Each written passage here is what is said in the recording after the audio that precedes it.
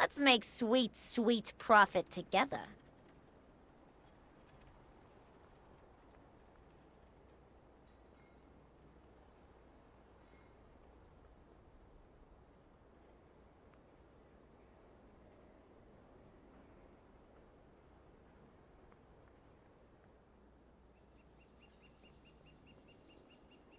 Leo, thank you very much for the tier 1, my man. Appreciate that. Thank you, thank you. Good morning, all boys and girls. Welcome in. I am tired today. Woo! Who says weekends were for relaxing? Boy, oh boy, oh boy.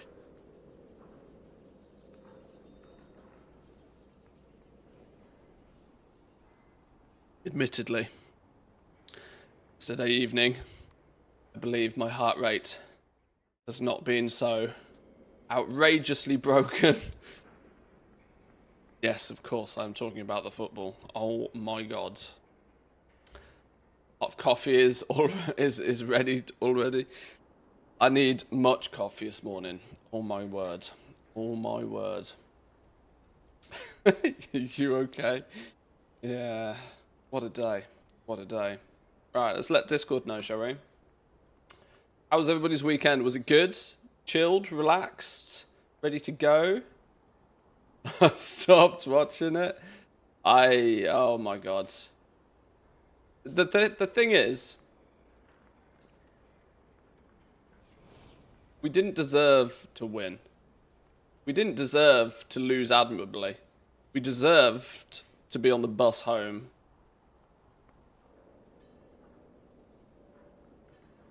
Monday. I think we're going to do some gathering today, believe it or not, boys and girls.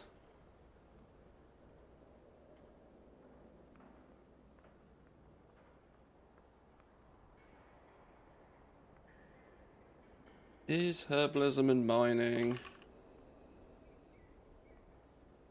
Yes. Find out, shall we?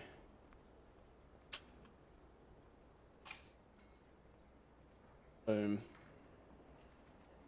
Alright. Alrighty. Oh, new trading post. Oh, that's a really good point, actually. Should we have a look? Should we have a look?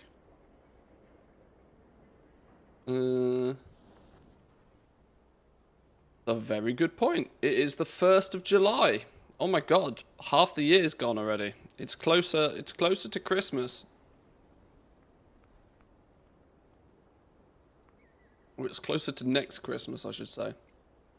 Aha, maybe not on this dude. God, I hope I had nothing in my mailbox on any of these characters.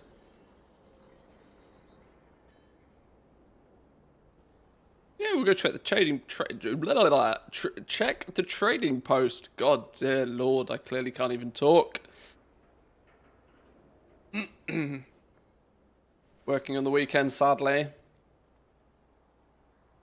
I know this is, you know, streamer problems and all. But I tend to feel as if I do more actual real work at the weekends than I do during the week. Ordered the steam cleaner for Christmas. We haven't purchased said steam cleaner yet, though. I've had my eyes on one for a while, though. Why has Zygor gone huge mode all of a sudden? You relax a little bit.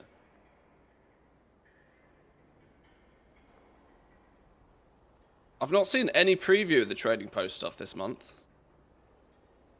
Here's to hoping I did at least some of it last month. Otherwise, I'm going to have no traders tender. There's a very strong chance I didn't do anything last month, isn't there? Yeah. Let's see what we got, shall we? Oh, the diving suit. No, I lie. I have seen this. Yeah, I've seen people talking about this one. I've not seen what else there is, though. Yeah. I mean, the backpack is kind of cool. You're going deep sea diving, I suppose, maybe. 800 coins? I don't even have 800 coins. Well, I do, but oh my lord, okay. Well, see you later, Transmog. You don't get a look in when there's clearly a mount. Whoa, stop moving. Come back. It's a purple fishy fish. The underlight corrupted behemoth. Purple fishy fish. Light from the saddle helps attract prey to this corrupted behemoth. Stop doing your animation. Okay. I mean, he's kind of cool. He's kind of cool, but I don't think I'd ever use him. Does he swim? Is he? If he was a fast swimming mount, if it was a fast swimmer, that'd be useful. There's not enough fast swimming mounts. In fact, are we doing any swimming at all ever in the new expansion? I can't think of a single spot where we actually do any swimming. He doesn't swim. A fish that doesn't swim. Oh. Sure. Okay. I'm still freezing the riding turtle. Glob. Oh, it's a goldfish. What's with the fish theme this month? Is he trying to get out of his bubble? Okay. Lub's heart has always been bigger than her tank, but once the rest of her got too big, she had to find a new home. Fortunately, she can now travel with you and see all the marvels of the world. In a bubble cage not bigger than she. Okay.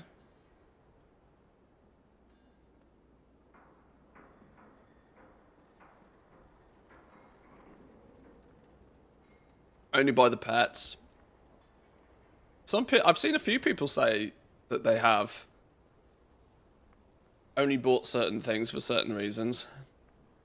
I tend to go by my usual theory of that, like mounts, then pets, then toys, then Mog.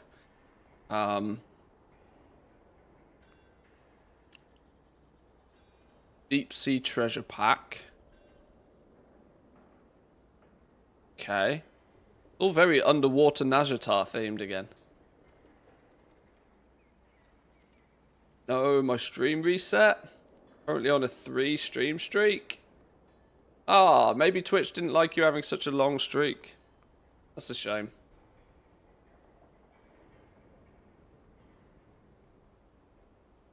That looks a little... looks a touch out of place on Volpera. Oh dear. It's the ears sticking out. Oh dear, the ears clipping through that is ridiculous. Profit together. Hey, Anne with a prime, thank you very much. How to get rich fast, sell a kidney. Good suggestion. Good suggestion. You got 2 of them anyway, right? Let me grab my coffee.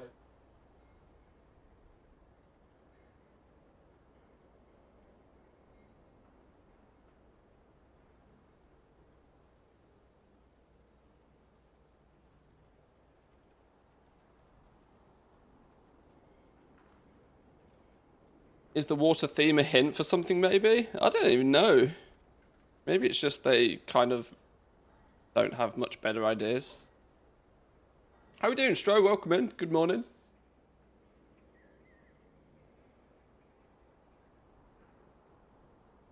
You spent 500k on the anvil recipe. Oh my god, that's a lot. Is it really that much now? Is it really that expensive? What was it? Alvin the Anvil? Surely it's not that expensive. Mog first, then more Mog, before finally more Mog. I mean, if you want nothing but Mog, you are never going to have enough Traders Tender. Never, ever, ever going to have enough Traders Tender, if that's your approach. Oh, so you can buy the individual components. Is that your wallet? Oh, here we glad go. To see me. Both You can just grab the tank by itself. Okay. That time of the month again. Oh man, thank you very much. 31 months now. Good effort there. I appreciate that a lot. Thank you. Just my stupid mid-pop realm. Yeah, but don't forget, you can buy shit from anywhere. It doesn't have to be your realm anymore. I mean, I guess it's a little bit too late to remind you of that now, but... Oh, these have got a bit of a glow on them. I guess that makes a little bit more sense if there's a bit of a glow. You should have the... This is where they should play with this sort of stuff. Rather than it being... Oh, why doesn't it work? If you have the full set on, right? They should have it so that you have like 200% swim speed if you have the full set on. They should make it so that there's some sort of justification for maybe having the whole set on. You know, a full set bonus is that you just swim 200% faster or something. I don't know.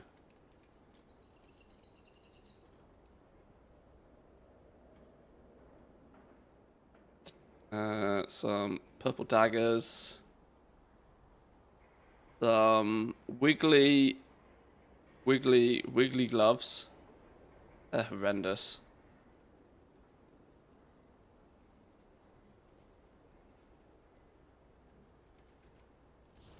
Not bad.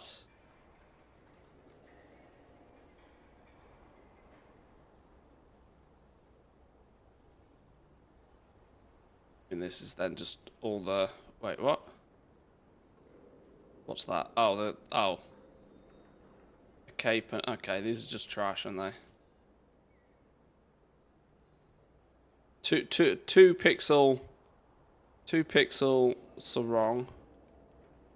Okay, yeah, these are all useless. Turning the Crimson Glimmerfur. Did I not buy this back in the day either?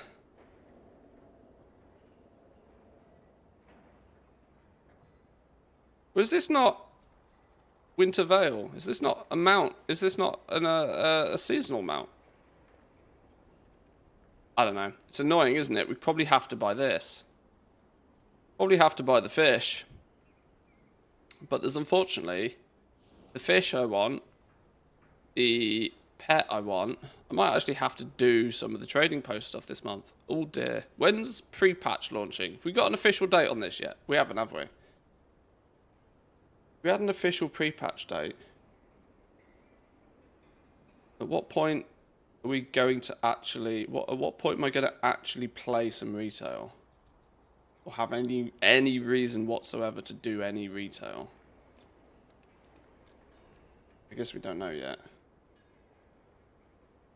Alright, well... yeah, my suspicions is the end of the month as well. I know that categorically because I'm not here at the end of the month. Cheapest in Europe is 400k on Draenor. What, for Alvin the Anvil? Is it really? Woo! Okay, sure. I didn't realise it got expensive. Or maybe it's a month where I just don't buy anything. I mean, this fish is kind of cool, but I'm not that bothered. I kind of like... I kind of like this, dude. But, I don't know. Nothing screams at me this month. This month might be just a... This month might be a save it month. That helmet, though.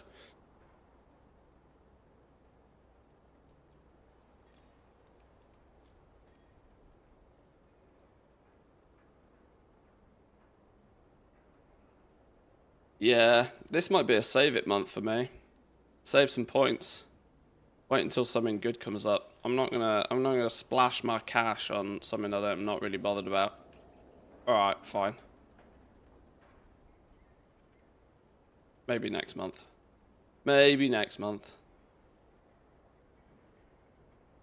Right, I got a couple of quick things I need to do. I say quick things. I hope they're quick. I want to do some gathering today. I want to do herbalism. I want to get herbalism and mining on this character. And I just want to fly around and farm stuff. I have an inscription treasure. And I have a skinning treasure to find. That's all I got to do. And then we can go do some skinning. Then we can go do some herbalism and mining. Or at least test it out a little bit. Which means I need to go to the Ringing Deeps.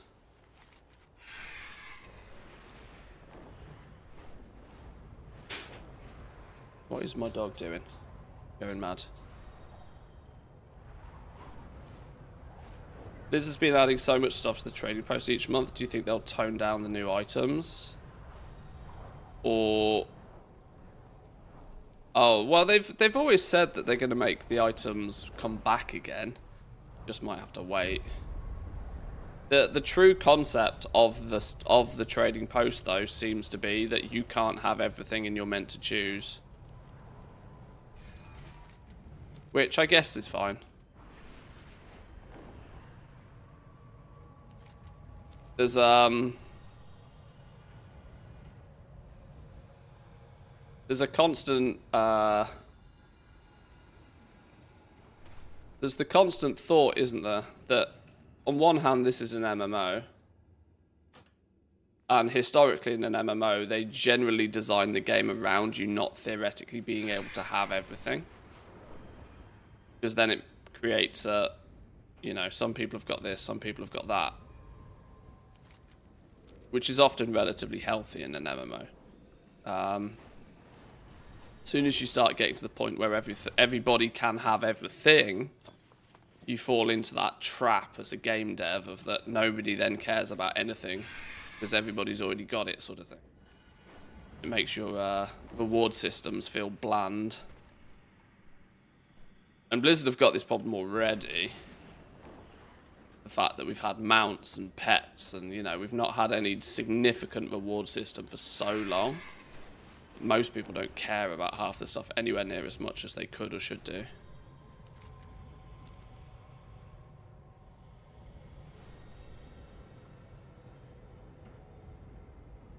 But yeah, Trading Post, it's...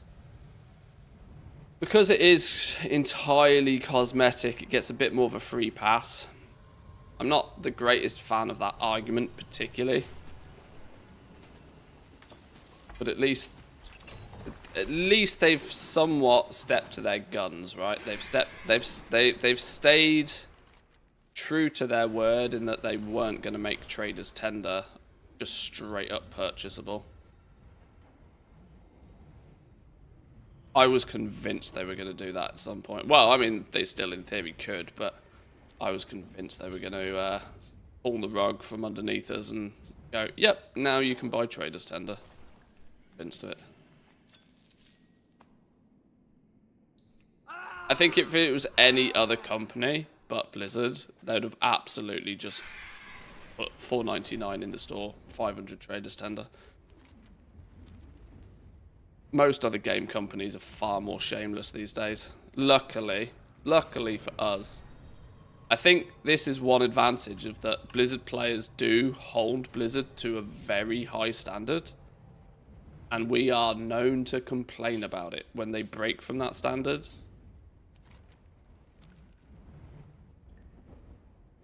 Which we might feel that the devs don't listen to us. But they listen enough so that everything doesn't look too gross. D4 is bloody shit. Well, D4 is, yes, outrageous. Oh, okay, maybe I should rephrase that. World of Warcraft community has kept Blizzard's shamelessness in check somewhat. I'm not saying that they, as a company, are not, but they'd get away with it if they thought they'd get away with it. They don't think they'd particularly get away with it with... Ooh, there's a glyph up there, look. Ooh, there's a secret hidey hole. There's a secret cave. Nothing in it.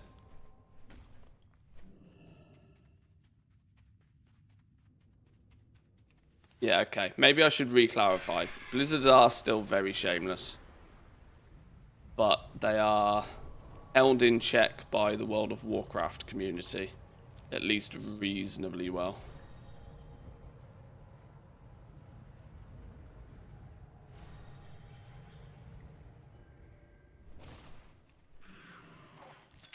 Did I complete the max level campaign? I've not fully completed it yet, no. Truth be told, I hit level 80 and then I really didn't do as much as I should have done of like just random ass level 80 stuff.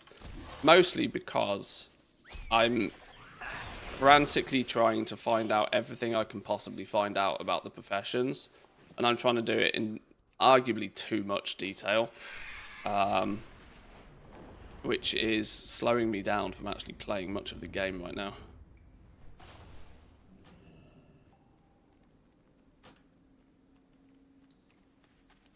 But luckily we do still have, what is it, 52 days, 13 hours Countdown is on. 52 days until early access. Well, till release. Sorry to inform people, but if you don't have early access, you're actually just starting 4 days late.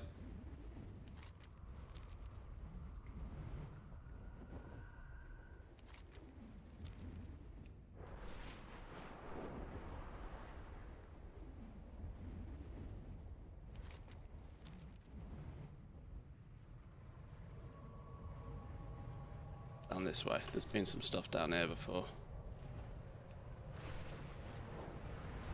Whoop. Hit a wall.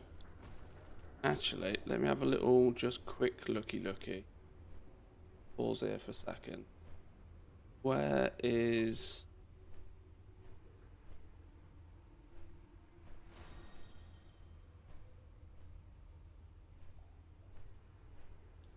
Blue earthen pigment is the one I'm missing. No public information about it, at least.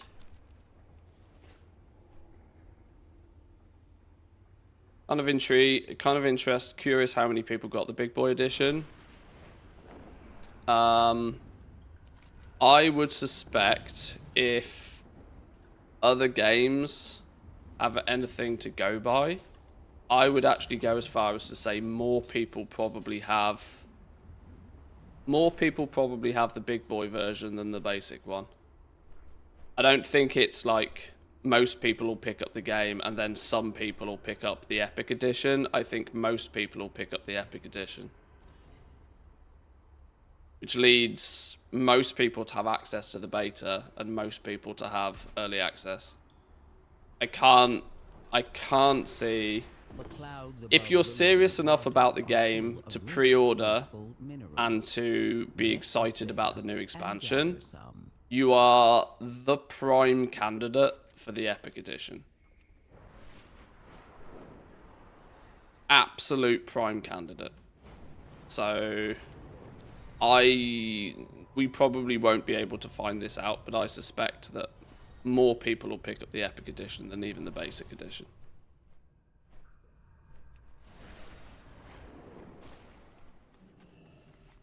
What was it? Assassin's Creed most recent game. I think they had €110 like maximum premium edition or something, and it was outselling the like €60 basic version or something.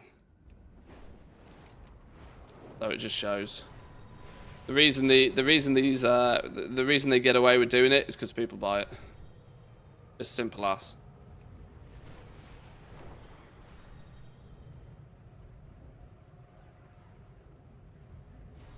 I was hoping the epic edition will split the player base so it'll reduce lag. No, it's not going to make a blind bit of difference. The reality is it will actually cause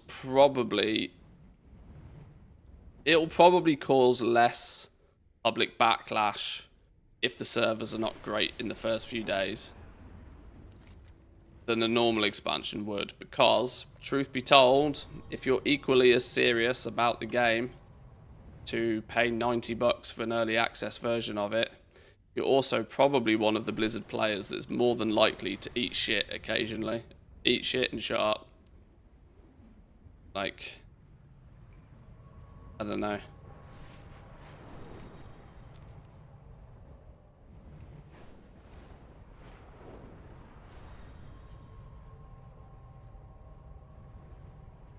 Right, I can't find this last goddamn treasure.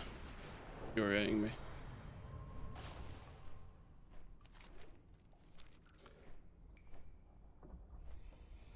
Blue earthen pigment. Let me just double check that is the one I'm looking for and I haven't made a mistake. Yep. Historian dip pen. Yep. Runic scroll.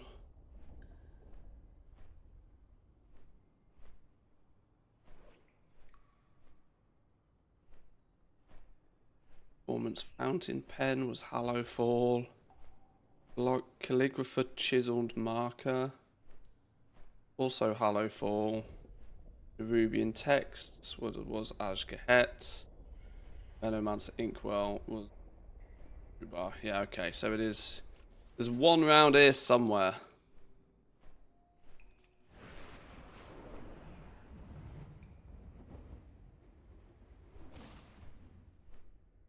There should not be a different tier, period. One DLC with one price, which includes all.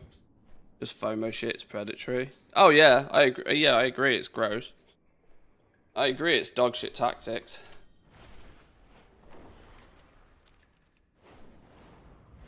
But I personally am not in the position to vote with my wallet particularly.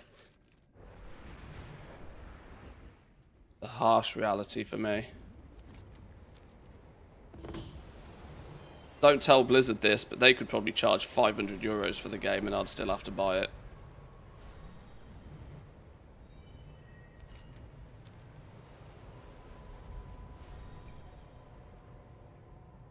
I mean, they charge 250 for the collector's edition, so that's even halfway there.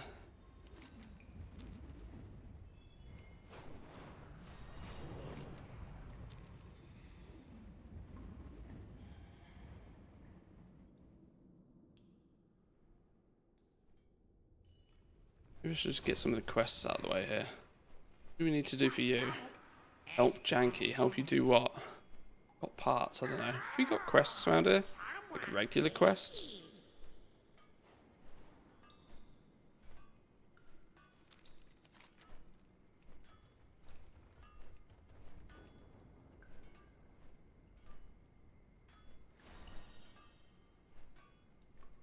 Learn from Granny Scribbles.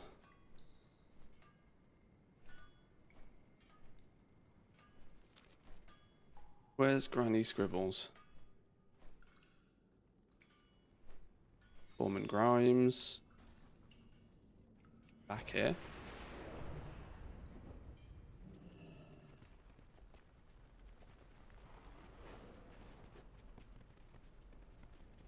Granny Scribbles. You ready to hear a story? Well, I've heard all your stories.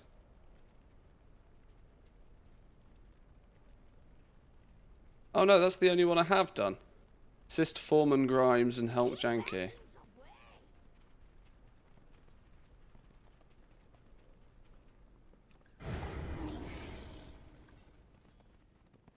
What did you want?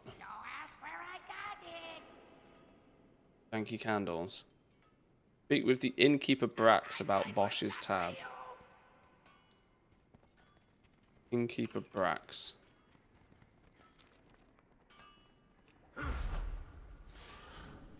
Oh, that was not. Why was it? There's a good chance I'm in some random phase or something, which is why I can't see it. Do you need something?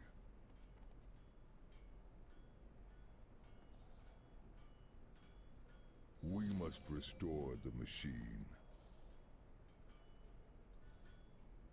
To be fair to Blizzard, they've started putting the toys, pets, mounts in the shop individually, so there isn't really FOMO in regard to that. Beta early access, on the other hand.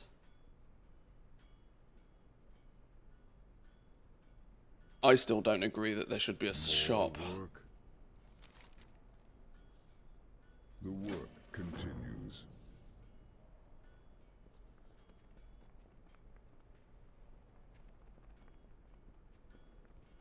I believe, considering we pay a monthly subscription to the game, you should have access to everything within that monthly subscription. Is that not the justification for having a monthly subscription predominantly? Begin speaking. I'm not saying it's the only justification for the monthly subscription, but I understand. Server bills, bandwidth, all of that sort of shit, sure. Surely the concept of having the monthly subscription is then when something new comes out, you have access to it.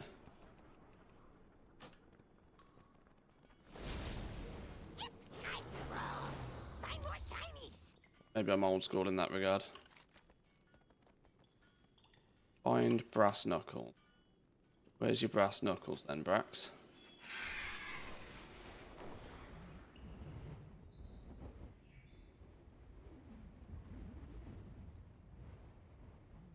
Are they on a mob? Kill things.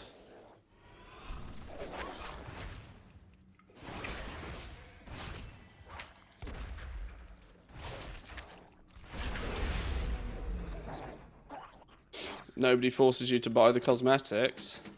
That's irrespective. They should still be available in-game for those people who have played the subscription to acquire. It's still game development time that has gone into focusing on making them. And they then still have the prerogative to put the best ones in the store. These are not practices that I can ever have justified. I'm even so far with the opinion of that, oh, it's just cosmetic. I don't even agree with that one. So it has its place. If that's the game's business model, that's fair. But it's not Blizzard's business model.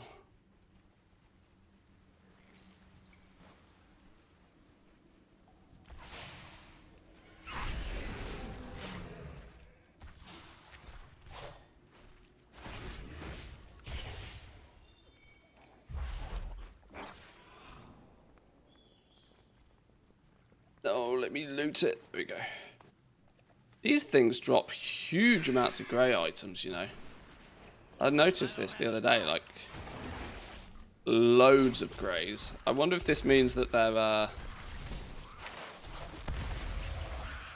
half of them are unique and they're like 1 silvers then. Maybe they're just fluff greys. They're not something that people are going to accidentally think that they can hyperspawn multi-box farm and then just vendor shit for a raw gold farm.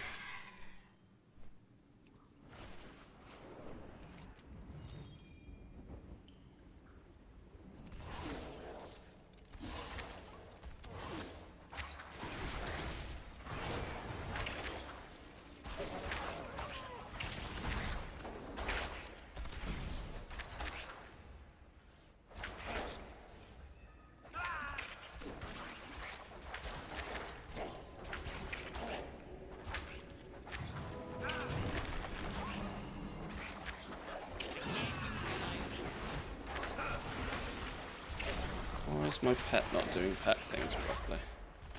I got pet taunt on, I do. Maybe it's still just early. My brain hasn't worked yet.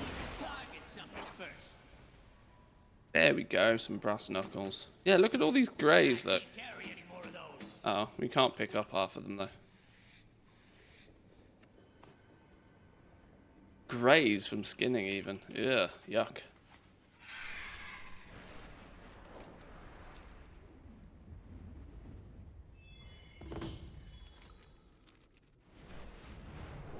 I agree, but then the monthly subscription would be affected by inflation. That might not be the best solution for most people since they didn't increase sub fee. I think it's a middle solution. As far as I know, they earn more on the shop than the subscription, so why have a subscription in the first place?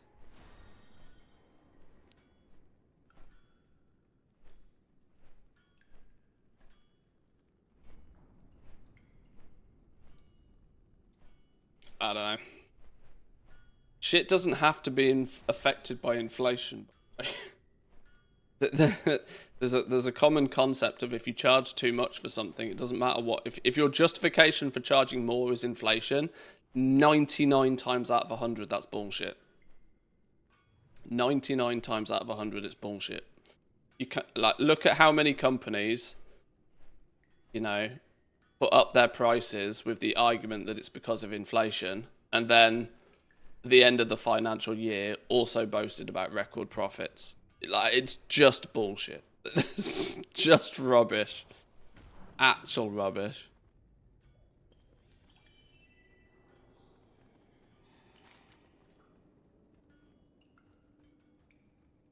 Pacify rowdy patron. Whoa, whoa, whoa, whoa, whoa. We're going for a punch-up now? We're going for a punch-up? Who wants a smack in then? Brass knuckles for you. Whack. Not sure I totally agree with this quest.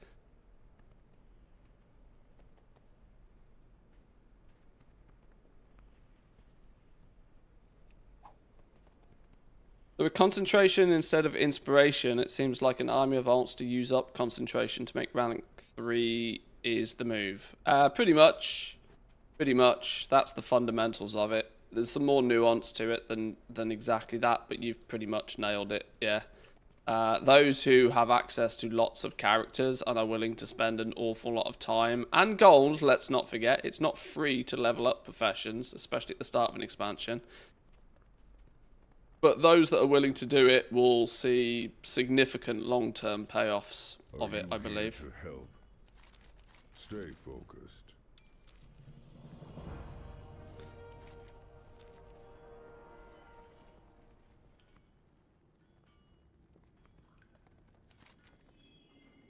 These lot still not happy. What do you want this time?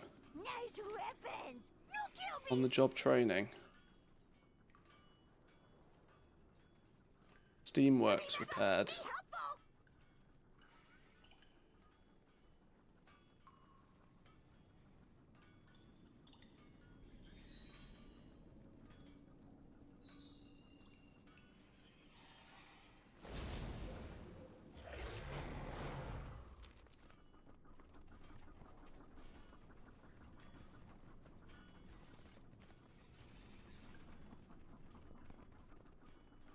Confused. How do we help you? What are we repairing? I missed something. Help Steam Warden repair the steamworks. Spoken to somebody. Where is you? Hurlit. Steam Warden Hurlit. Start talking. Aha. Always another task. Bash one. Not that one, now we have to start over again. Oh, whoa, whoa, whoa, what? Hang on. Who? Console is stuck. Oh, it's another one of these. You got to do the right thing or you get slapped. Okay. What's the pressure at now? I guess that's a pressure indicator. Pipe is coming loose. Quick smack it. Smack the pipe. Console is stuck. Pressure. Pipe's coming loose. Bit of whack. Bingo. Get me out. Hey, we're friends, okay? Pipe patching. Find some leaks. Use the tunnel access to plot steam pipes through the place.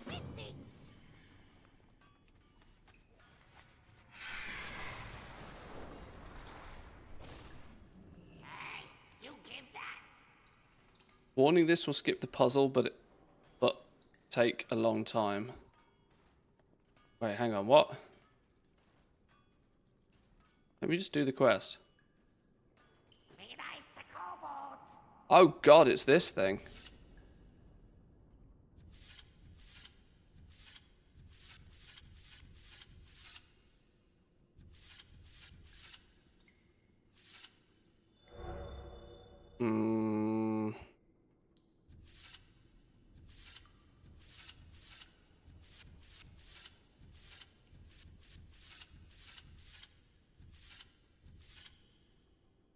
Oh, there isn't 3 straight ones. Oh god, there isn't 3 straight ones, so I got to do some wigglies.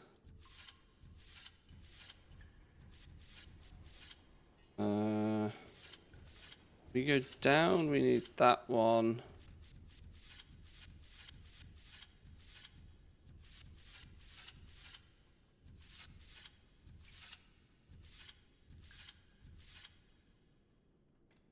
Can't get that one there and that one there at the same time. God, I hate these games. I was never good at these as a kid.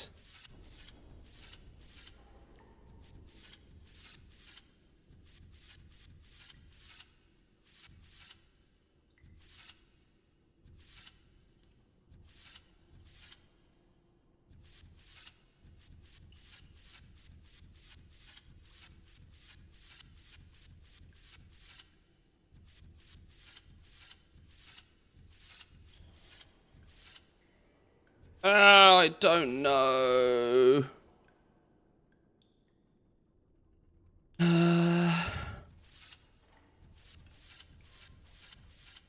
Send it down.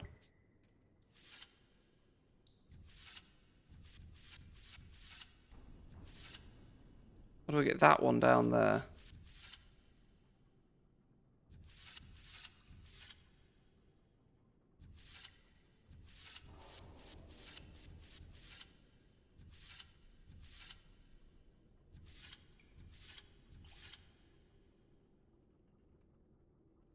Need that one there, and then that one there. I have no idea how we do that.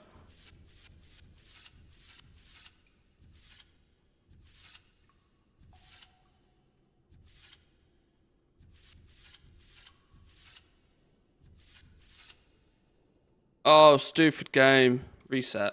Start again.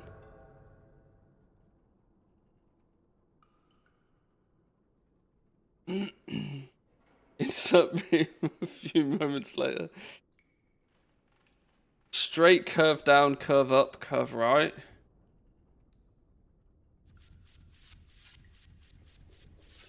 Straight, curve down.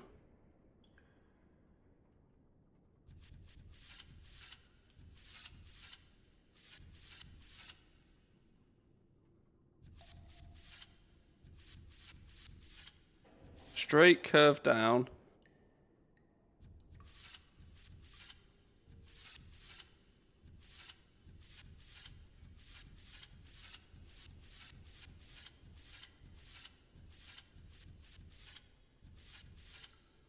Now where's my curve down piece gone? Oh, now he's down here.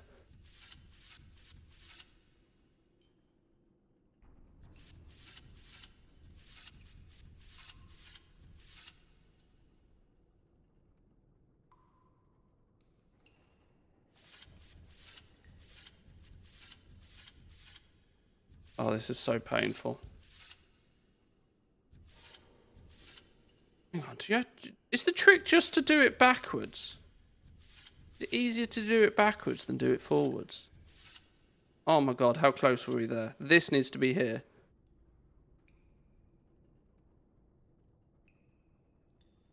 Smell an outcry when these puzzles go live.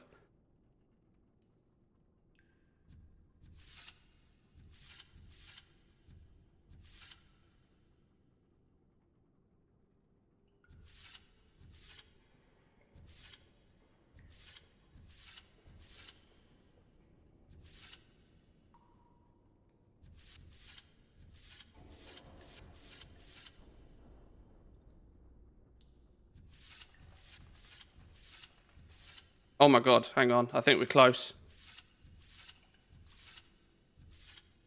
Oh, oh no, there's another one! Oh no. What's going on? Hang on, this one looks very close to completion already.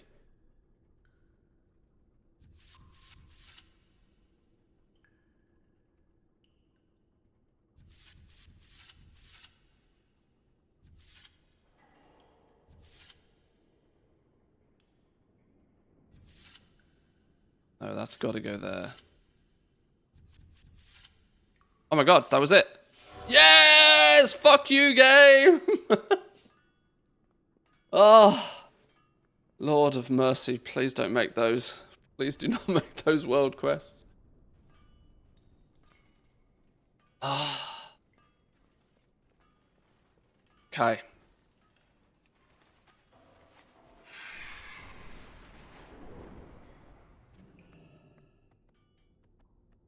What's the best goal making profession in the early days for players that only play 2 to 4 hours a day?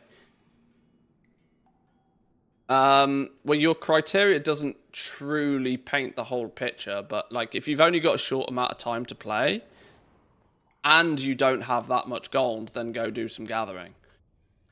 If you don't have a lot of time to play but already have a lot of gold, then you can pick up some crafting, because you can very quickly buy materials, craft something, and then sell it. That doesn't take a huge amount of time. That your restriction there is not time. Your restriction is the ability to buy the materials in the first place. For those that play 7 to 8 hours a day, you can just do everything. Like, at that point, if you're playing the game that much, you should just, in theory, be able to do everything. So, if you're playing that much, you don't have to pick anymore.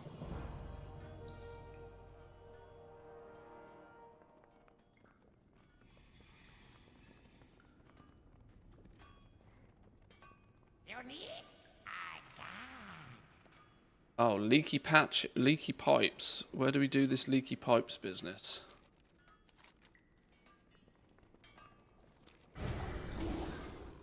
This was up above, isn't it? It's these things. Patch these up.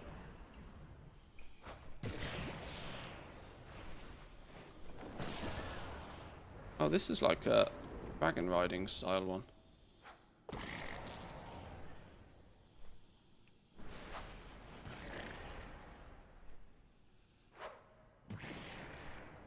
I really should unlock Pathfinder, shouldn't I? That would make a lot of these much easier. In fact, I think I need to do these quests to unlock Pathfinder, so...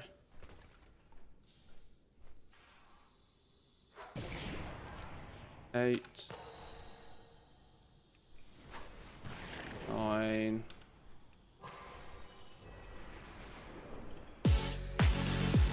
Hang on. Ah! Need one more. One more. I'll say hello in a minute. I need one more. 12. There we go. Whew. Press over. Civ XL with a party of 7. Thank you. Good morning, boys and girls. Oh, good morning, good afternoon, good evening, wherever you may be. You've caught me messing around with some, just trying to get some quests done, and more importantly, find some treasures. We're treasure hunting a little bit right now. You give that. Not my fault. Okay, that just gives us straight rep. Nice.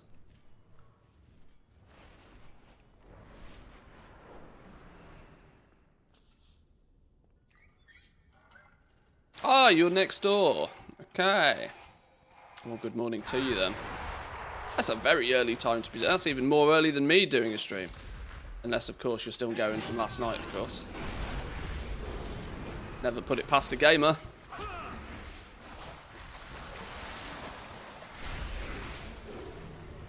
I hope you had a good stream. I also appreciate that if you need to bounce, that's understandable.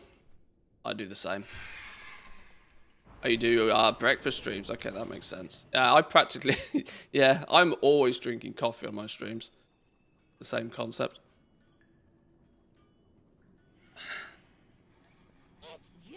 Druid for gathering? Druids do really well for gathering. Although, I'm going to be honest, most people hyper-focus on what class to do their gathering on. When the reality is if you just spent an extra 20 minutes doing herbalism or mining, you'd be fine.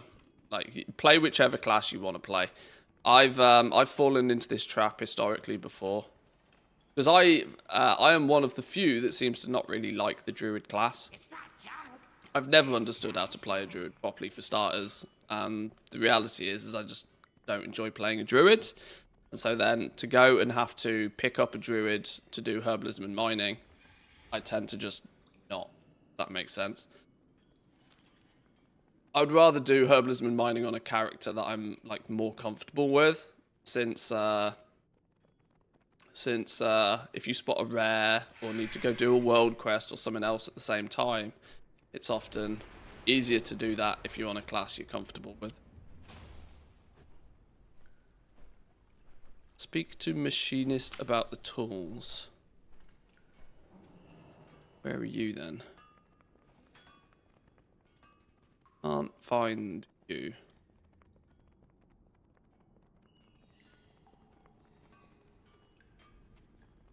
Are they in here? Maybe down here somewhere? Look like it. Maybe they're in the next building. Evoker may be better for gathering now? Well, Evokers work.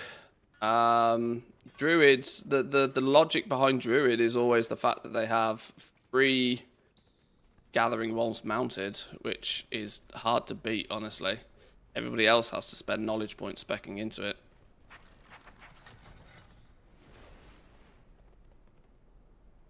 slight boost to perception might be advantageous. We're going to do a little bit of herbalism and mining in a bit. Kind of half my plan today.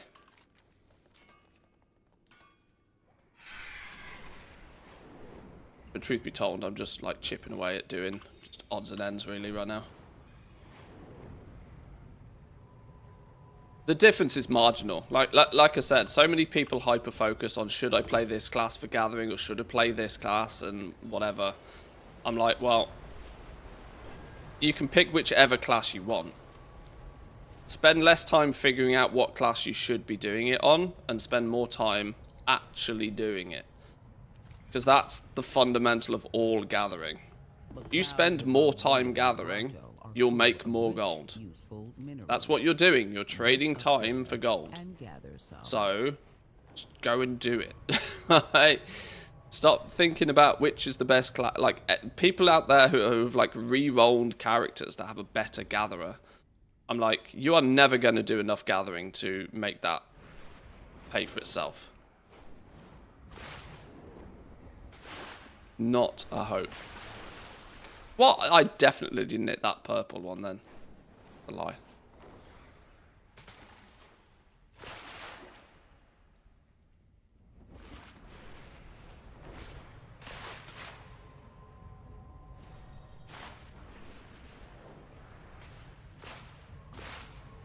Oh, now we're getting a bit of a rhythm on the go, look. Now we're getting a rhythm on the go.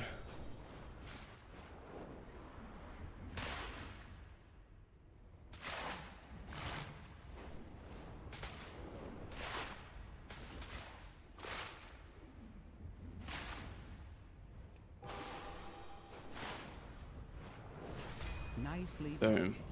What's that? Trinket? Arguably an upgrade and all.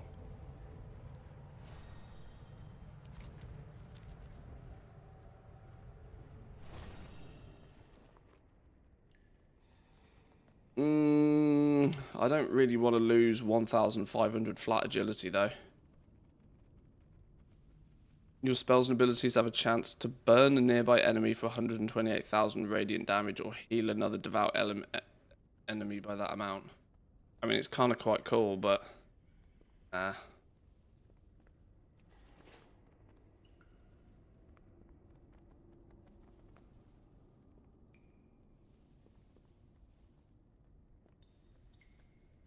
Only use druids to mog farm with for speed sets, gathering stuff, don't really play. Yeah, they're still pretty good at that. Cat form is often very fast.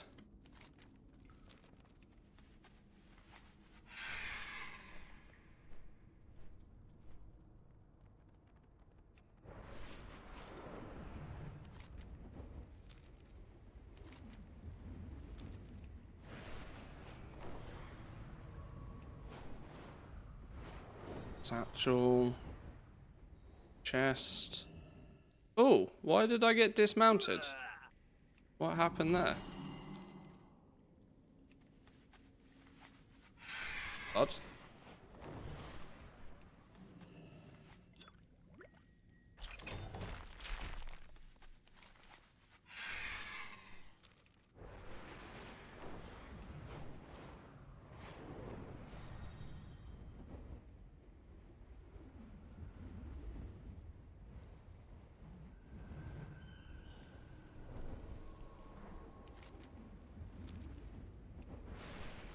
Pick all the little corners now.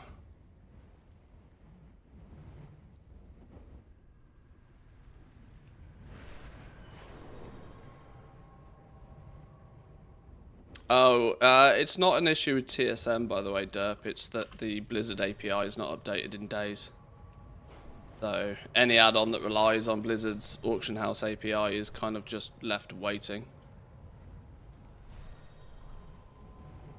That includes TSM.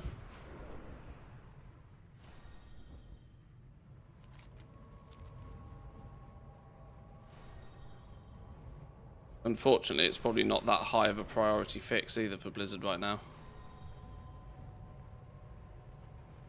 Oh, I wonder if this quest is fixed yet. This one where you jump on the desk and do stuff. Fall them over or something.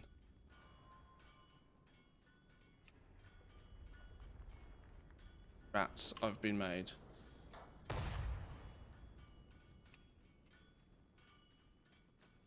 Give me papers.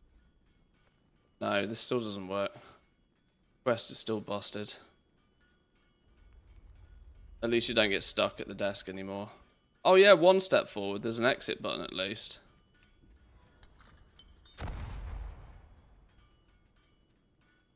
Yeah, you still don't get progress for it though.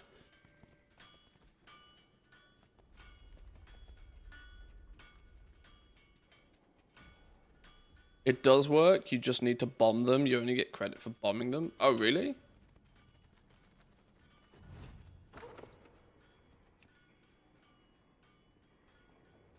But when they give you your papers, nothing's going to happen anyway.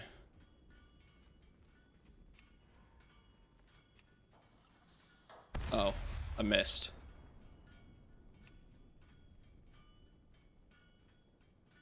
Is that the thing that you've actually... Is that the trick shot? You actually got to hit them with the bomb?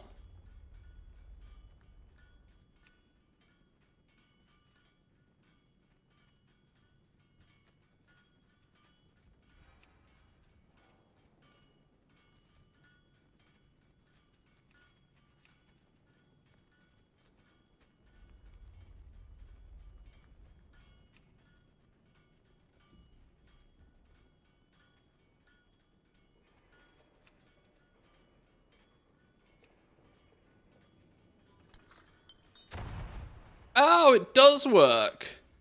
Oh, it does work. Finally, I can get this last flipping quest done. Oh, it's just going to be a slow burn quest then, isn't it? Okay. Come on then, fellas.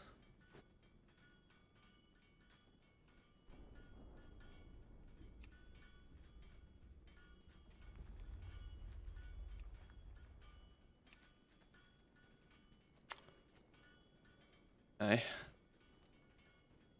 I gotta wait for them to come down a bit, because if they run away, I gotta kind of like snipe them from a distance.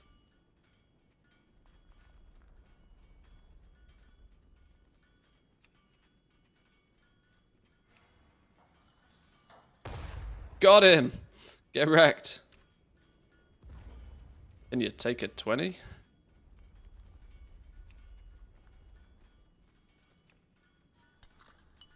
Oh, I missed. He went the wrong way. I wasn't expecting that. Okay. You can get 2 at once. I did, I got proper juked.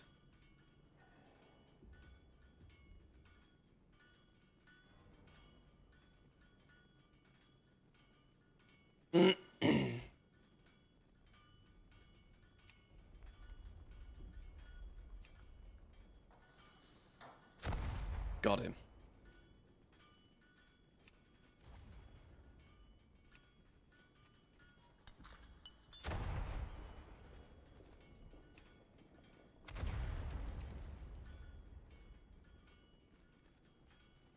$10 good enough? Yeah. Yeah. You'll be fine. Boom! Okay. What's the name of this quest? I deliberately papers, please.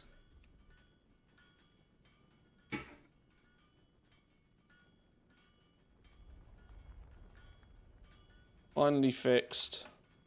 So can complete, but still very low.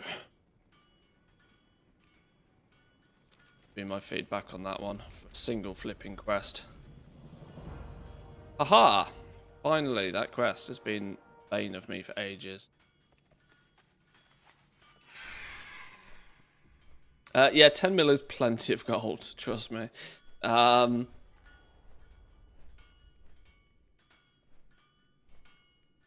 For the new expansion, it's more about where and when to spend it. Because if you've got a big pot of gold, arguably what you want to do is try and utilize that to make it easier for you to get ahead and to stay ahead. So, weirdly, you probably want to... Although gathering might look quite attractive at the beginning of the expansion, you probably want to completely ignore it. Because any time spent gathering, you could spend leveling another profession or leveling another role or something. That the way that the War Within is looking to pad out is that your actual bottleneck will probably be concentration, for the most part.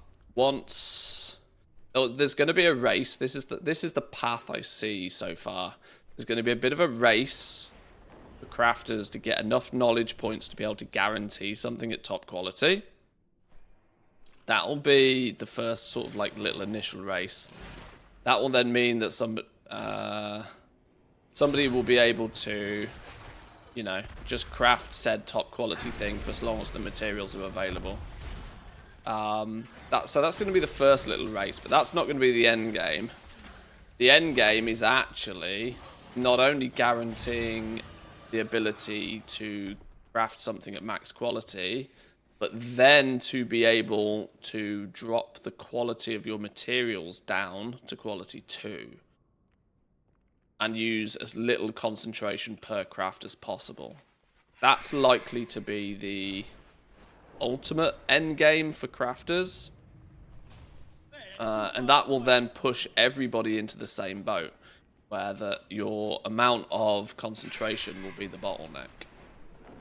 And this is where market prices will slowly but surely verge to that sort of eventuality. Whatever it costs to use quality 2 ultimately meaning there'll be this horrible situation before too long where you will need to use your concentration to even make any profit whatsoever. The days in which you'll be able to make vast amounts of profit is going to be short-lived. And this is why I really hope Blizzard don't do the same as what they did in Dragonflight, which is give us an entire new system in Season 1, then not touch it until the end of the expansion again. Because it's going to play out exactly the same way, if that's the case. It'll play out such as that Season 1 is profitable if you stay ahead of it, and then Season 2 onwards, it's going to be a nightmare to make any profit with anything. And the quote-unquote catch-up system could just end up being a bait for many people. Much like Dragonflight, right? One of my counter arguments to a lot of people in Dragonflight of the fact that there was no catch-up system was the logic that, well, it doesn't matter if you can catch up or not. There's no profit once you've caught up anyway.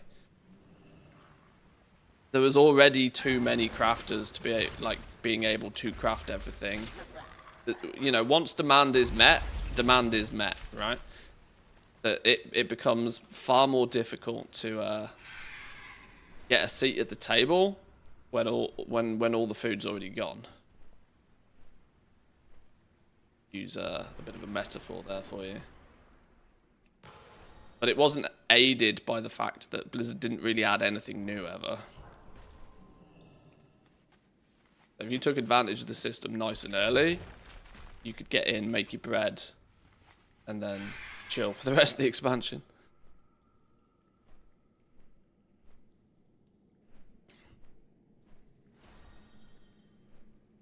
You're going to need concentration for the NPC work orders if they can't keep handing out rank 1 materials. Well, I'm hoping they've heard some feedback on that by now.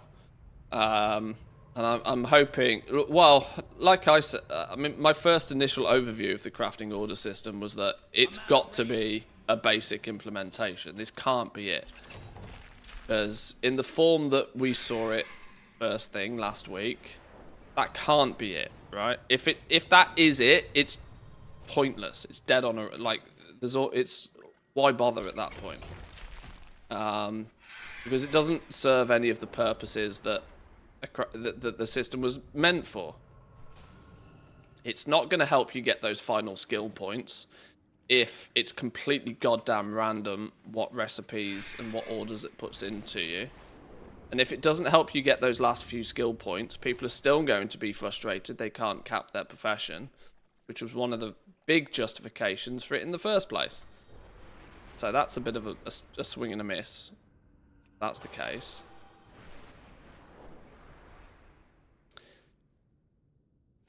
We obviously don't fully understand yet how the knowledge catch-up system is going to work.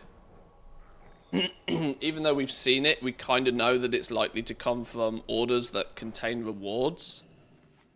But I still think the system's backwards in that regard if they're going to insist on it being random.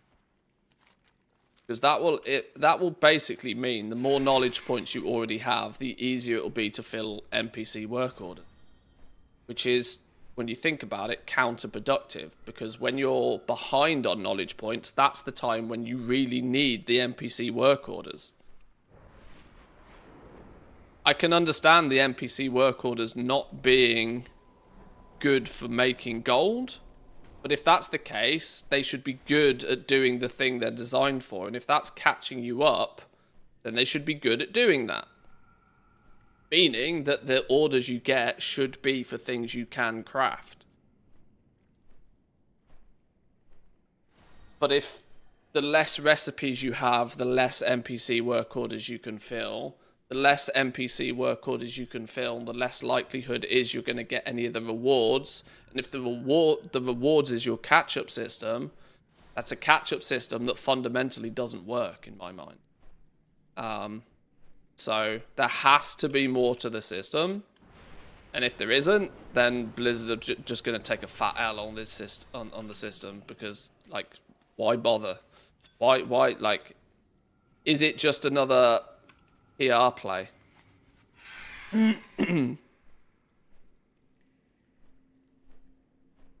The reality is that most people will just take it at face value and take it with what Blizzard have said the system's meant to do and just assume that it does it. When actually you go and play around with it and poke around with it and you realise that it's, you know, it's lipstick on a pig in its current form. Sure, it kind of has potential. It doesn't do what it claims to do. It doesn't help you skill up to 100. You're struggling to find natural orders. It's also not going to be very effective in its current form at catching you up. So I'm not convinced, personally. You might be able to get some first-time craft bonuses from it.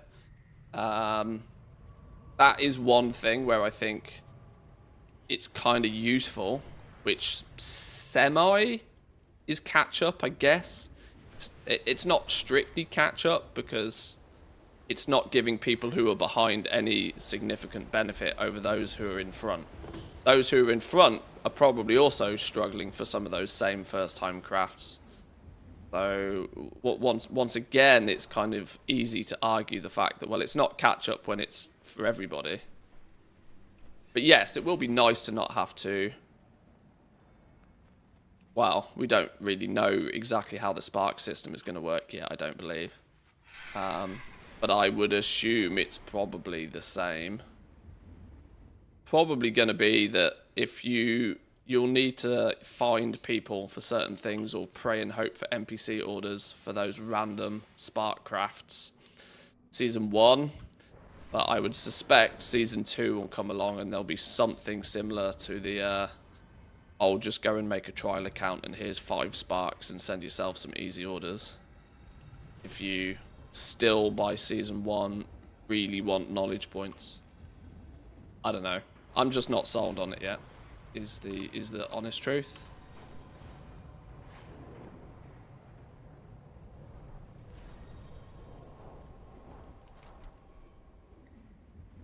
Daily dungeon. I have not done the daily dungeon. I should probably be queuing for a daily dungeon, shouldn't I? Oh no, daily diagnostics. What's this? We need to do the stone vault. I've not tested follower dungeons yet. Are the follower dungeons any good? Follower dungeons. Stone vault. Why can't I do this one? You may not queue for this dungeon. The Dawnbreaker is not available. Huh. Okay. Cool.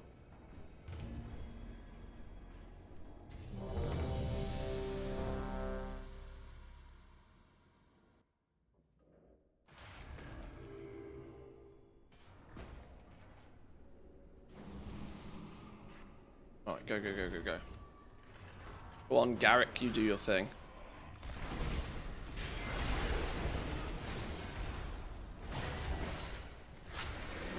I'm upset by the fact that we have not got new equivalent of Awakened Volatile. You're upset by the fact we haven't? I am glad that we haven't.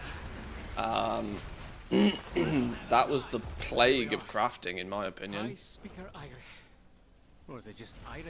That caused many a problem in my eyes. Crafting in general. Having nearly every single craft in the game reliant on some elemental. From the very word go, even your basic ass health potions needing some, it basically meant the entire economy evolved around 5 materials. It made herbalism feel gross, it made mining feel gross. You didn't care about herbs, you didn't care about ore. Jewel crafters didn't care about gems. I'm glad to see the back of them. I know we have, this time we have, what are they called? Wonder if I've got any in my bags quickly just to showcase. There's a handful of few little things. Not these, not the tinder boxes, not the ingots.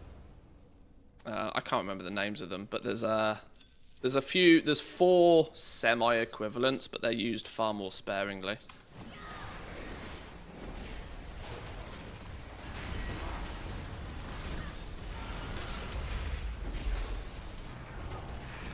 Of course, there's more quote-unquote games in the auction house for flips. Well, Awakened Order was just that, you know, easy way to make a few mil every patch. You just buy out a bunch of Awakened Order, knowing full well it's going to be you know, it's going to be the it was the bottleneck material this season, and it's going to be the bottleneck material next season because everybody's crafting the same shit again.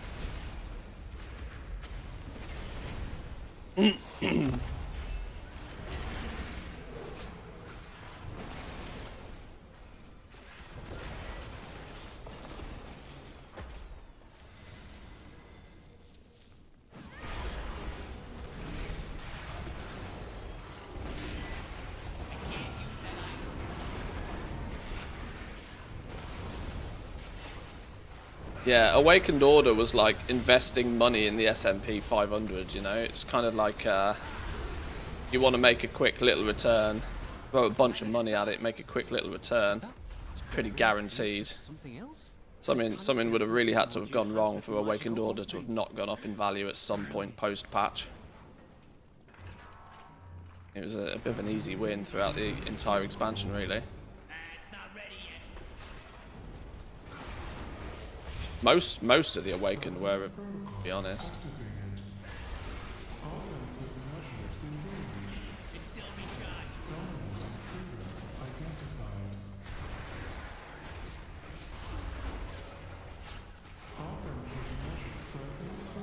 What I'm actually quite interested to find out is that there's quite many recipes that drop from dungeons this time round. Or listed as dropping from bosses in dungeons. It might be worth throwing some time at seeing if they drop on all difficulties. Because if you can run dungeons to get some early patterns that are going to be of value to you, even if they're rare, you know, if you can chain run follower dungeons.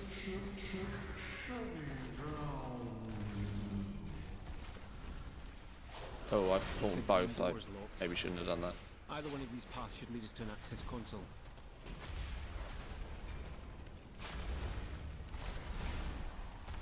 Rare mats in the wall within are going to be interesting. Yeah, I can't remember the name of it. There's 4 of them, if I remember correctly, that are sort of sprinkled through most crafting right now. I'm hoping they don't do a pass and just slap them on everything again, because that's such a lazy way of, you know, varying up the materials needed in a craft. It's somewhat nice to have recipes that, you know, just use leather or just use cloth. It does open the door again for like shuffles between professions. Like, oh, okay, here's a cheap shit you can make as a tailor. Now make a bunch of those and send them to an enchanter. Then the enchanter has a steady supply of disenchanting materials, you know. Although that would often get very gamified and have to be controlled by Blizzard to make sure that like raw gold generation doesn't get out of whack, it was at least an opportunity for people, right? Even if it was like not great. Often what I refer to as low-hanging fruit. We need some low-hanging fruit. All of the juicy shit is right at the very top. You know, it's you need some basic shit for people. People have got to get started, you know. You need that seed capital, that little injection of gold, and not everybody wants to fly around picking herbs or doing dragon riding quests.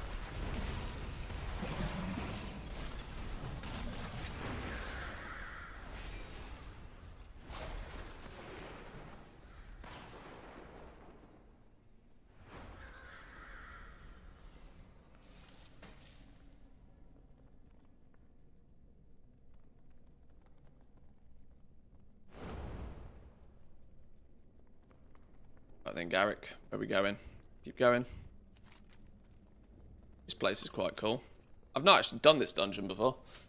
I'm breaking my own rule a little bit this time. Historically, I've always kept the dungeons as a bit of a sacred zone for me that I don't do any testing on. I've kind of broke my own rule for the War Within.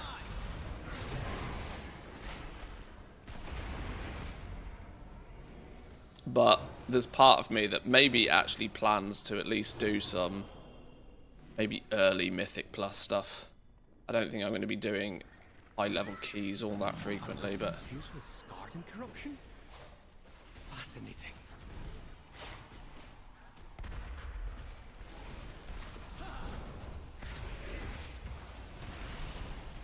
For crafting, can we rely on the auction house, or will we need the order system as well? They are softening the need for what, like, it's weird. They are both at the same time softening the need to do work orders, whilst simultaneously making it so that you absolutely definitely have to do work orders. What do I mean by that, though? I mean that there's now, because of how concentration is going to interact, meaning that there's going to be a limit to the amount of top quality stuff you can produce per day. It means that there should be some more viability to make a bunch of basic stuff to sell on the auction house, intermediate reagents, for example. You should be able to more easily, I'm not going to say it's going to be profitable, but the concept is it should be more easy to craft some intermediates, some, you know, middle leathers or some inks or whatever, bolts. You should be able to make a handful of high quality materials and quite easily sell them on the auction house for a little bit of profit. So if you just want to do, you know, some small time trading, that's going to be the easy route for players. And fundamentally, you can 100% ignore the crafting order system to achieve that.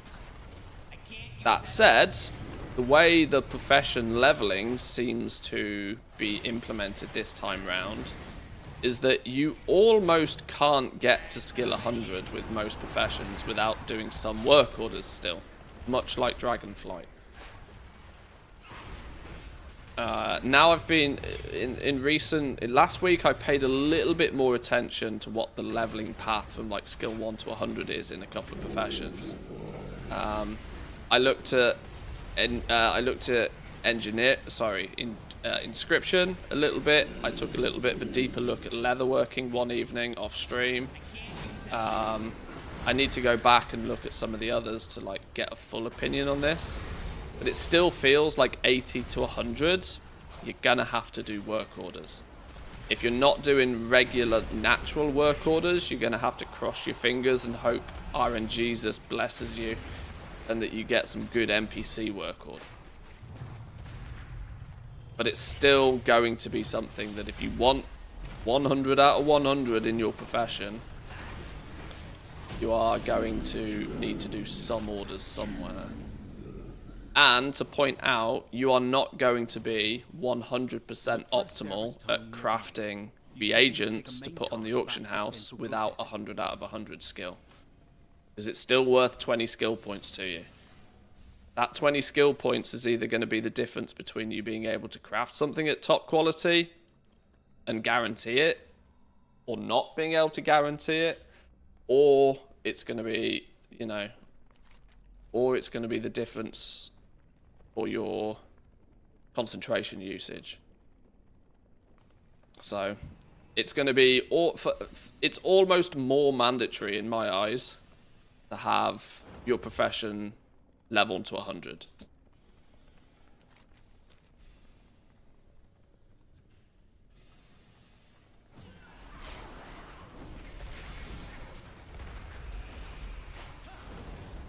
Many of the green tools are pretty far into profession skills, 40 to 60 skill for several of them.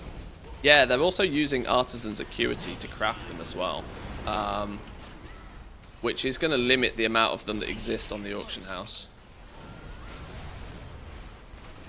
Mostly because early crafters are probably not going to be that excited about using their own artisan's metal to craft and sell them.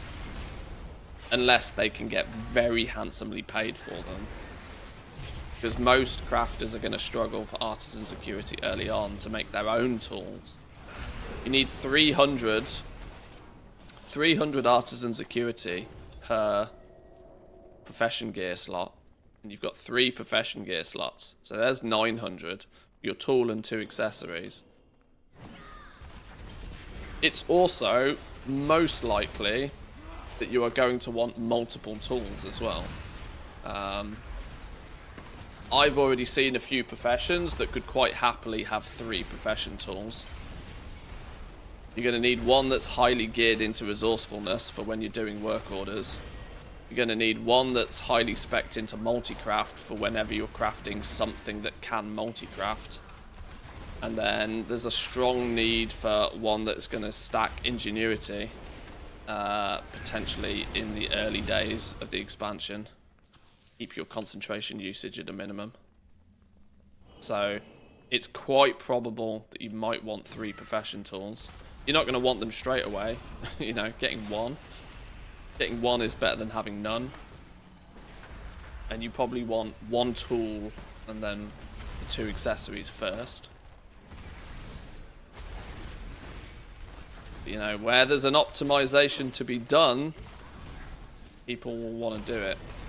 And this is all the more frustrating me that the profession shuffle is looking very needed if you want to be top of your game for crafting. Jaffa cakes with solid breakfast, right? Cake for breakfast is fine. I ain't got no problem with cake for breakfast.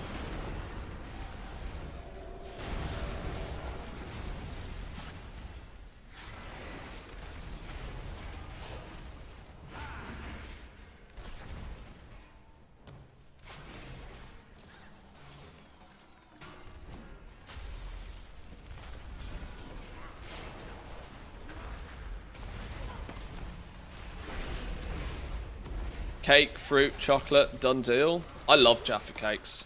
Genuinely one of my favorite go-tos in the store. Chocolate chip cookies or Jaffa cakes. Have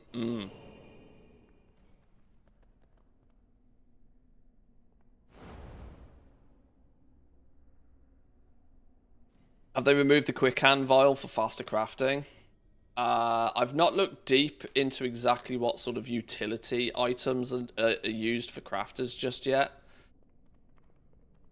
So I'm not sure. But there's alchemy or many professions have like a crafting speed buff. Not everyone. Like blacksmithing has a bit of a buff. Inscription has this like stacking speed crafting buff. You've got to spec into it in your spec tree's mind, but it's there and available. A lot of other professions are going the route of that when you spec into it, you're just more efficient at it in the first place. So maybe there's not as much focus on like buffs this time round, but I've not looked in much detail yet. Intruders detected. Defense protocols activate. Countermeasures on. Right, are we meant to kill the big dude first? Almost always adds before boss, right? Especially with follower dungeons. Where I'm going to be responsible for... Whoa! What the fuck is that? Didn't see that coming.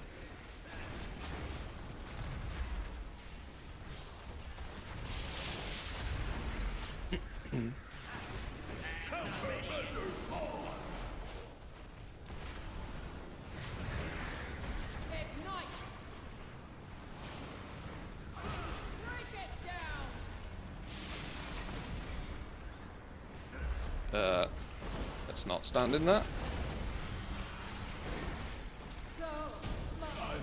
Down he goes. That was quite a fun boss, you know. Wasn't expecting that. Ooh. 464 Explorer. Okay, well we've got better than that already anyway, but we'll take it. What are these little consoles in here for? Oh shit, I'm meant to be pressing these buttons. Oh no, you better believe I've forgot one of these, haven't I? That's 3 of 4. Okay, we got one boss left. Hopefully there's still one more to go.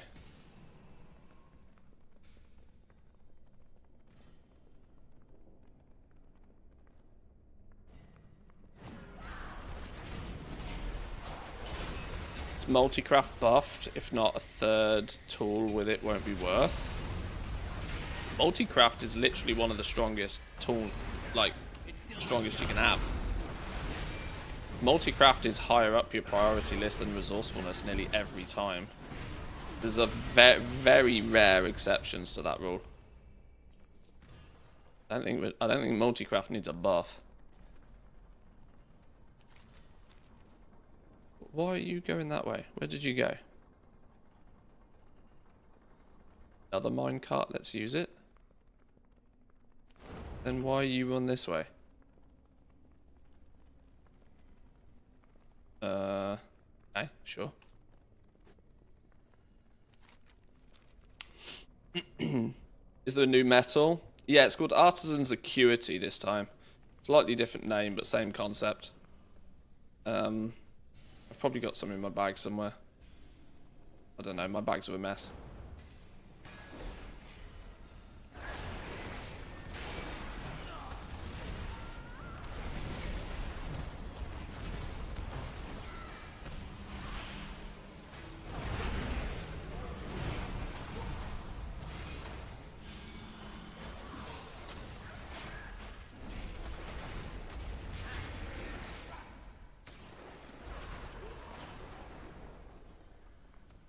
Don't know if it will be changed, but currently in the beta you get stats from the Dragonflight tools, but no plus skill from them. That's likely to stay the same. That's quite probable that it will stay the same. Now that's not going to really make all that much of a difference, because you are going to very quickly replace those tools anyway. But it's one of those scenarios where something is better than nothing.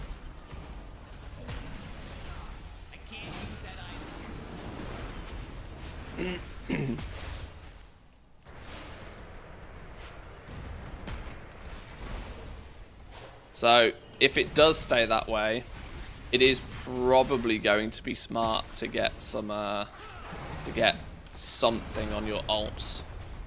I'm kind of thinking in a weird scenario that even green Dragonflight stuff might be in quite high demand at the beginning, even because having something, like I said, having something is better than nothing. And if your War Within greens end up being, green profession tools end up being expensive because they have metal on them, a cheaper Dragonflight alternative just for some secondary stats, even if it doesn't give you any skill, there might still be a reasonable market for those, weirdly.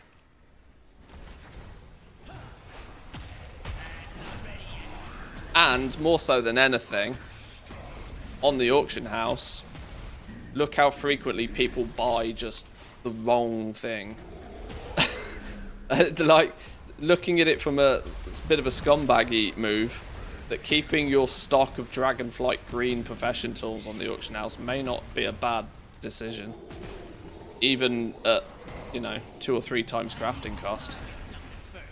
Just purely from the amount of people. Like, look at it this way. if Dragonflight profession tools, let's say they cost 500 gold to make. I know they probably don't, but let's say they cost 500 gold to make and you're listing them at 2,500. Somebody comes along and they see a brand new War Within version of it and it's 25, 50k. I think you'll do quite well at selling those cheaper 2,500 gold equivalents. Rightly or wrongly, people will buy them. Just on a like price comparison reasons. All those level 70 remix characters gonna need some quick tools. Possibility there. This is the last one of these. Yoink. Oh, that's sucking me in. No sucky today, please. Dead. That was quite fun dungeon, actually. Don't object to that dungeon. Silver-tongued boltcaster. 564 gear, explorer gear we're getting from these. Okay.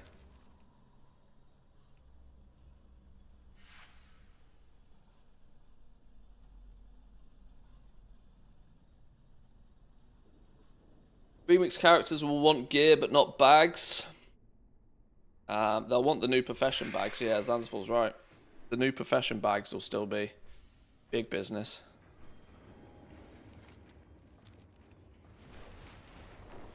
Let's go hand that quest in. Started the stream an hour and a half ago claiming that I just want to quickly find this one treasure. We can move on and do, well, 2 treasures to be precise. There's a skinning one I need from Ashkahet. I don't like going there though, the zone is so broken. Please proceed. Yeah, this is actually something to pay attention to. The War Within Pathfinder has had its awards thrown on there now, which is partly the reason I'm doing these quests in the Ringing Deeps. But complete the War Within achievements below, you get your steady flight option. What am I missing from the exploration? How have I not explored any zone? Do these not kick in retroactively? Maybe that's why it is.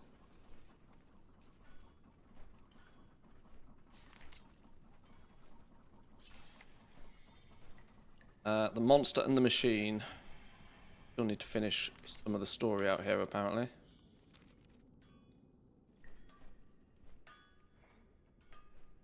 It's not you, is it? What did you want? Make your choice.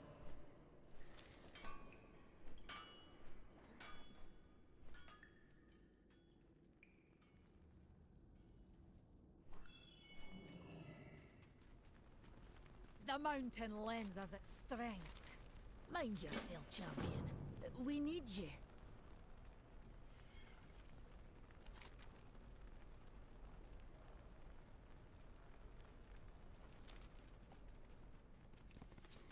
This quest. Balls.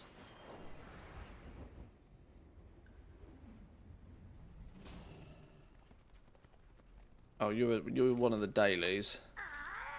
An everyday cache. Collect 10 odd globs of wax. Repeatable. 1 day, 5 hours left. 1,000 rep.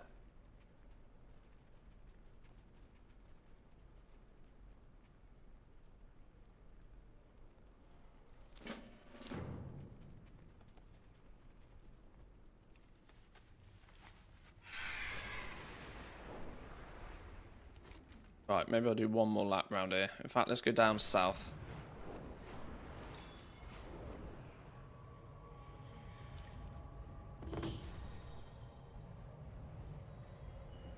World quest.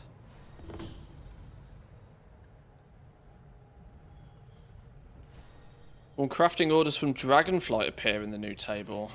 They don't currently, but it is a good question.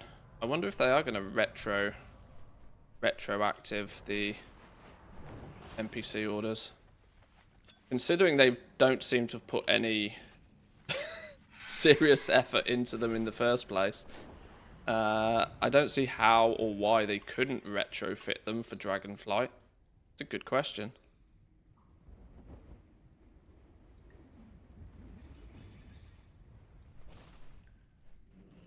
You need a hammer? Or an open hand? May your hammer strike true. We will survive. We always do. Stay productive.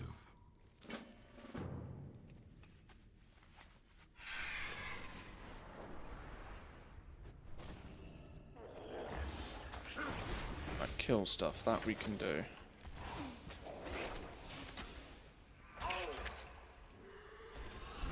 Okay.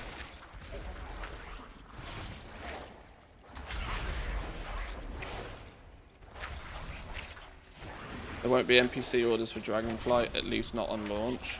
Oh, have they already stated? Or is this an opinion piece?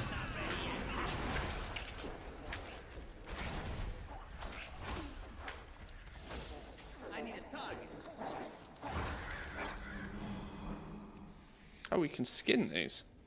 I thought these could be herbed. These apparently can be skinned. Okay, sure. Not very successfully, mind.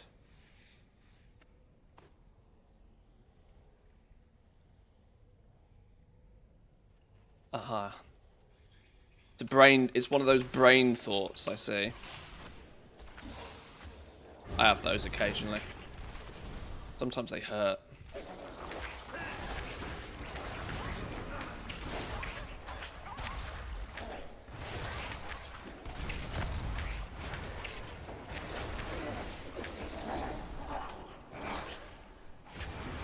I need to target something first.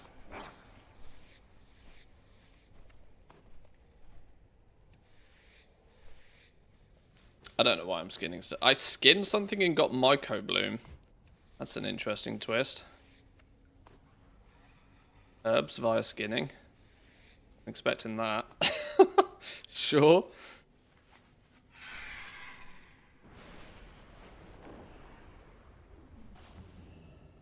Anything if but logical.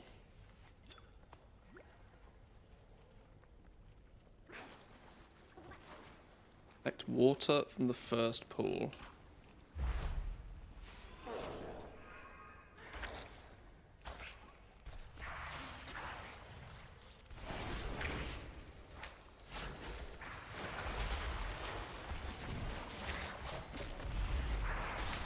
Was disenchanting giving other materials as well, is it?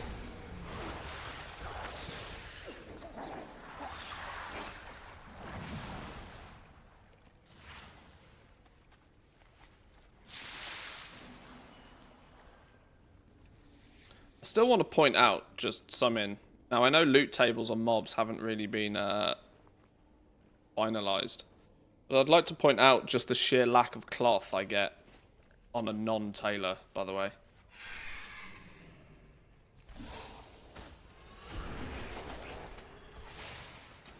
I have not spent much time as a tailor to do a comparison, but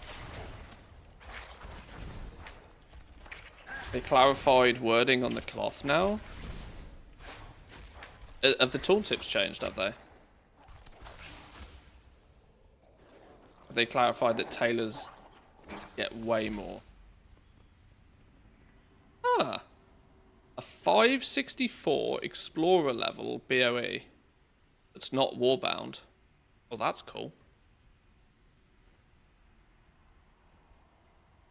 Level 80 world drop BOEs. Nice. Not epic. Everybody loves a good epic, but 564 Explorer is good enough to put on the auction house and sell. Especially two-handed sword.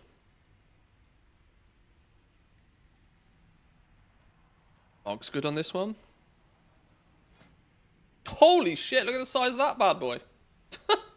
That's a whacking sword. That is a whacking sword.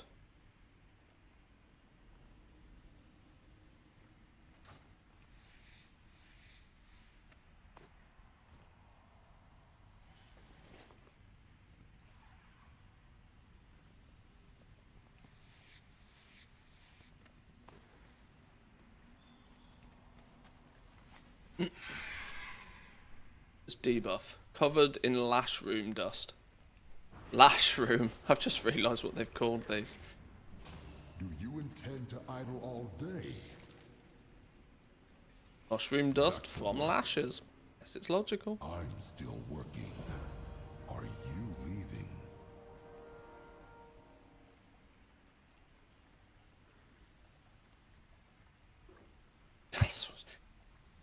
We need like, I'm not so much of a fan of the sound alert stuff for streams, but that's what she said, sound alert, I think could go a long way in our chat.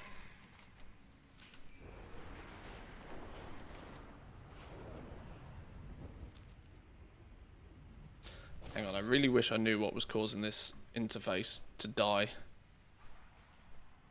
What add-ons have I got on? I've got so few add-ons, it can't literally be. Details, minimap button, and platter. That's, sorry, plater is literally all I've got. Oh, TomTom we can switch off. Maybe it's actually TomTom that's caused the issue.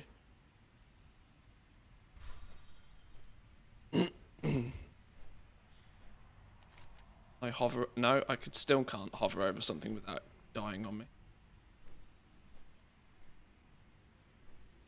That quest you have, Mineral Water Woes. The last objective in the chain is bugged with phasing for me.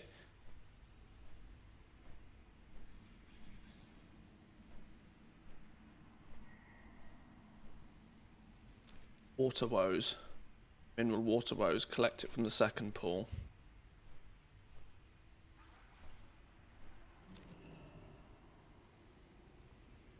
I'm now a hard disconnect. What's going on? Oh, we're good. Let's test it then. Meant to be up here somewhere.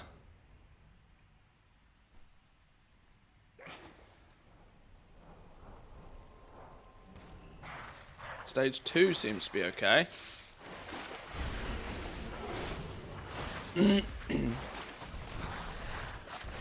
Yo, with the celebration, thank you, appreciate that. I really wish there was a way for me to be able to see those as well. I need I need to have a little bit of a look in the Twitch alerts section. I reckon there's a mode in alerts.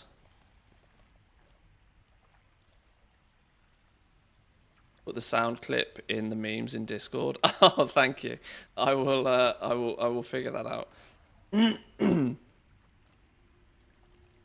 Actually saw that one. They usually don't show up for me. Yeah, there's a weird issue with them for the streamers, that the streamers themselves don't see them, because we're not watching our own stream. You know, if it doesn't show up in my if it doesn't strictly show up in my OBS, I don't see it. Right, so I need to figure that out. Need to bring my gentleman friend back. Yeah, Stanley's on long-term vacation, and I'm not entirely sure Stanley's coming back anytime soon, unless I get an afternoon or two with absolutely nothing to do to figure out him working again. Stanley, for reference, wasn't particularly cheap to have running either.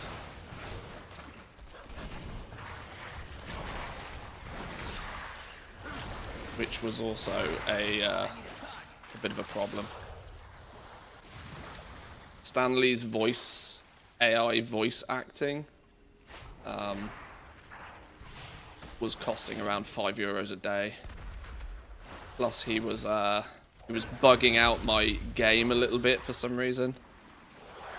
So I need to reconfigure how we do Stanley. But he was cool. He was cool. I enjoyed Stanley.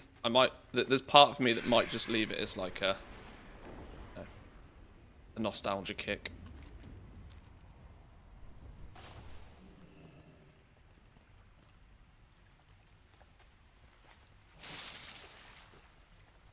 I'll break up with him then. He's ghosted me for so long.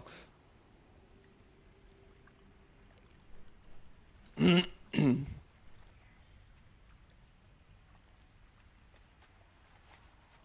it's a rude one, is that Stanley sometimes. Bring him out for special occasions. Yeah, yeah. I'm thinking that there's the possibility for the launch of The War Within. We could get him back to do some shameless promo.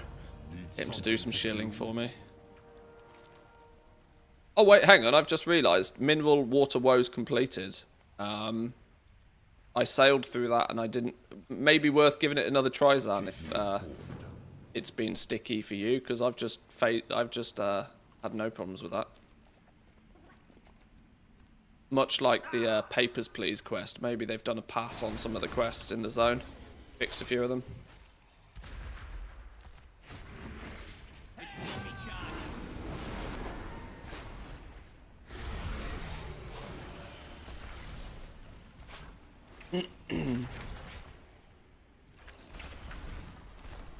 Some timeless crafts from Dragonflight, like toys and such.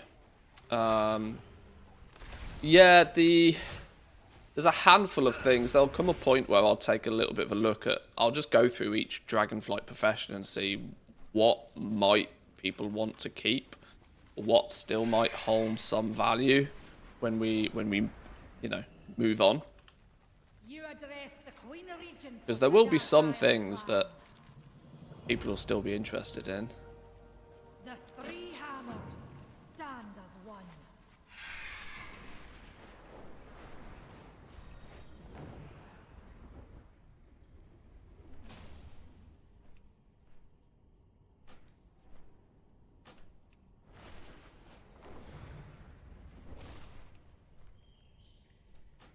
Engineer toys that require vacuuming the elementals might go up in price. That's true.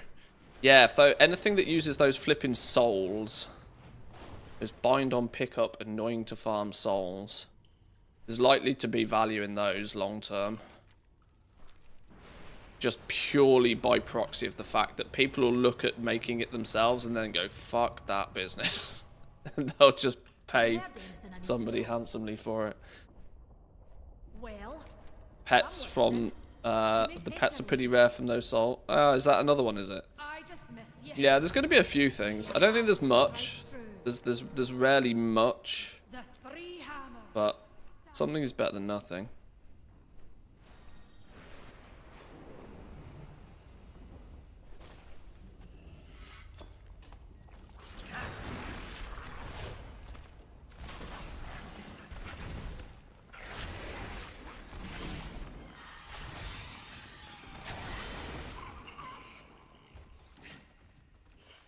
Skin these things.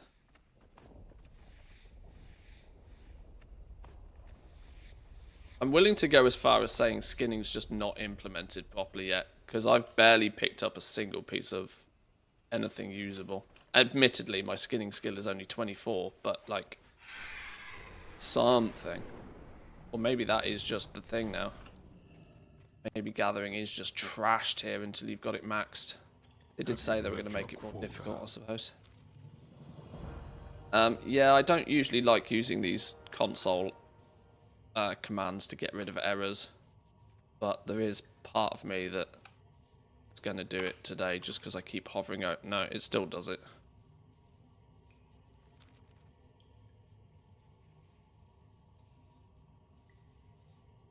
That's not the right one. Oh, I know what's going on here. You put a space at the beginning of it so you can post it in Twitch. Okay. Yeah, that doesn't get rid of the problem, it only hides it, but while I'm on stream. Can we not lift Thor's hammer? No. Waiting for somebody else. Okay.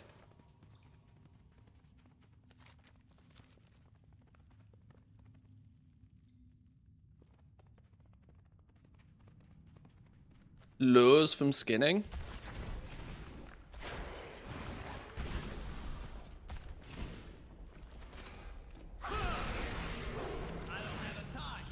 Yeah, they didn't have much of a market for lures, really, in Dragonflight, did they? Maybe second time round they can make them more valuable. Although I'm led to believe that there's more to fishing even this time round. Because I'm still intrigued about fishing. A few people have said surprisingly good things about fishing. I will get to it, but I'm trying desperately to be methodical about this. Desperately trying to be methodical in my approach to testing here. In terms of like, let's pick something and figure out much, if not all we can. Oh, some Gloom Chilton. Like, actual leather does exist.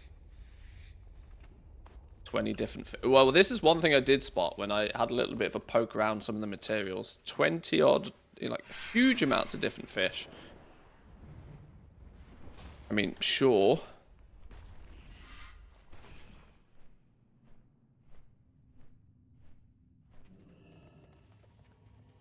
Are you here to chat or work?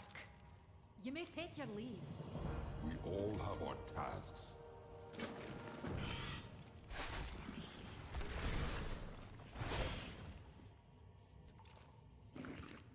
Ooh, lag spike.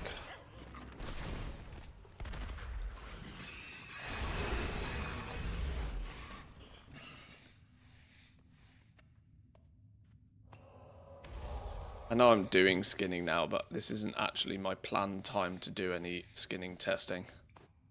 Just sort of tinkering right now. Manners in the presence of a queen. If you hear anything I need, let me know. When do we do? Okay, about this way.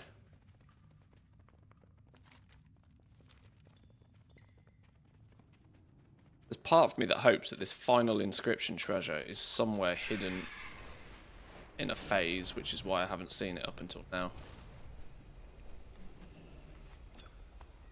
This one. No.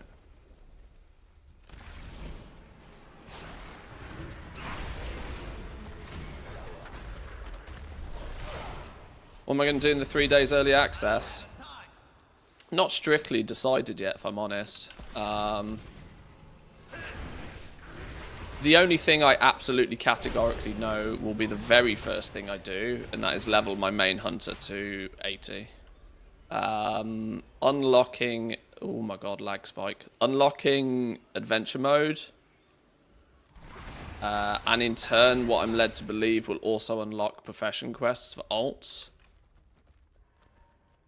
Is quite a high priority for me. I don't know. I'm not entirely sure. What I probably need to figure out is what I would like to get done in the first 4 days of early access, and then decide in what order I'm going to do it. I obviously want to get my characters that have their primary professions up and running. That's a strong requirement for me. Because I also suspect that we might start with 500 concentration. And so doing something with that as soon as possible also might be a thing. I might want to just burn 100 concentration as fast as I possibly can with each profession, just so I don't, you know, lose it. I don't know how unnecessarily min-maxy that is, but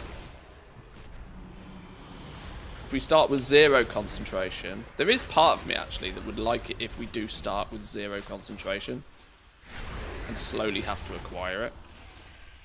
We start with a full bar of it, though. I'm going to want to use it ASAP.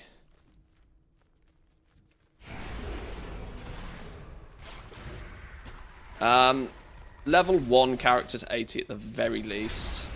Then probably play with profession stuff. I'm not sure how and where I'm going to... like, the first couple of weeks are going to be quite focused on rep.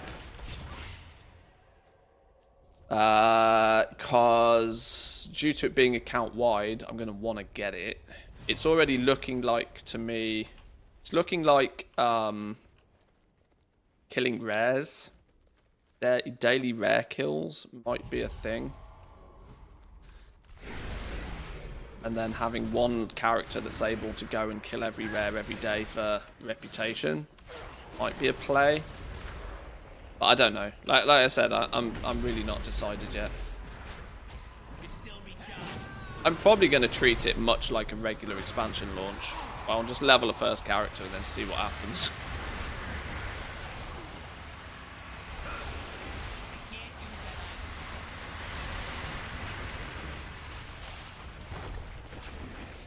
I tend to make plans and then completely ignore them anyway.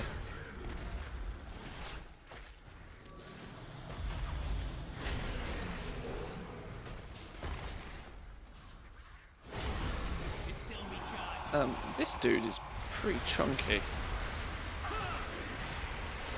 Oh, I stunned him and his shower thing still continues. Okay.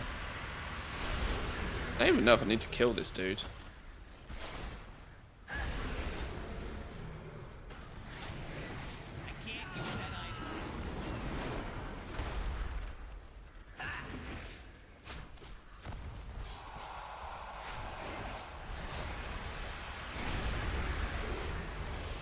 Welcome in, Jack.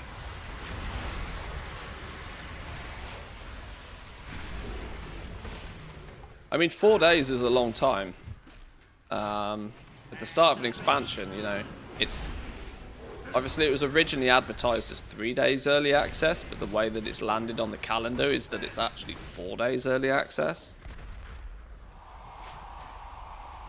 So, in my eyes, there's plenty of time. Day one, get a character to 80. After that, see what goes really. I don't have a time.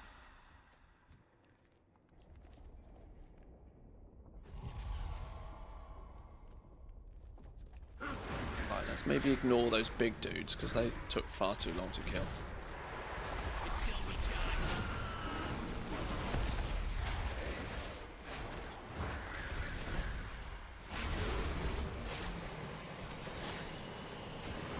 I need to target something first. Well, it's 4 days for everybody. You got Friday, Saturday, Sunday, Monday. Friday, Saturday, Sunday, Monday.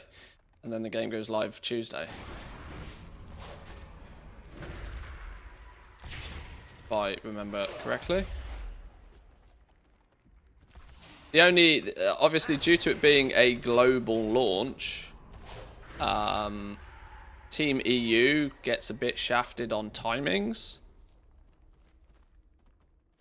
So it launches very, very late. Like, technically for me, like, although it's advertised, the 22nd is a Thursday, I believe. But it launches so late on that Thursday. For me, it's technically Friday by the time it launches. Which would be the 23rd. But then all that Friday, all that Saturday, all that Sunday, all that Monday. And then the game goes live like midnight Tuesday morning sort of thing.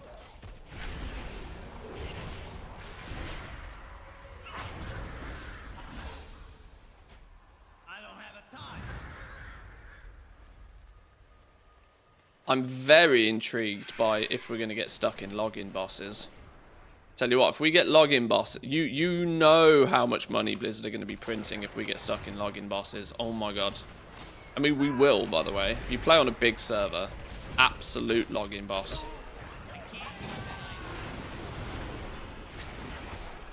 For early access, even. My plan is to log on nice and early, and then not ever log off. You don't have to fight the login boss if you never log out.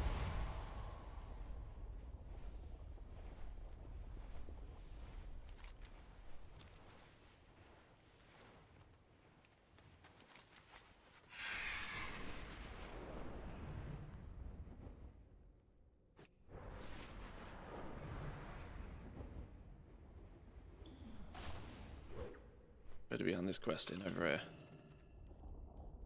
here. The forums will be on fire if people can't log in for that early access. Well, Yeah, well, forums do forum things. mind yourself, champion. We need you. If you're paying for the early access, if you're paying the premium for the early access, you know what to expect of an expansion launch. It won't be your first rodeo.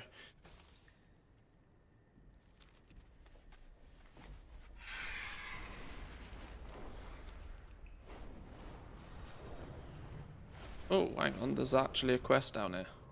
Where did that go?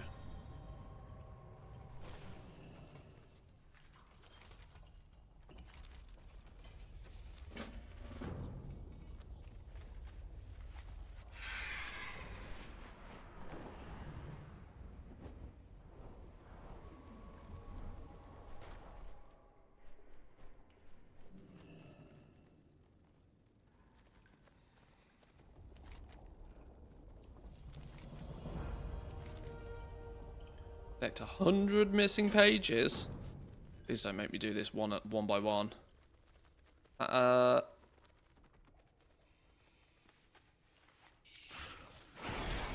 on, you better have like literally half a book on you.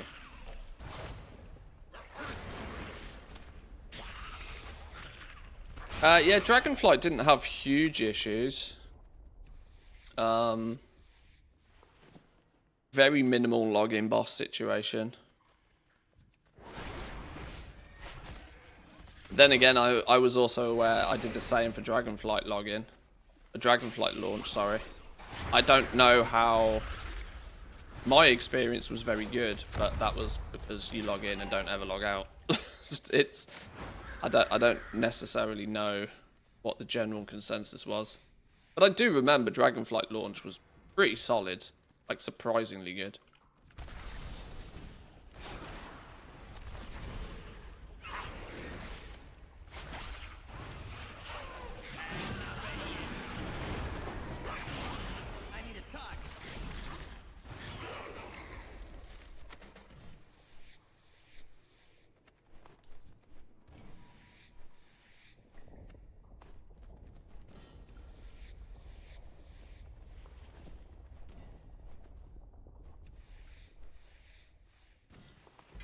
Ooh.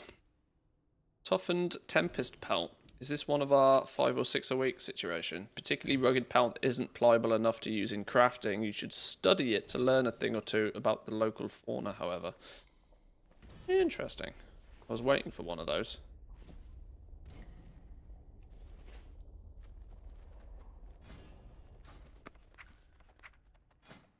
That meant to be a pick it up 5 or 6 times a week thing. Does it not say yet?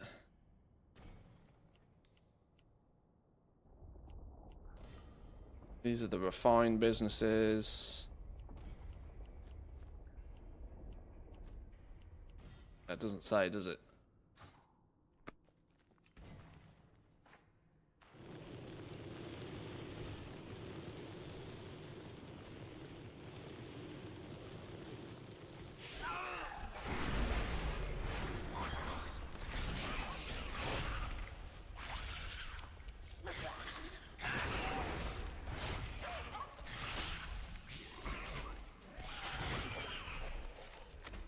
Oh, please don't talk about football. I don't want to talk about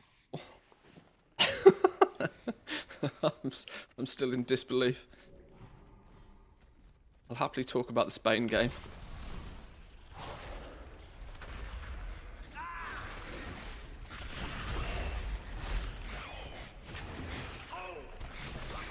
Oh, VAR can suck a fat one.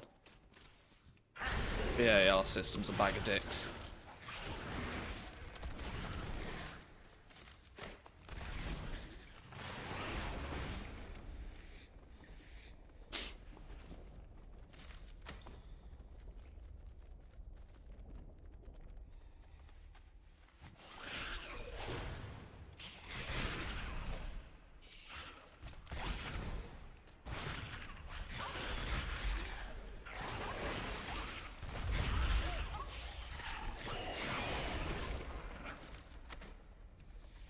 Nine pages. Getting there. The reason I haven't watched football in 7+ years.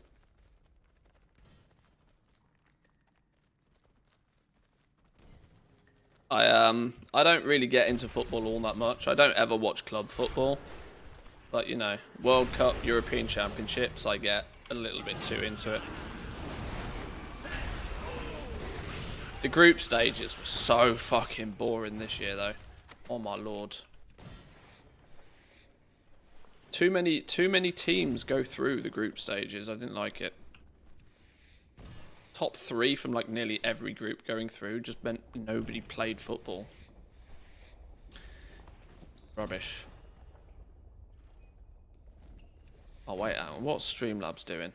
Streamlabs promoting my add-on video for... Okay, I need to fix that. What's a glimmering crystal?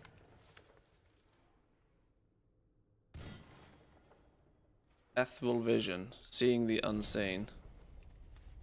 Hello?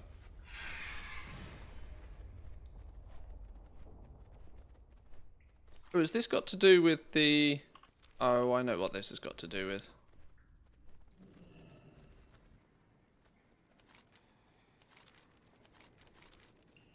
Do that at the time.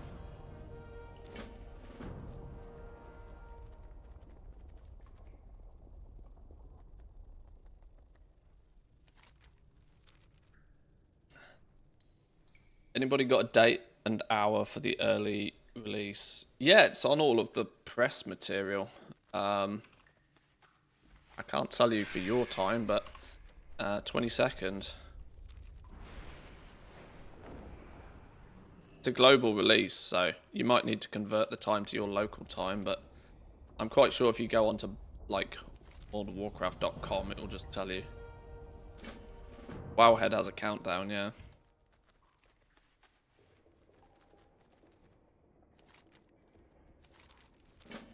How much more we got to do for this flipping... How much more is still to go out here? This monster in the machine, I'm assuming this is what I'm working to slightly, but... I'm just trying to chip away at every quest in this zone, and there's flipping loads. Only 3 achievements, but each one seems to be about 20 quests long.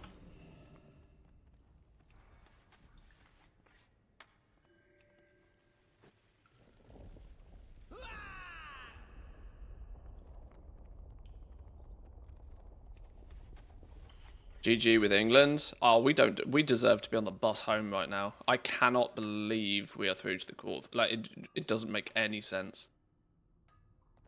Absolute disbelief that we're not on the bus home by now. We should be on the bus home. I hope Switzerland hand our ass to us. That's exactly what we deserve. There was part of me yesterday when Bellingham scored. I was like, oh no, I've got to do this all over again on Saturday, sorry. I was like, oh Lord, my heart can't take this. Unbelievable.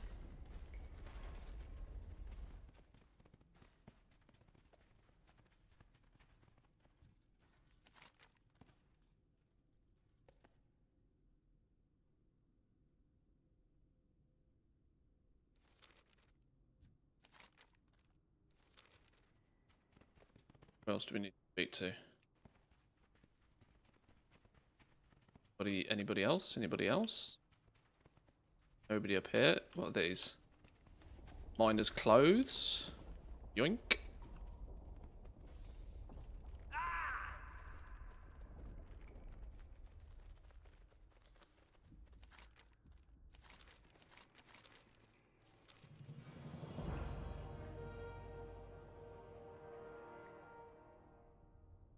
Wowhead says August 23rd GMT +3. Google says August 22nd. Yeah, it's like midnight. It's yeah. If you're Romania, I think that's the same time zone as I'm in. So yeah, it'll be like 1 a.m. 1 a.m. on the Friday morning.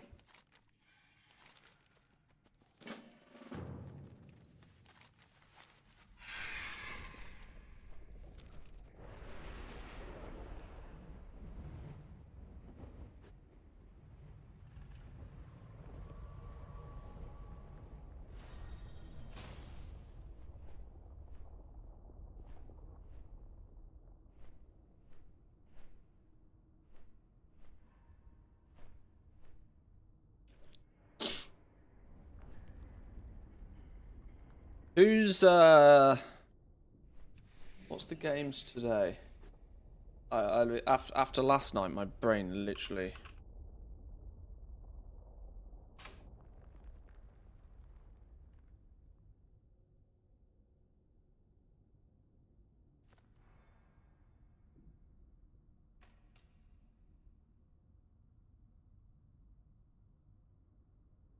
Portugal, Slovenia, France, Belgium today. France, Belgium should be quite a good. In fact, but oh god, I've got another whole evening of football, haven't I? France, Belgium, Portugal, Slovenia. Your money's on both France and Portugal to go through there. It'll be a bit of an upset either way. Tomorrow, Romania, Netherlands, Austria, Turkey. And then we get a couple of days off.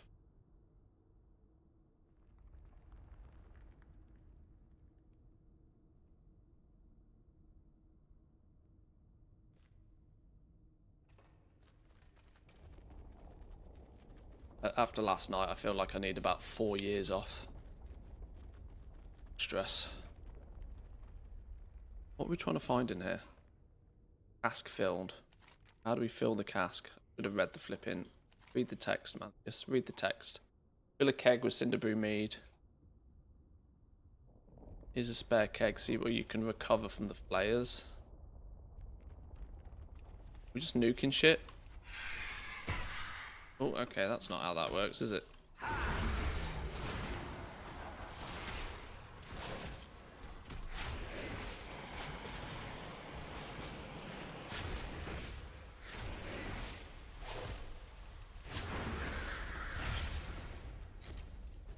No. What are we doing here then?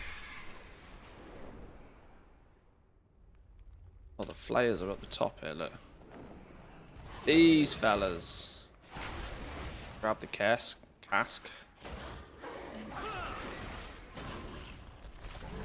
Oh, you're a big boy. You huge. Beast.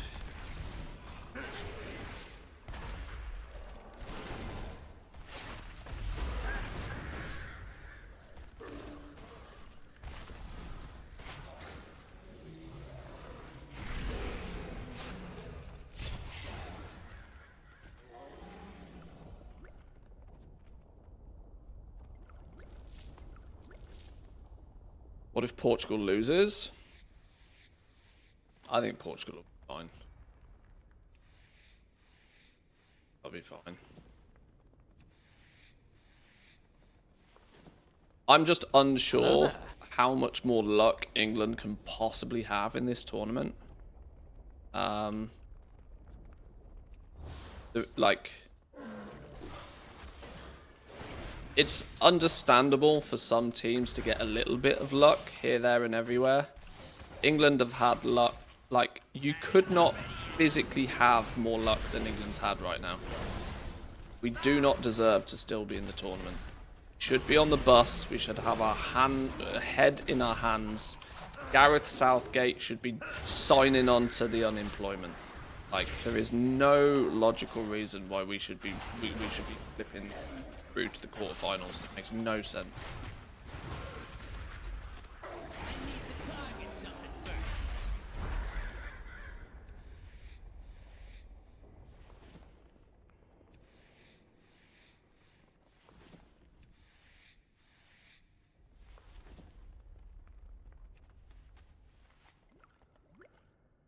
Boom. Nice.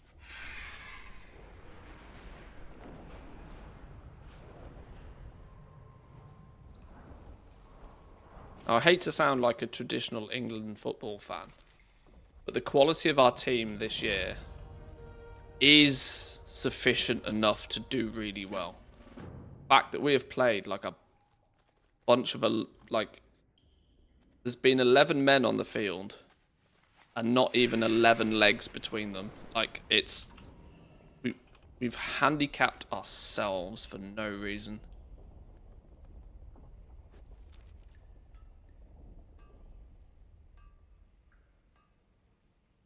England's motto is minimal effort, but said in Deadpool. It's outrageous. I vowed not to talk too much about the football, though.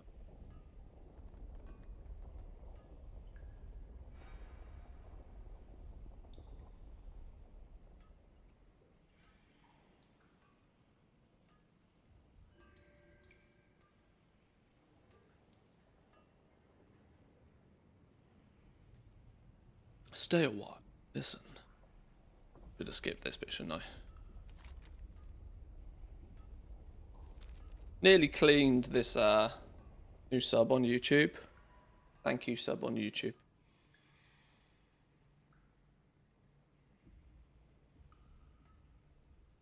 I don't call out follows or subs deliberately.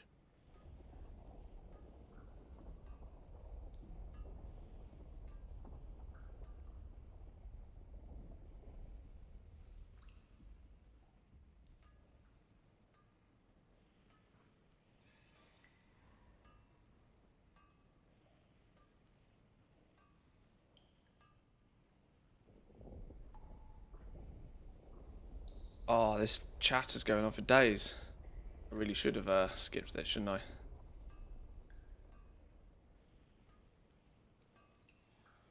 I can fix some in Streamlabs quickly. I'll wait then.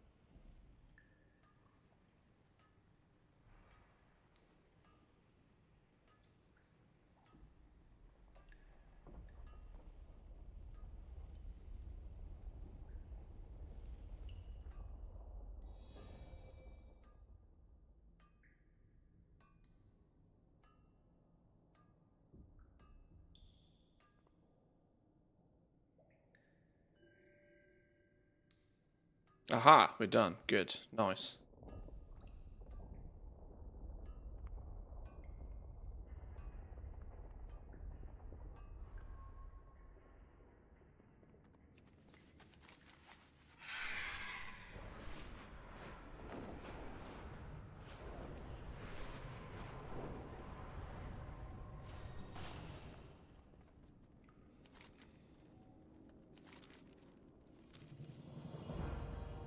I can't believe I'd missed so many quests or storylines when leveling through this zone.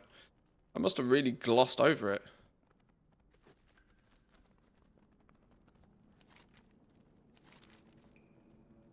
Oh, this is where we get the rep, though.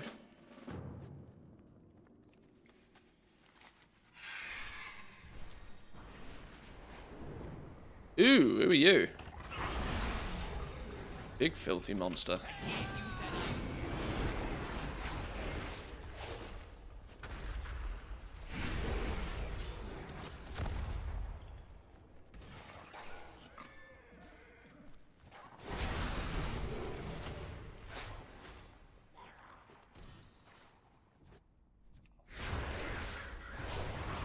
I kind of like these little, in the these dirt piles in the Ringing Deeps. There's a chance that they spawn like mini events out them, which is quite cool. And I've seen quite a variety of them so far. They're not all the same every time. Sometimes you just, you know, they act like a normal treasure. You just get something. Like this, for example. Sometimes a little treasure goblin pops up, which is nice.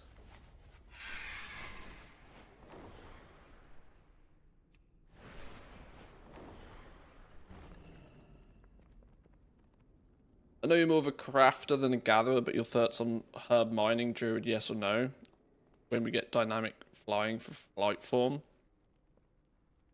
Druid is still, yes, easily the best choice. But honestly, I spoke about this a little bit earlier. My concept with this is spend more time doing and less time trying to optimize. When you're gathering, you are 100% trading your time for gold. Now, obviously, the optimization logic there is true. That, okay, the best, you know, what's the best class to do X, Y, and Z and whatever. But the reality is just spend more time doing it. And you'll get there quicker. Most classes, there's probably less than a 10% differential between them all, right? Sure, druids are going to have a little bit easier time initially. Every other class will catch up to them anyway. It doesn't really matter. Do it on the class you're comfortable with. You happen to be comfortable on a druid and happy to play a druid, and you already have a druid, keep doing that. Keep doing what you're doing. Okay, so that's all of the side quests done in the Ringing Deeps. So why haven't you got... Hang on, now I'm massively confused. So then why have we not got this? Monster in the Machine. How can I have done all of the side quests, yet somehow not have... What? So confused. Much confused.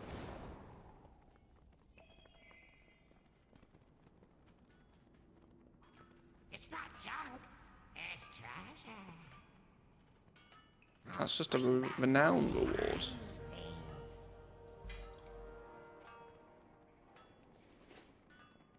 Where have we gone wrong here? Where have we gone wrong? Or is it going to be one of those weird scenarios where my character's just orked because I leveled it too early? Spirits be with you, man.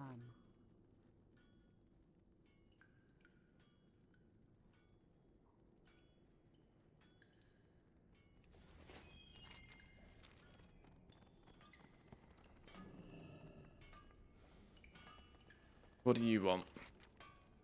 You want me to do... That's a world quest. Speak with Foreman Stavart about the coal shipment.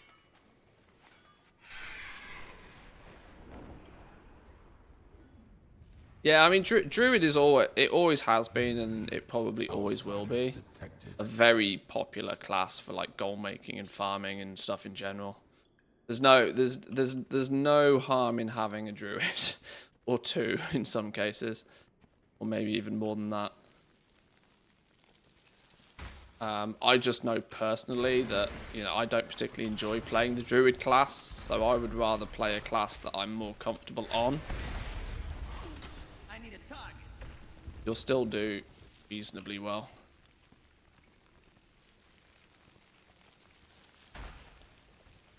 My plan today, although it hasn't happened, was to pick up herbalism and mining and just fly around and pick some stuff up and see how it feels, but I kind of got sidetracked trying to get Pathfinder finished and finishing off finding treasures on this dude. I might look at leveling another character purely by herbalism and mining and see how viable that is. I mean, it's obviously viable. It's not going to be the quickest way to level, but as long as you continuously get experience and it's not too gross, leveling by herbalism and mining is always an option.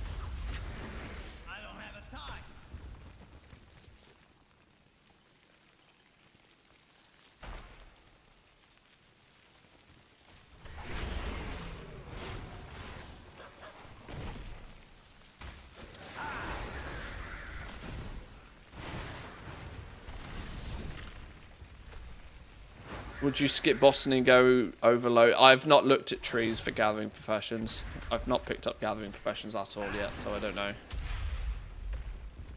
Optimizing trees is not something I'll be doing for a while.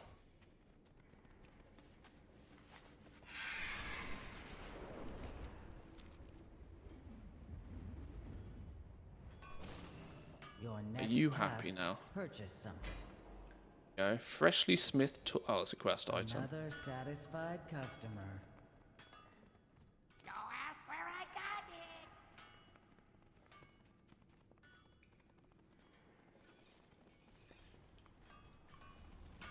it. Make it quick. We're busy.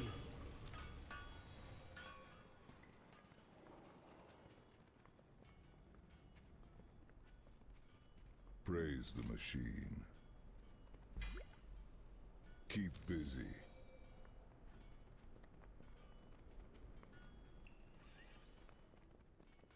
Let's see what you have earned. Hey, I think we're getting there. Browsing. Now where are we going? Oh, you finally happy now? Janky's now finally happy with us. Finished what he wants. Hey, there we go. Oh, look, he has a shop now. It's not junk. He sells candles.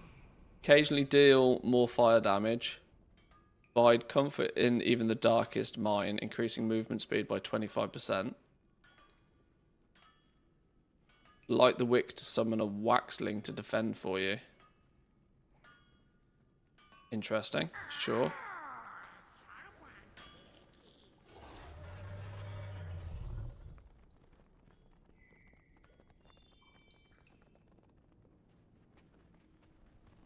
My candle, not lit. Ooh, a sizzle stinger. A companion. Well, that was worth then. What did we get? We got a fire bee. Buzz buzz. Take it.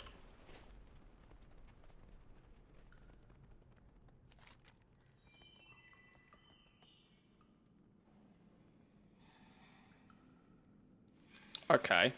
Well, for all intensive purposes, that still feels like we're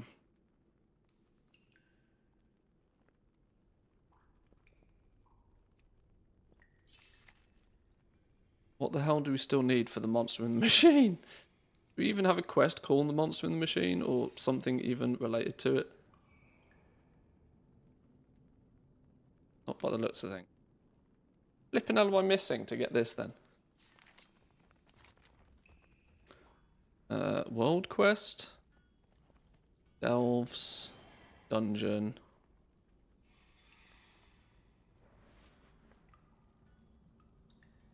I don't even know at this point. I've clearly missed something somewhere. Alright.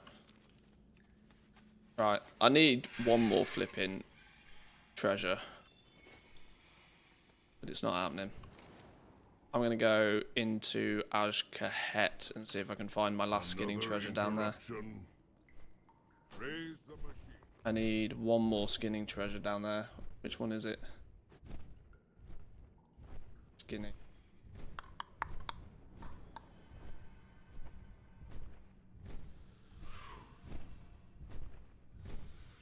I'm after something without a name. Oh, that's not very helpful.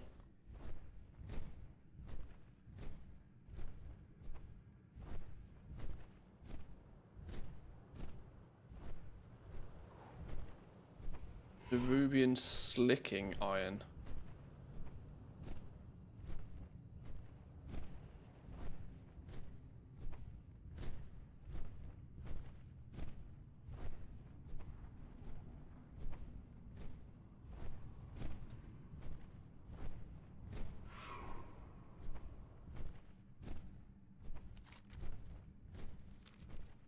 I wonder if this zone is playable today.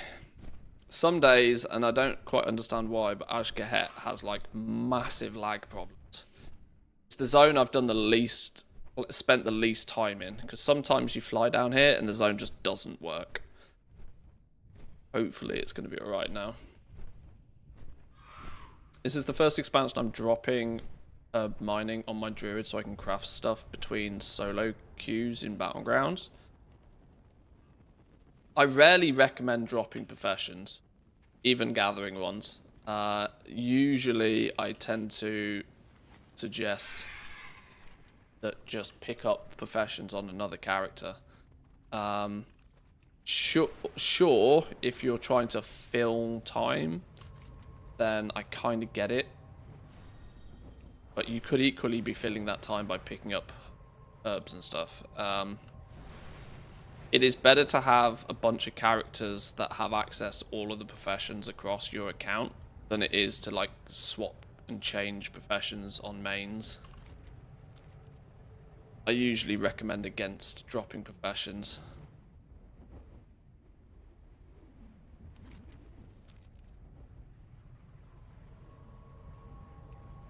It's so quick and easy to level 2nd, 3rd, 4th, 5th characters nowadays.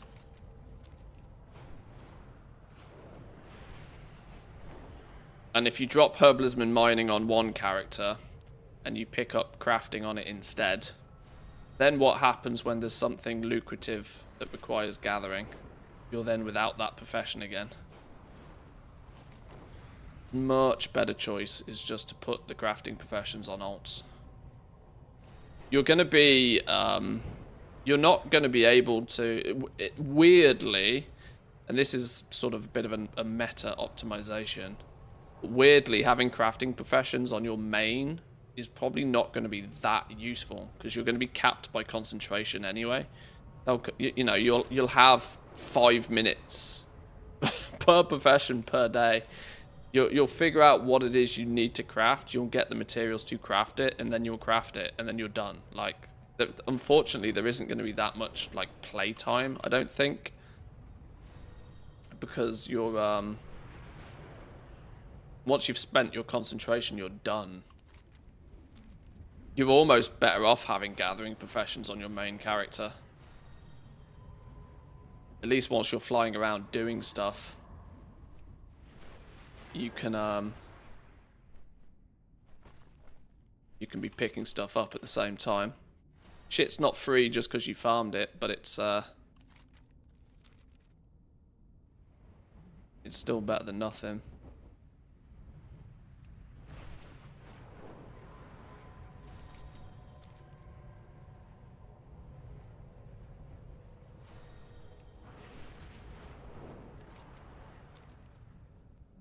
Oh shit, what's going on here? What happened there? Oh! Oh, I didn't mean to try and fly into the raid. Whoops! I don't have time for more than 2 characters this expansion, so I'm going jewel crafting, enchanting on my main, and then tailoring, engineering. I tried to do them all and got overwhelmed. I mean, that's fair, I suppose. But just trust me when I say that there's not going to be a lot to do each day on each crafting profession once you've got them set up. Concentration will be your bottleneck.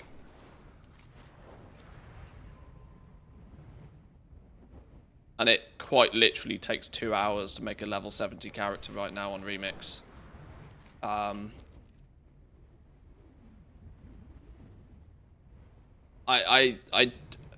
don't know how to phrase this, but like, you really should go into the War Within with at least 5 level 70s. If you haven't got 5 level 70s, that doesn't mean you have to play them all. You don't have to gear them all up. You don't have to do crazy things with them. They can just be crafting alts. Honestly, you're there's five characters at level 70 will mean that you will have access to all of the professions straight away. Because what is it? 4 characters you can double up the crafting professions on. Your 5th character can then do some gathering, herbalism, mining. Technically 6 characters if you want to squeeze skinning in there as well. But 5, 6 characters should be something that players aim to have at level 70 going into the next expansion. There's not going to be any rush to level them to 80, so don't worry about that. But at least it means that you can have all professions on the go if you want to.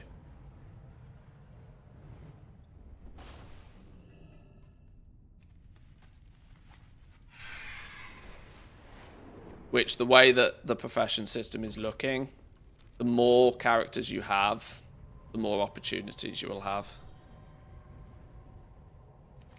If you aggressively restrict yourself to only 1 or 2 characters, you might find there's very little to do. It's looking like an alt army expansion pretty aggressively.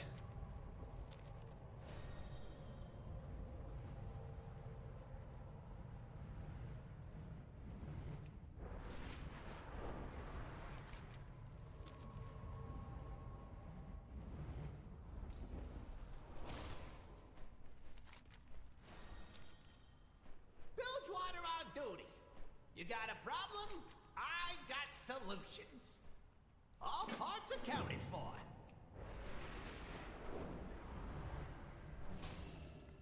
I think I've done this quest already. In fact, I'm pretty convinced I've already done this quest already. I'm starting to get the feeling I get quite often in the beta, which is that this character's now just too old. There's a weird thing that you should probably consider if you do test the beta, and that's that you should probably level a new character every week. Every time there's a new build, there's a strong chance that your previous character will just be balked in some way, shape, or form, and weird stuff starts to happen.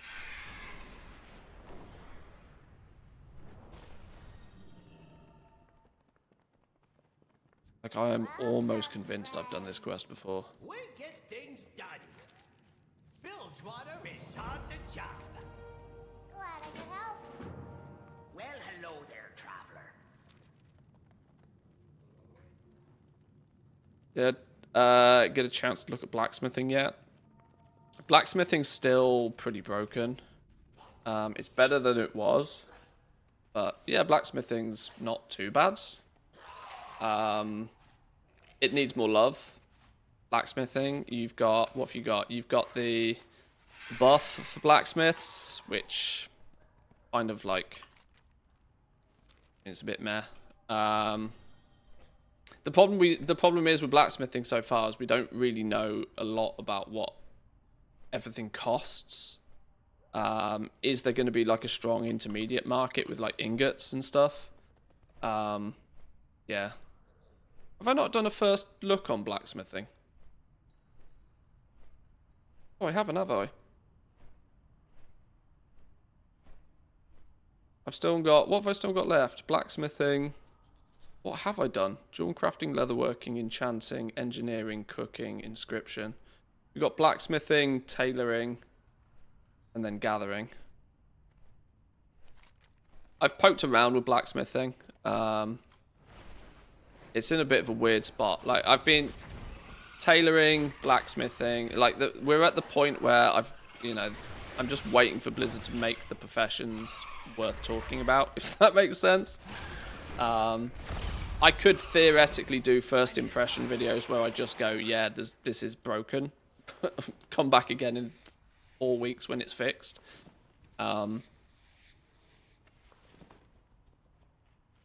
Which I guess saying that there's nothing to say is saying something, I suppose, but I kind of don't like that approach, if I'm honest. But yeah, I guess maybe I should have done something more in that regard.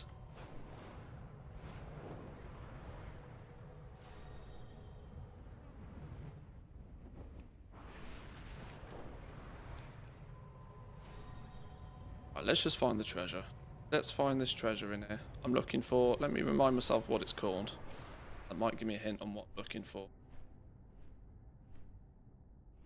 We are hunting down the Rubian Slicking Iron.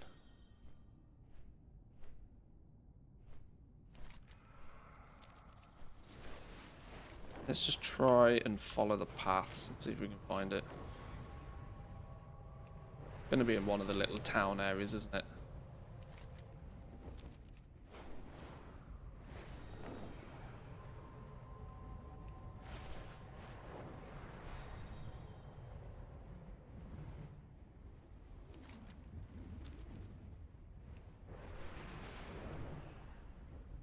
On the fence with engineering, would you recommend alchemy instead for the purpose of consumables?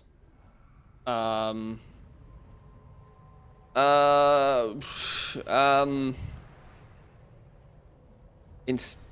refer to my previous comment. Instead, no.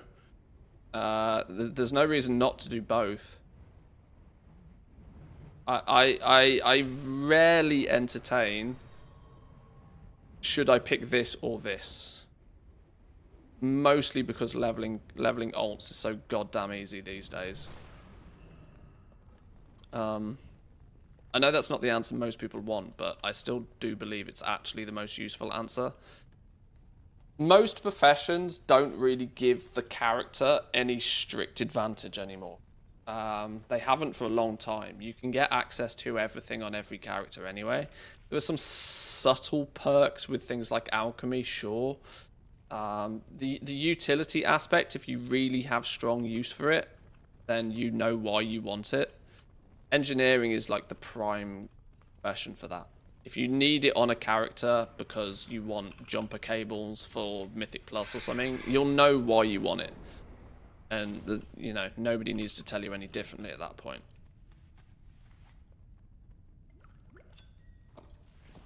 But most professions, you should just have access to. Honestly, just take a few hours, level some alts in Remix right now, and get yourself a few bonus level 70s. And just give yourself access to everything.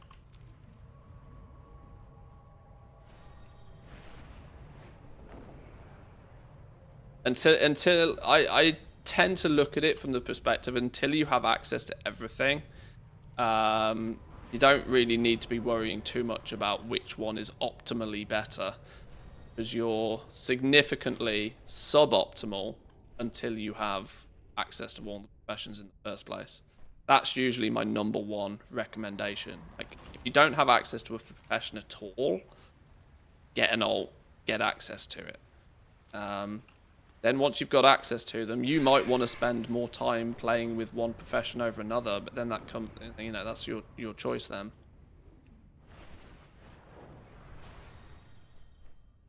The kind of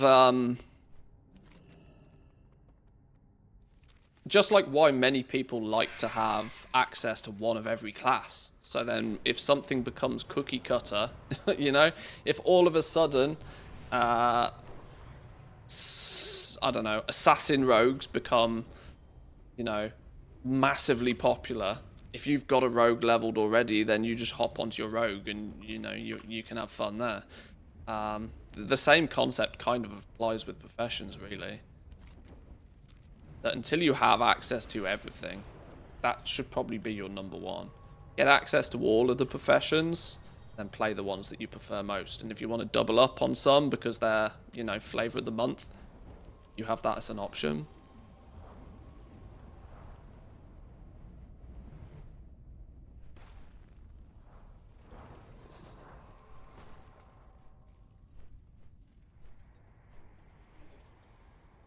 I was really expecting, really expecting the treasure to be round here somewhere.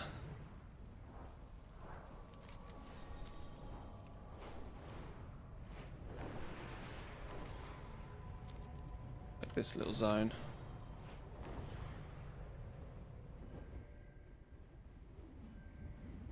What's this? Another strong box.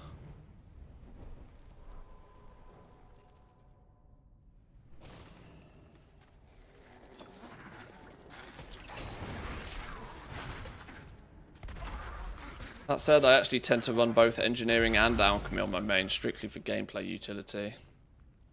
Yeah, I know. I tend to tailor my answers towards somebody that prioritizes goal making, but the first and right answer is always yes. If that profession gives you some utility for the way that you play the game most, then that's the profession you should probably have. They've softened alchemy's things like cauldrons, for example, are going to be warbound. You're going to be able to have more readily available access to some of the perks without actually having that character profession on the right character, if that makes sense. Just like you're going to want one cook across your account. You don't need to level cooking multiple times on multiple characters, but you can have one cook that just does all of your cooking, and then you can send your hearty meals to your alts, throw the food in the warband. Fine. This looks like a very dangerous area to be. Seats all over the place.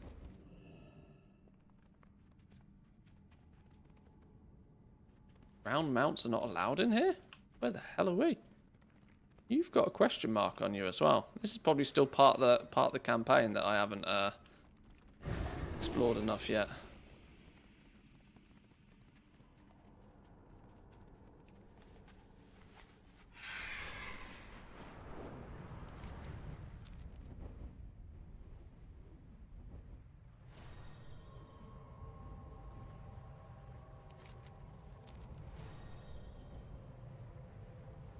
Liz still asking a stupid amount of gold for the warbank tabs. If you want all 5 of them, yeah.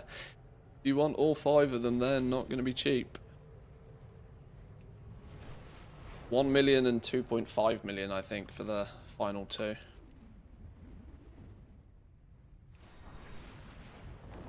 I think that's going to be one of those things that I'll just buy all 5 of them when the game goes live and then forget about it.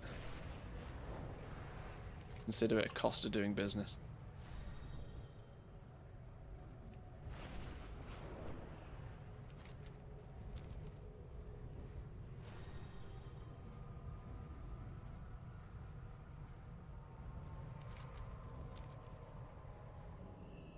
Oh, what's going on here? Is this an... Oh, why are we not allowed to fly here either?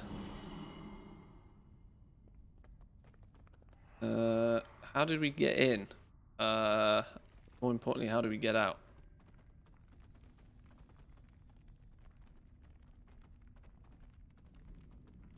I'm going to assume it's this way. West it, don't mind.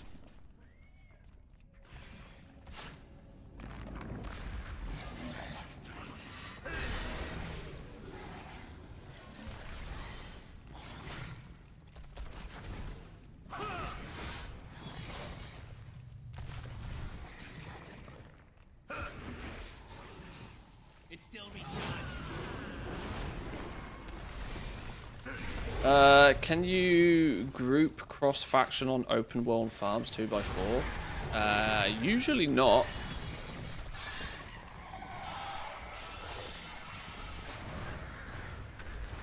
I think cross-faction is still restricted to instance content, is it not?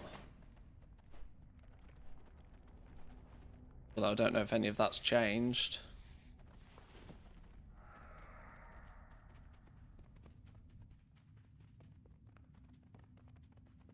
it's at least something. It's not something I've tested.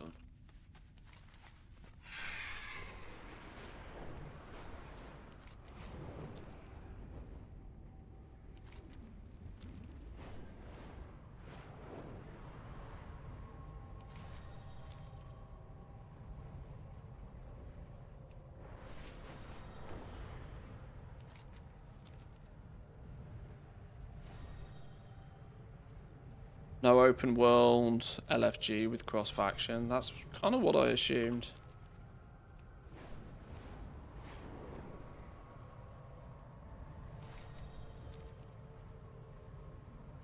Right, I can't find this last skinning treasure either.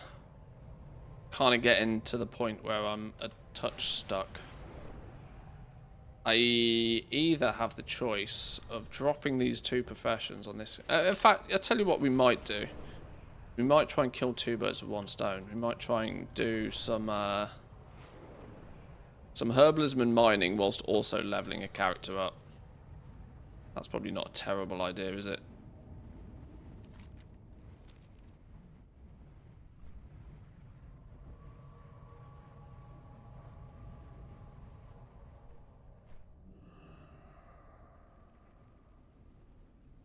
Oh! Oh! Well, how about that then? How did I manage that? Okay. I accidentally stumbled on the treasure somehow. Where'd it go? Hurrah. Throw it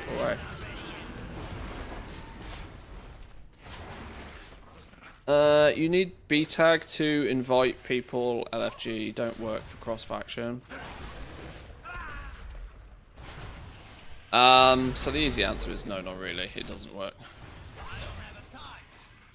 Kinda can, but you kinda can't. Found any of the profession masters? No, I haven't. I've not stumbled across any NPC that's just willing to give me knowledge points. No, I haven't actually. They might come, but I still have the suspicion there's lots of things like that that's not actually implemented yet. The where are we? Let me. Oh no, I do need TomTom. I just realised I had TomTom on for a reason.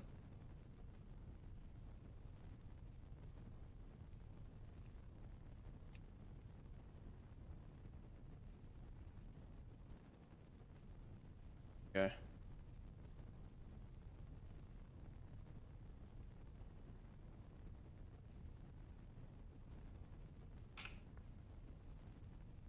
Ashkahet.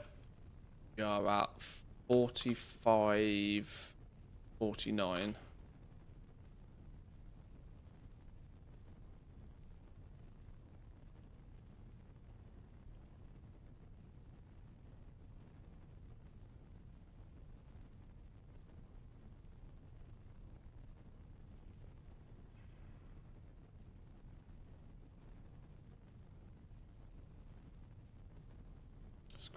Screenshots.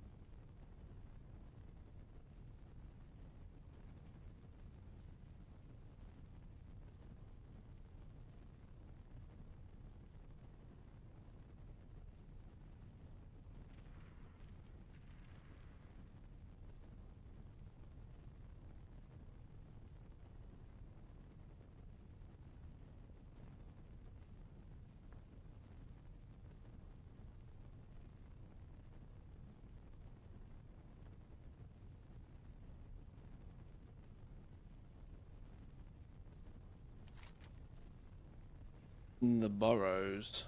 Oh, there's a new map for the burrows. I like that.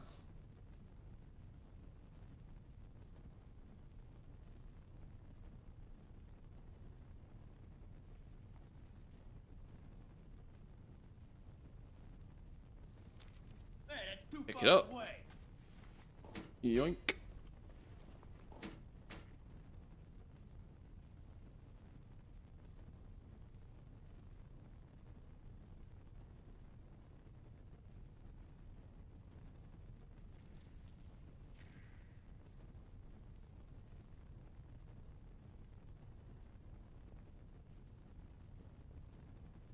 Okay, that is Only one more knowledge point still to find on this dude.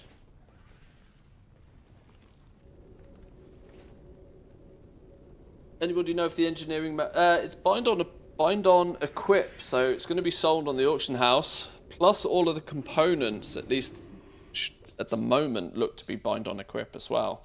So there could be quite a lot of... quite some economy around that mount. It stays the way that it is.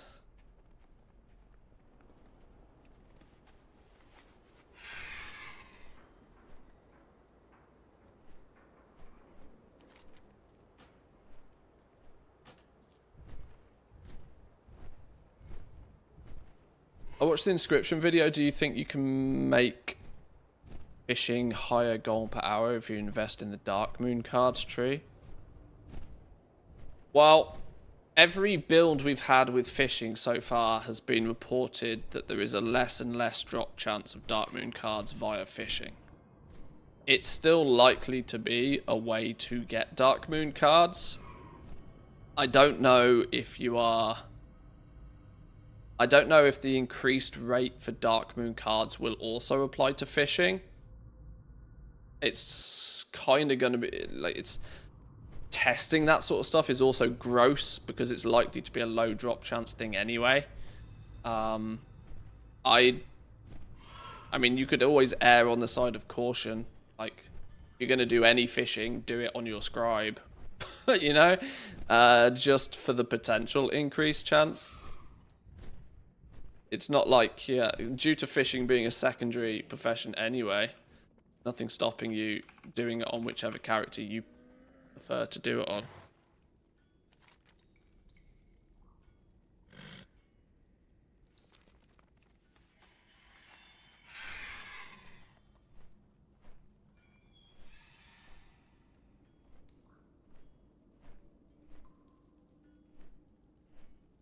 Instead of returning Stanley, how about making some more coffee bean rewards? Yeah, I know.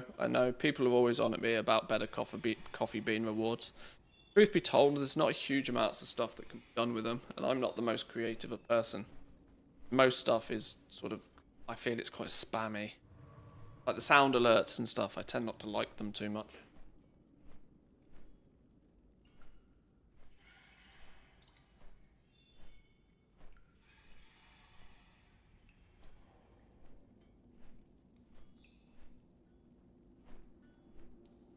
Hello there.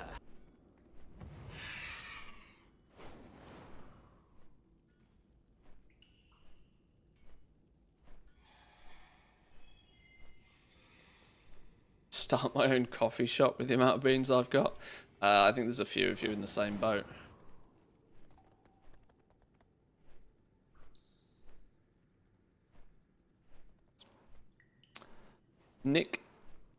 Knickknacks. Hang on, let's ignore everything. Let's find this one goddamn treasure. I've got to find this treasure now. It's here somewhere.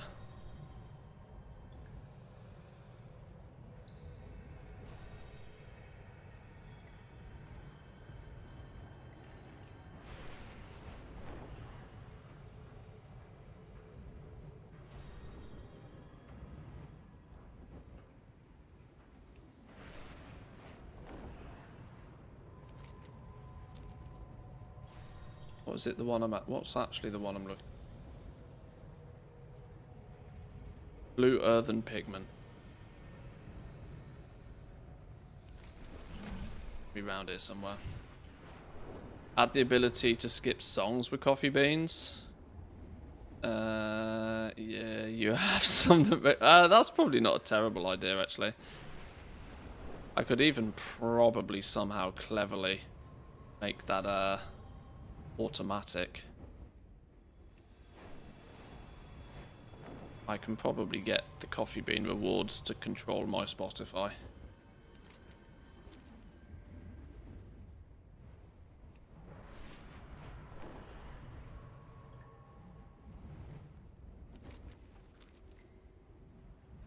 One bean redeem for Rebecca Black. 100k to skip it. Oh, because that could definitely not go wrong. What could possibly go wrong?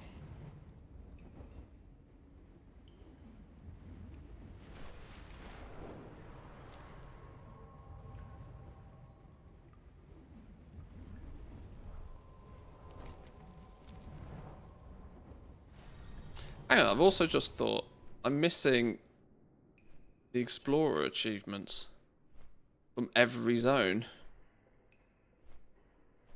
This is another reason why I kind of think that my character might be a bit booked, because why do I not have these?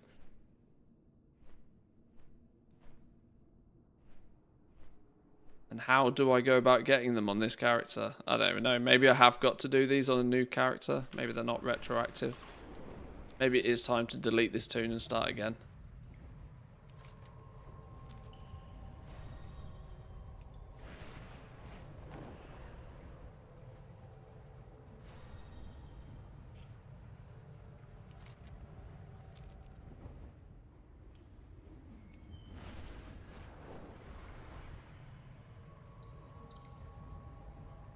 $100k beans for 100k gold.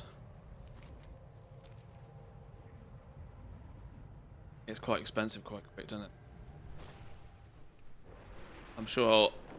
see, the problem is if I was to do 100k beans for 100k gold, that would probably cost me 5 million gold in just a day. I gotta remember that there are people out there with a lot of beans. I like the logic, but there's... I don't know. These are all good suggestions, and I'm probably just finding excuses for them to not be a thing.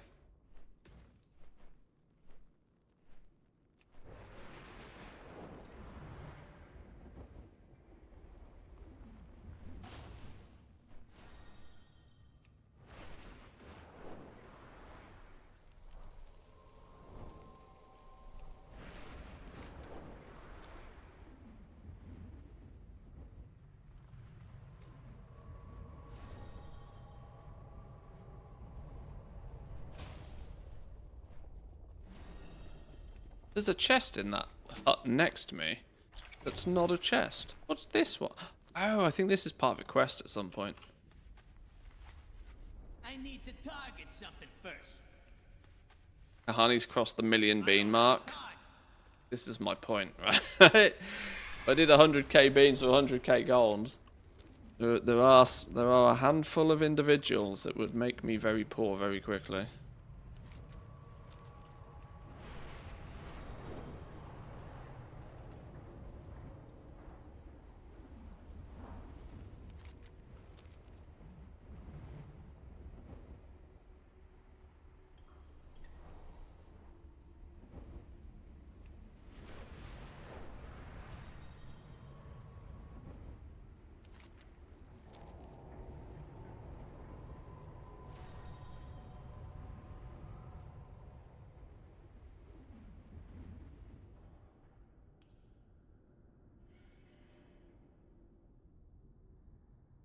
Finding lots of treasures. Not the right one.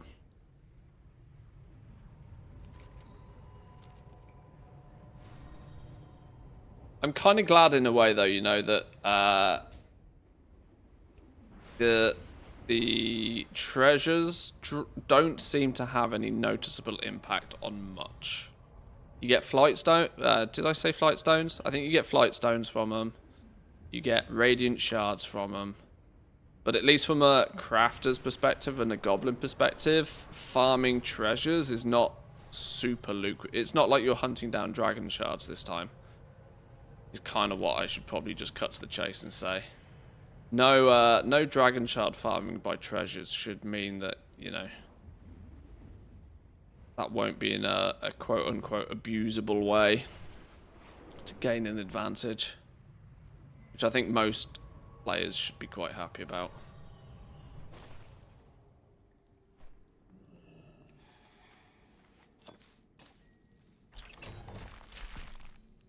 Student takes donations for song requests. People go nuts for that. Yeah, that is true.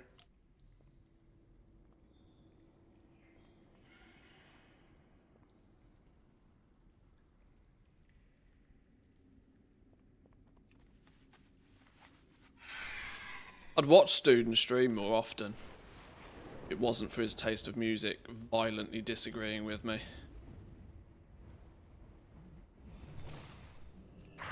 This is one thing that's always made me very concerned about, like, the music on the stream.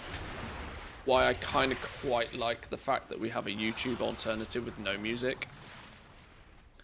Because of that very reason. That if you heavily disagree with the background music I have on the stream, there are streams out there that I don't watch because of the music they play.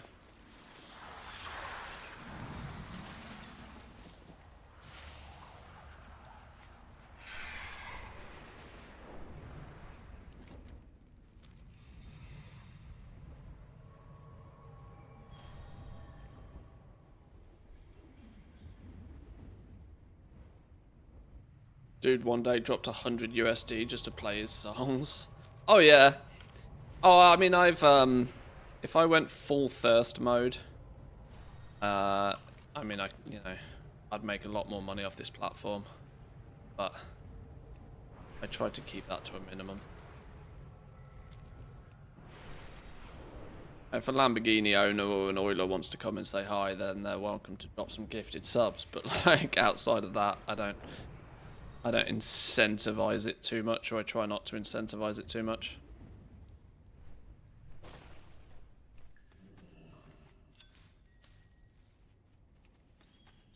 Oh, is this a dirt pile? It is.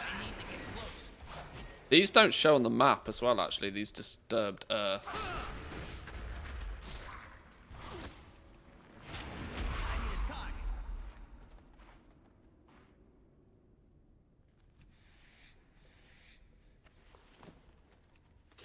Talking about money, Doc has gone from a lot of income to a lot of non-income. Wow, yeah, maybe you shouldn't chat up kids on the internet. Pretty simple, really, isn't it?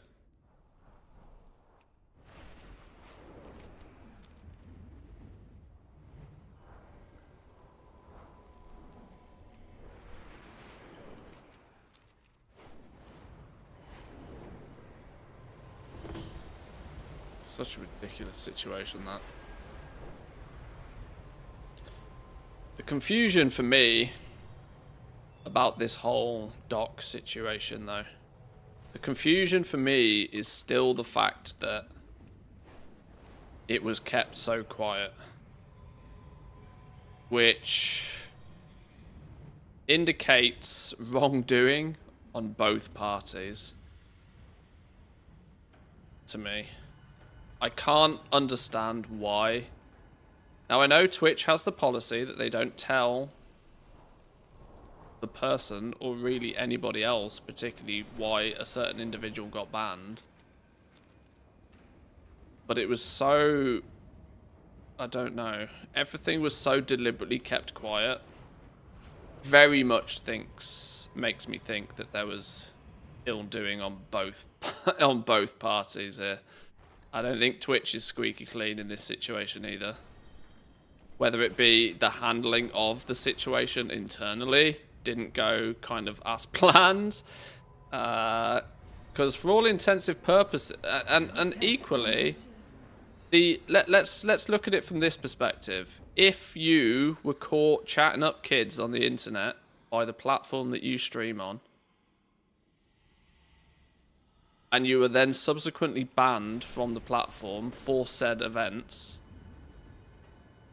like, what level of audacity do you have to then sue the platform if you don't at least think that the platform also did something wrong? Like, something doesn't add up. I can't, like, the logic doesn't make sense to me. Something doesn't add up.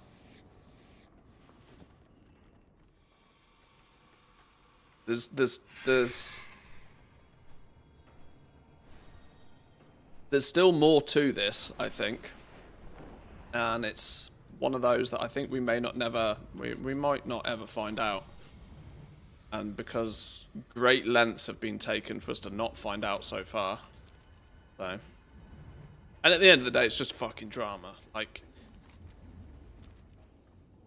you shouldn't try and care about it too much, because that is literally just what it is. It's just drama.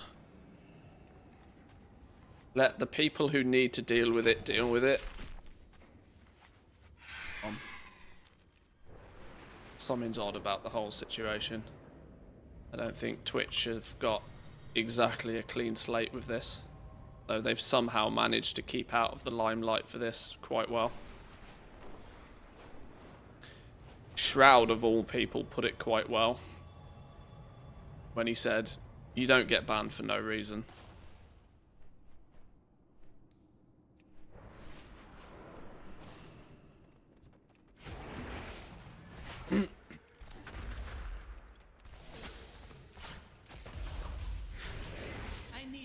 And that cutting all ties from Doc was probably a very smart... I mean, Shroud is very business savvy. He's not a dum-dum. Cutting all ties with Doc the second that he got banned from Twitch was probably not a terrible move.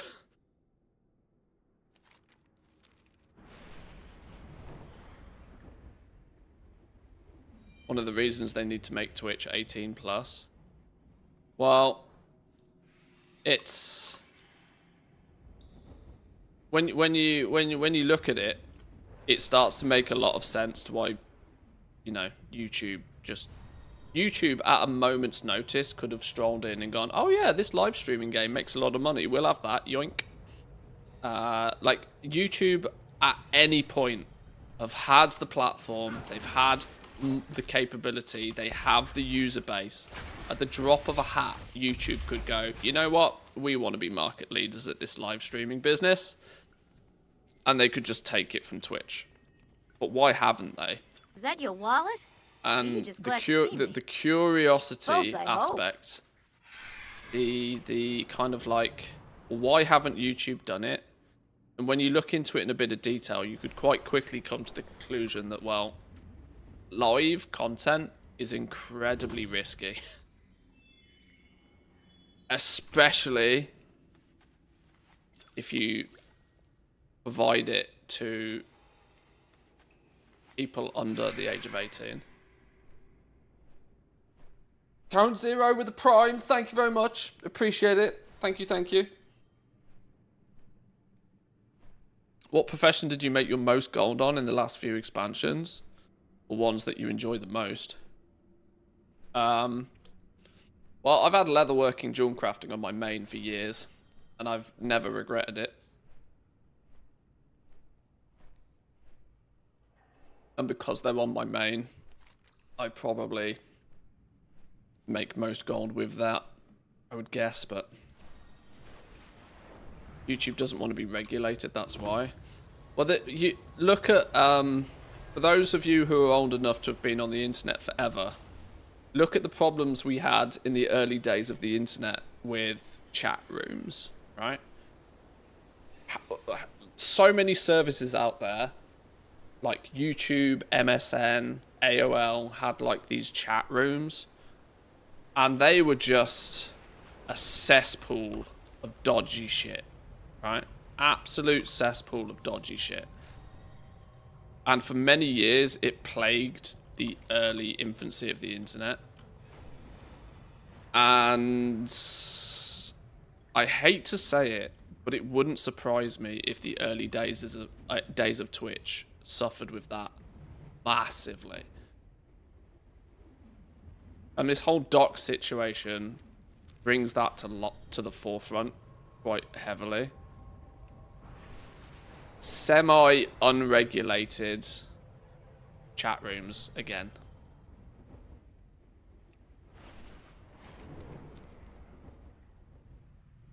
I don't know. Something gives me the ick about it.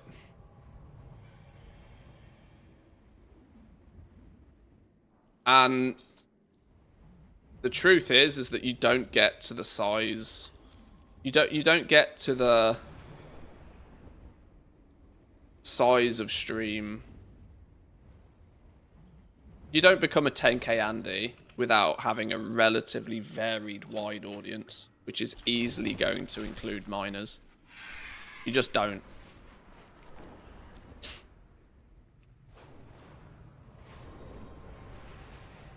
I don't know. Something about it all feels a bit odd and weird.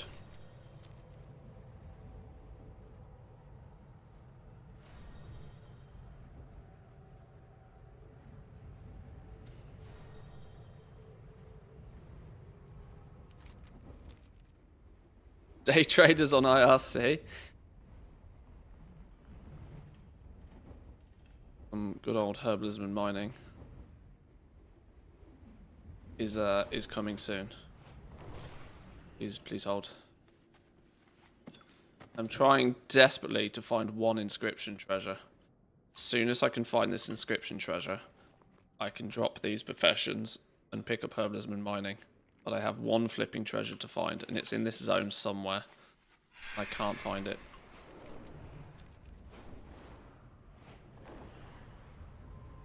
And my raw stubbornness won't let me do anything about it until I've found it.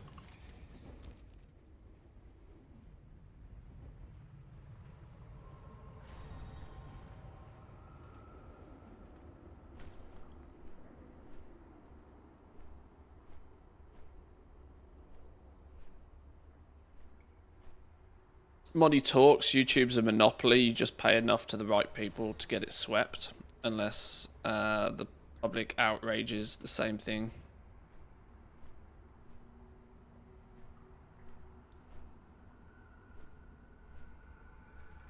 Well, this is looking more and more likely what happened with the dock situation in the first place. Join us, and we can see Of how the skills are coming along. money exchanged hands to make the problem go away.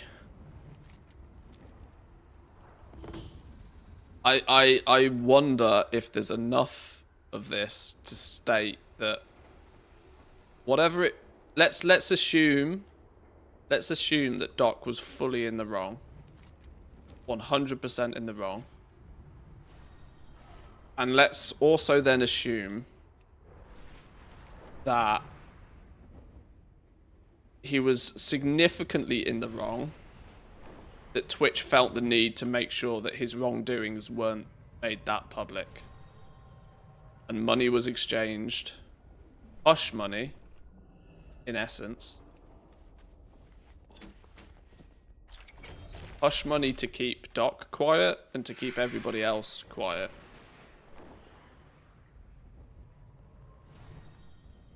That is equally a very probable possibility.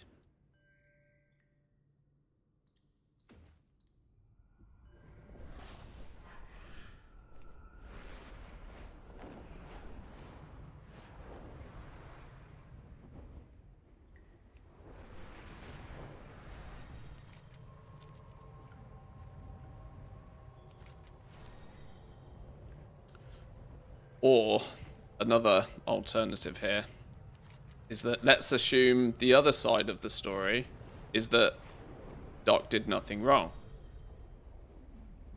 but was accused of doing such things. And then, whilst Twitch accused him of doing X, Y, and Z, was not able to conclusively prove it. But what it did do was like pull at the string that could have probably unraveled an awful lot more. Of to which why Twitch were then like, okay, we still need to hush this. There's so many different possibilities and outcomes depending on, you know, who did what and when and why. Everyone, Candle King, not boss forever. But this is why we never really know. Something a bit weird about the whole thing, though.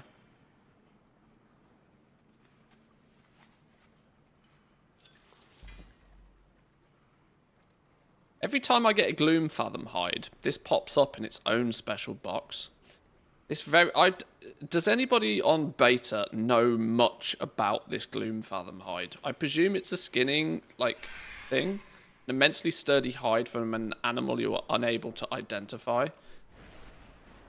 But I've looted them from treasures, and each and every time I've looted it from a treasure, it, like, pops up and highlights it as if it's something special. And I don't know...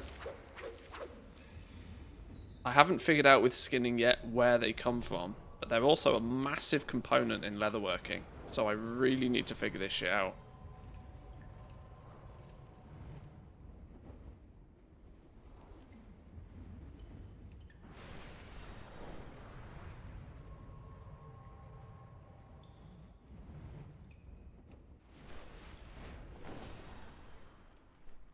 I'm out of range.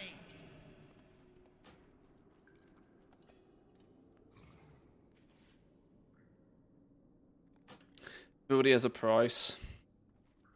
Oh, of course, yeah. Everybody has a price.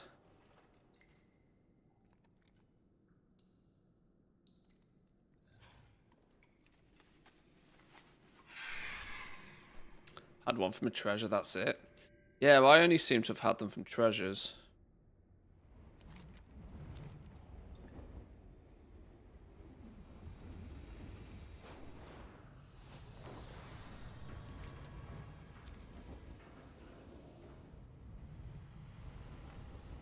But I'm assuming that there's the trick is in skinning somewhere.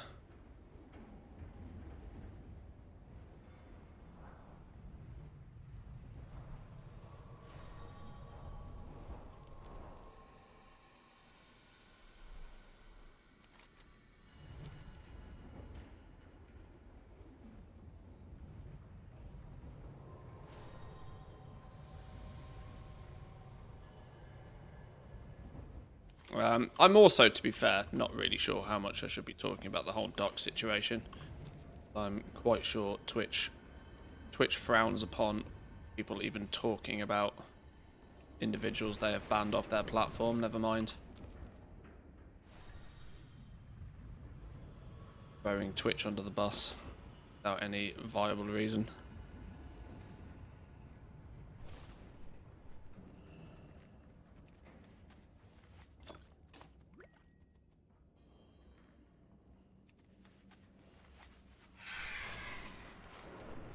I am starting to be convinced that this treasure doesn't exist, though.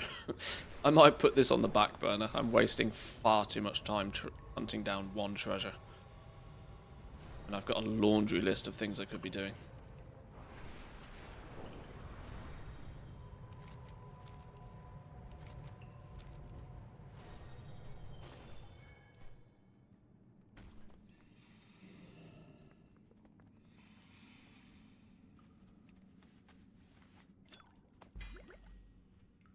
These things as well.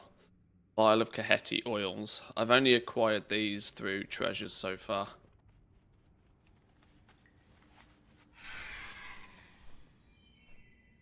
You're allowed to talk about it, but showing content is not allowed. Once again, sort of feels a little bit skirting. It feels a little bit playing with fire, honestly. I'm naturally cautious in that regard.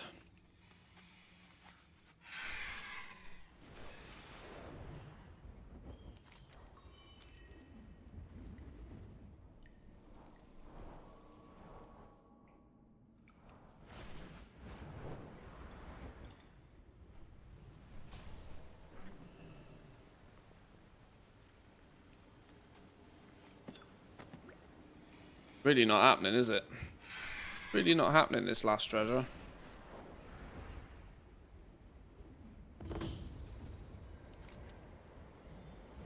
Maybe we'll just do the Delves Waterworks. We do this delve. We're here. We'll do the delve. Being on my map, I need to get it off the map, if I'm honest. Give this one a go. Now, technically, I should be doing tier 3, shouldn't I?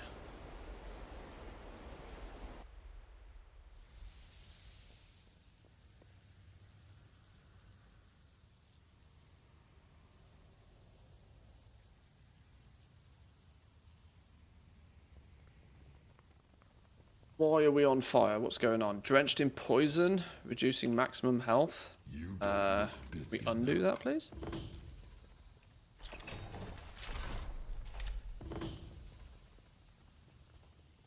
I don't even think I've leveled Bran up very much. Oh, he's had his things reset. We'll go healer. Starters. During combat, does a thing. Spells and abilities have a chance to weaken enemies, increasing critical strike chance by 20%. Sounds pretty good.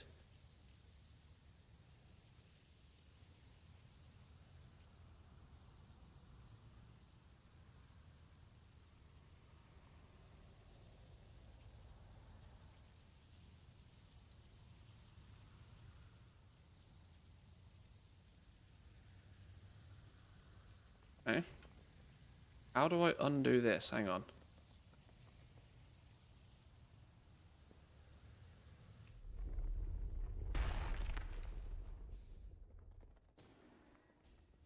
Careful!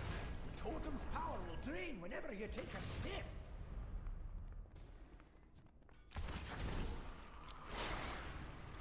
Stomp shoe near kobold corpses. Okay.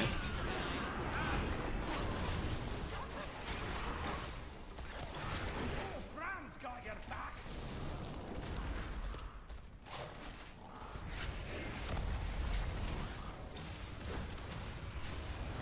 Okay, pet's dead. That's a good start, isn't it?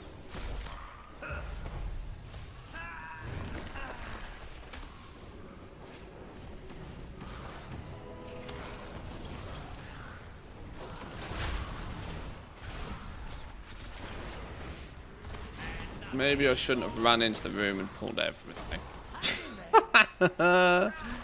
Bran saved my ass. Pet do pet things. Okay, maybe let's not pull the entire room.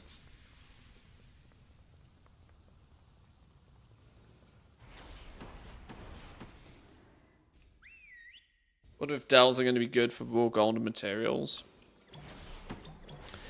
Never is raw gold particularly lucrative. And any time it is lucrative, Blizzard go pretty far out of their way to squish it. So I would suspect probably not, unless there is something early that is exploitable that sort of doesn't get caught in the net of like bug fixes and stuff.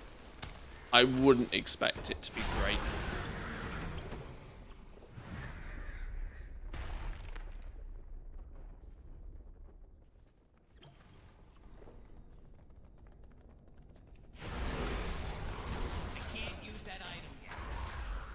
Wow, he literally one-shot my pet. Okay.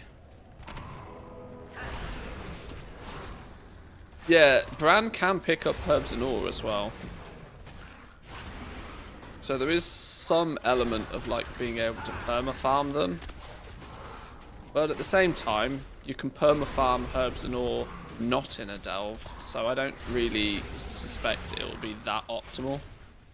It'll just be whilst you are doing a delve, you'll still be able to get some in.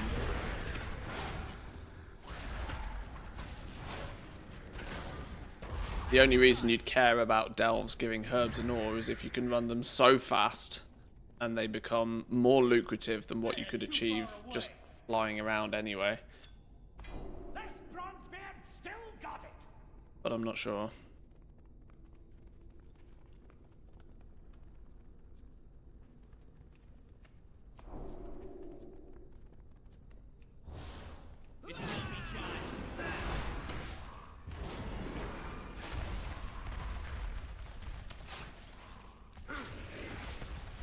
Yeah, I guess there's the fun aspect. If delves become something that are quite enjoyable content just to run, then maybe it takes the monotony out of regular farming.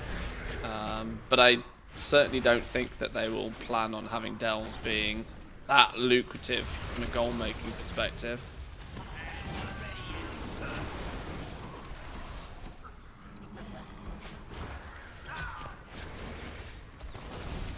And like I said, if they do end up being in some way, I would put it pretty high on their priority list of things to squish.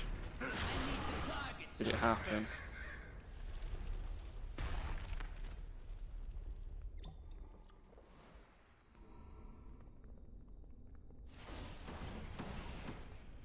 I'm running out of candle juice.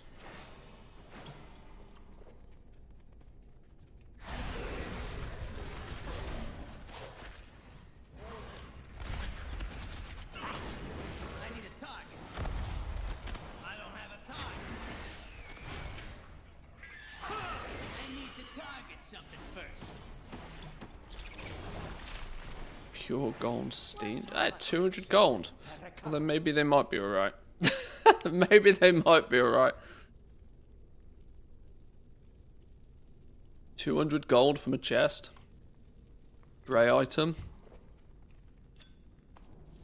No different to do the world quest these days. Oh, I need another totem. I'm gonna be stuck in the dark in a minute. Keeps us safe from the poison. Hold on to it.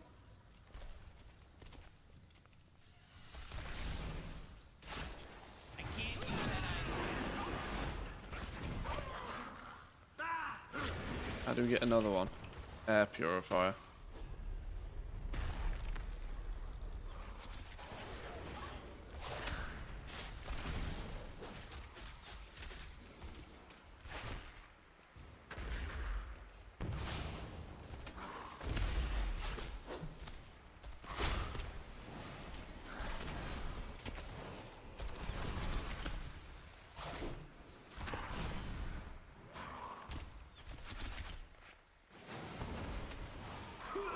Dead again.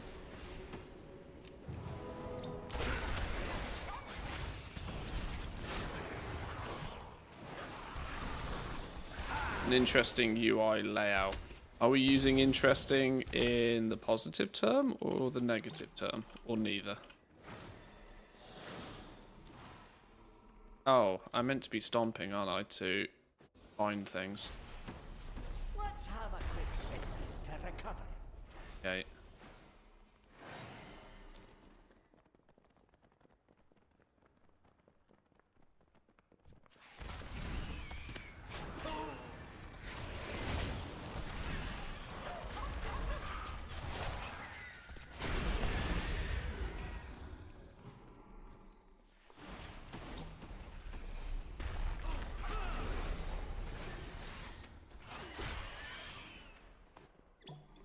I've used this layout for ages. Which actually now means anytime I don't have the mini-map at the bottom in the middle of my screen, like, default UI having the mini-map way up in the corner, just like, I've lost all brain power to look in the top corner for a map.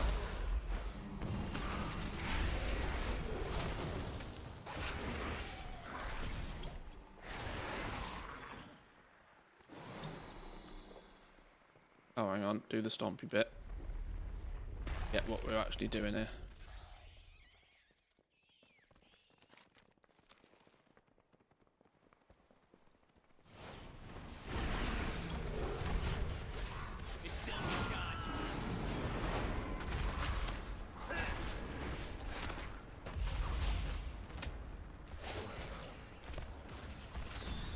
Well, the default Blizzard UI is historically terrible in terms of like layout. The logic of pushing everything to the outside edges of your screen is just objectively bad, because depending on obviously the size of your screen, that is, the screen is like here, then yeah, it doesn't make much difference. But like your peripheral vision means that you see kind of this square in the middle. Anything outside of that you have to actively choose to look at.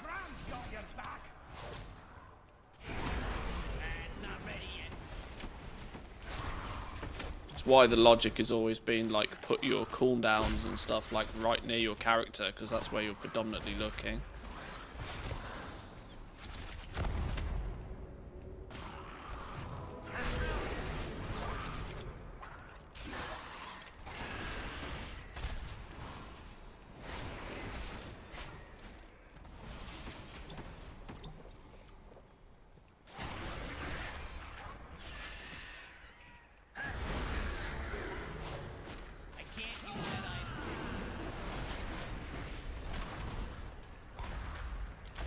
Right, these are just bats. These are not going to give me lost gears, are they? Oh no, these are kobolds as well. Muscle memory of where to look. You know what I mean. I guess it's muscle memory. Your eyes have muscles. You do it without thinking, it's the same concept.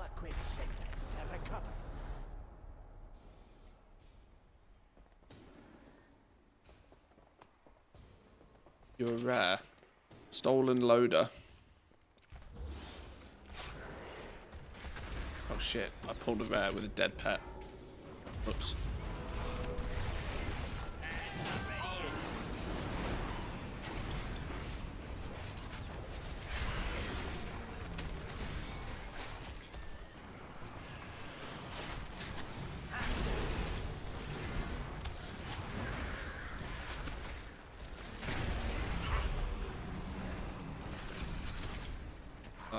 I seem to be pulling more. This wasn't the plan.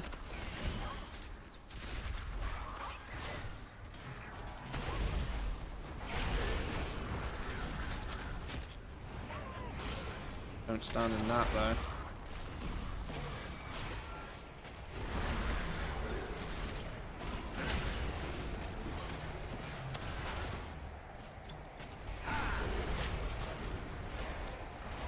Ah, we got this. Down he goes. Beautiful.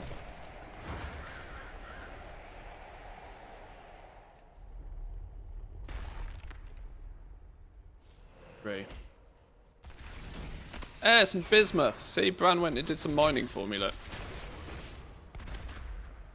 Even without mining and herbalism.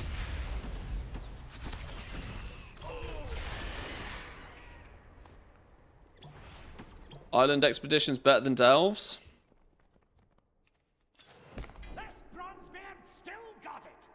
I've not tested Delves sufficiently enough to really have drawn a final conclusion. But I kind of already half agree with you on that. I don't know. I'm hoping that Delves really open up. But I've not even gone as far as doing each Delve once yet. So, like, I don't really feel I've tested them dominantly. Nor do I have gear to have done them at, like, the higher levels.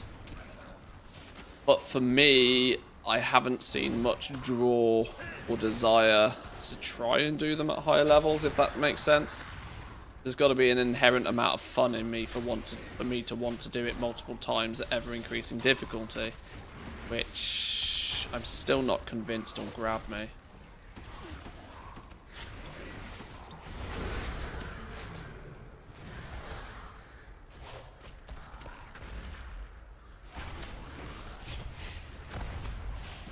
They kind of, like, I get follower dungeon vibes from Delves in terms of the fact that they're a way to do something, but they certainly don't feel like an optimal way of doing something.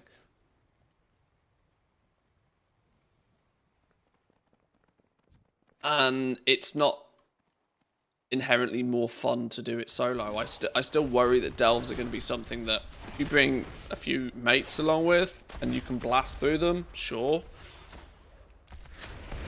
But I'm still not sold on them.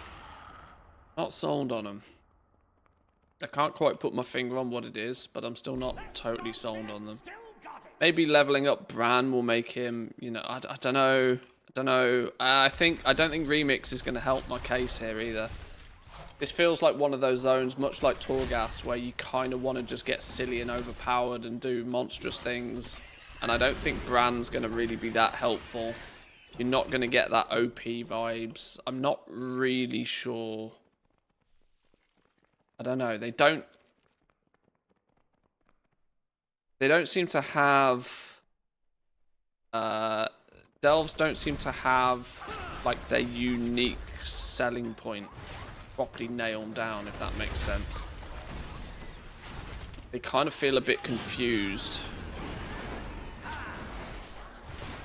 It's like it's trying to be a bit of a dungeon. It's trying to be a bit of a solo dungeon. It's a little bit like Torghast. You can occasionally get powers, but you don't get powers often enough for you to really care. Kind of like it doesn't quite... They've got a bit of an identity crisis to them.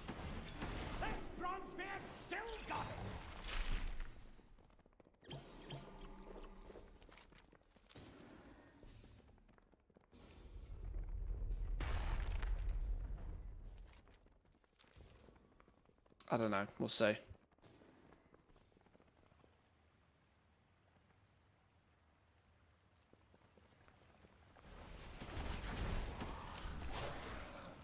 not ready yet.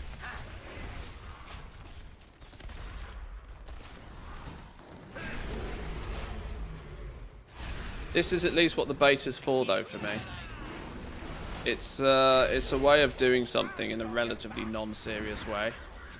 That if I deem it something that's not for me, then once the game truly goes live and I'm doing it on actual characters, I can choose to not care about it if I don't want to care about it. I've had a pretty strict rule for a long time now that I don't do content in the game unless I find it fun. A lot of people will grind their ass through content for some arbitrary reward. I've long since given up on that design. If I don't find something fun, I just won't do it. Especially if the reward is gear. Because gear comes and goes anyway. Here's your take of the spoils.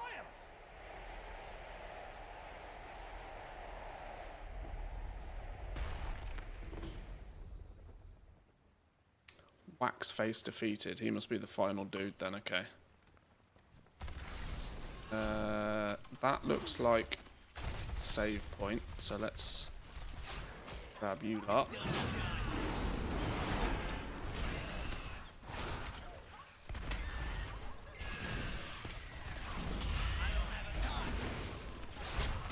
I can't really remember what the hype was like for island expeditions.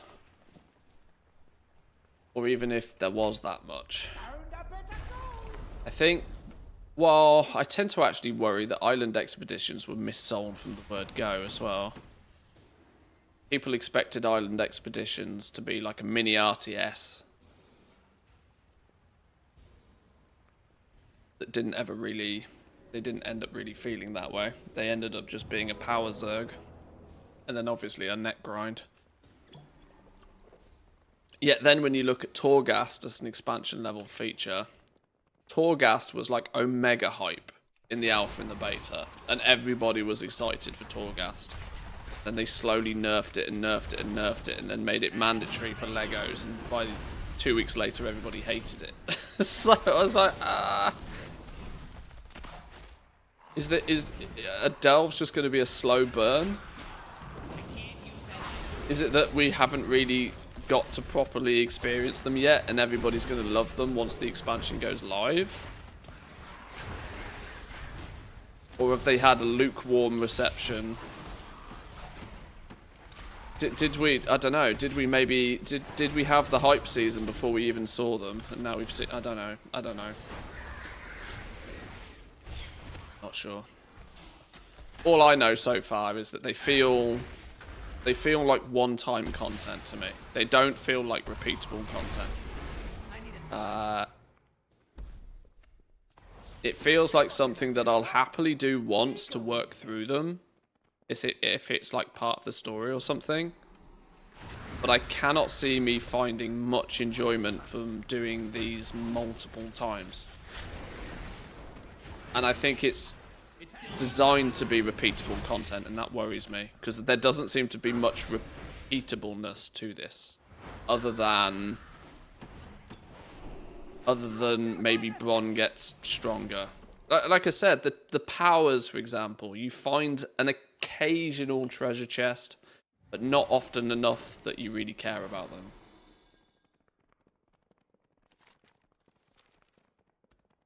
I don't know how I'm going to feel about doing delves 6 months into the expansion once they're on like a bit of a weekly rotation. Like, okay, I need to do 5 delves every week or something. I don't know. I'm not sure.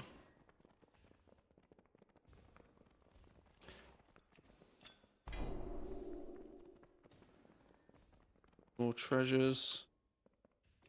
Pets alive. No cooldowns, mind, but we'll go anyway.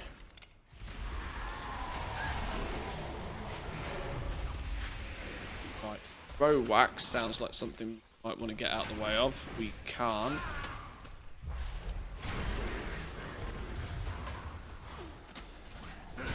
Oh, actually thinking about this, this is one where we don't want to do that much, do we? Oh, we want to get out of that though.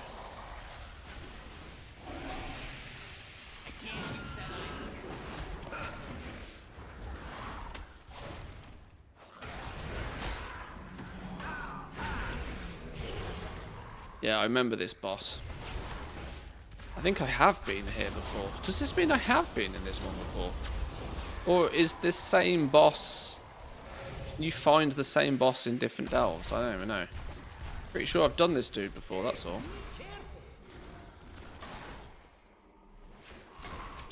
Get off my ass.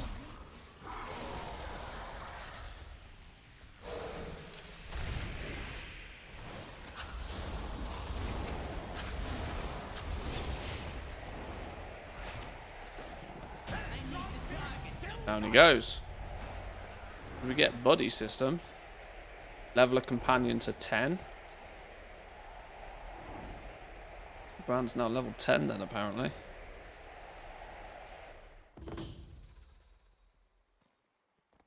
The only interesting thing about delves could be the level 13. We'll have to see. We'll have to see. I'm really not sure. Oh, did he do some fishing as well? He did. He threw me a fish.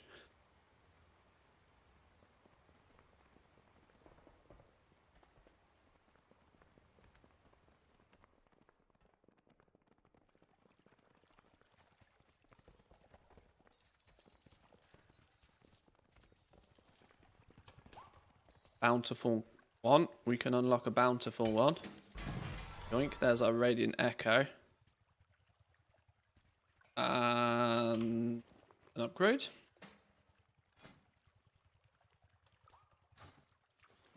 I need to get close.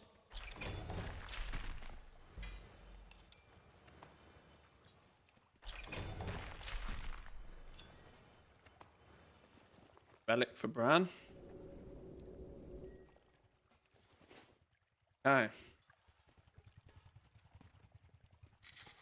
Right, quick break for 2 minutes, boys and girls, and then we'll continue on.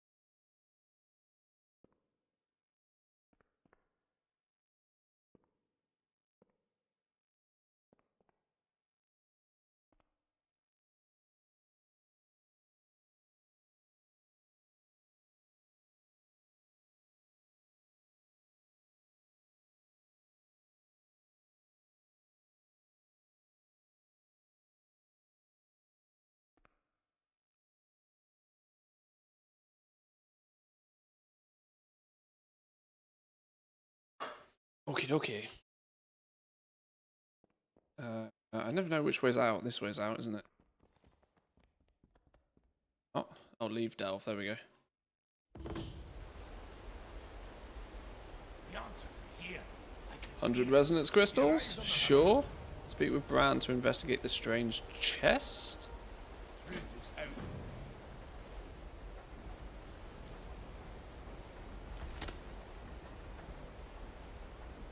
What's going on here?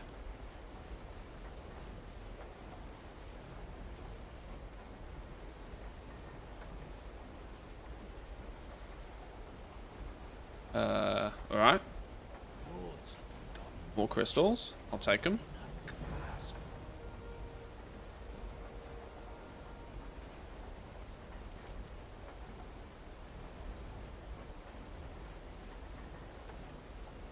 Yeah, the fact that there seems to be strong incentive for you to, like, repeatedly run these delves. And so much so that you might really want to, because they're limiting the amount of keys and chests that you're going to be able to open. Kind of follow me skeptical about this. That's really putting a lot of emphasis on you wanting to do it. if you were going to first have to farm keys to be able to open the damn chests in the things. No. I can be a bit of a negative Nancy about this sort of stuff sometimes, though. I'm almost too cynical.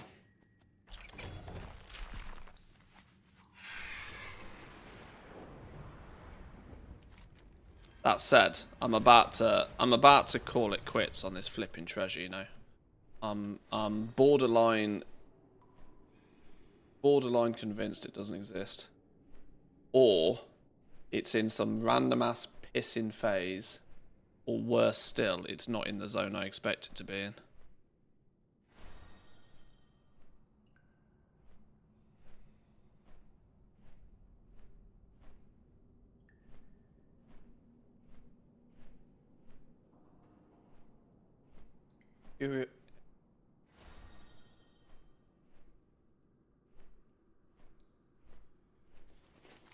Maybe I'll hunt this down. You know what I haven't done today? It's Monday, and we haven't had a little bit of a look at the WoW economy report for the week. I feel bad. No, that's not the right one. Hang on. Where's that one? That's a good start.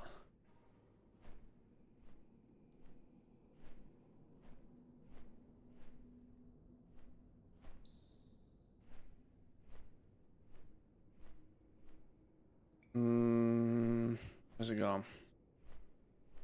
Yeah, here we go. Have a little look at this. Samadan puts this little report together for us most weeks. What do we got this week? Planning professions for alt armies, some NPC work orders, some early flipping strategy for the war within, and what's next after Cataclysm. Now's the perfect time to be building alt armies with Remix and the new warband system. Alts are going to be even more favor, but how do you plan professions for all of your characters? One of everything, and then whatever the hell is flavor of the month. Remix makes leveling so easy. I'm rolling characters on the new realm. That said, I'd like to have every profession on at least one character, but maybe additional tailoring alchemy for transmutes. In terms of who gets what for transmog, maybe, or racials, or whatever, does it matter who gets what? How would you set it up? For example, would your druid get herbing mining, and your plate wearing get blacksmithing or something else? Cloth wearing, tailoring, etc, etc. It doesn't matter anymore. My take on this is it just doesn't matter anymore. It really doesn't matter anymore. You can pick up practically any profession on any character. It really doesn't make a blind bit of difference. The only thing I would highly recommend more than anything else is pick up one of every profession before you start doubling up on anything. There's certainly some sense in being able to craft armor for your class. There are certain class profession combos that just feel like they fit when it comes to professions. Racial bonuses play a much larger role. Oh no, don't tell everybody that racials play a big role. They're desperately trying to minimize this. Pairing is less important than it used to be, especially with warbands coming up. The race will be much more important, just like it is now. Herbing and mining, you'd ideally want Drakthir for the perception buff. High Mountain, Tauren mining, and Tauren herbalism are options thanks to deafness increase. But ideally you want as much perception procs as possible. It's likely Drakthir will be able to play new classes soon-ish, maybe in pre-patch.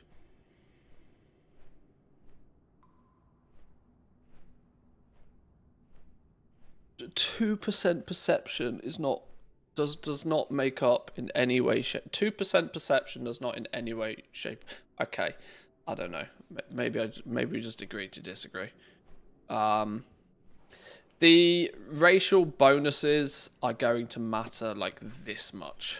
Like practically nothing, because the end game way that you're going to deal with this, the end game way of dealing with this is that you will be able to guarantee shit at quality 3, but it will need quality 3 materials. Quality 3 materials are likely to be quite a bit much more expensive Even if they're only slightly more expensive is still more expensive.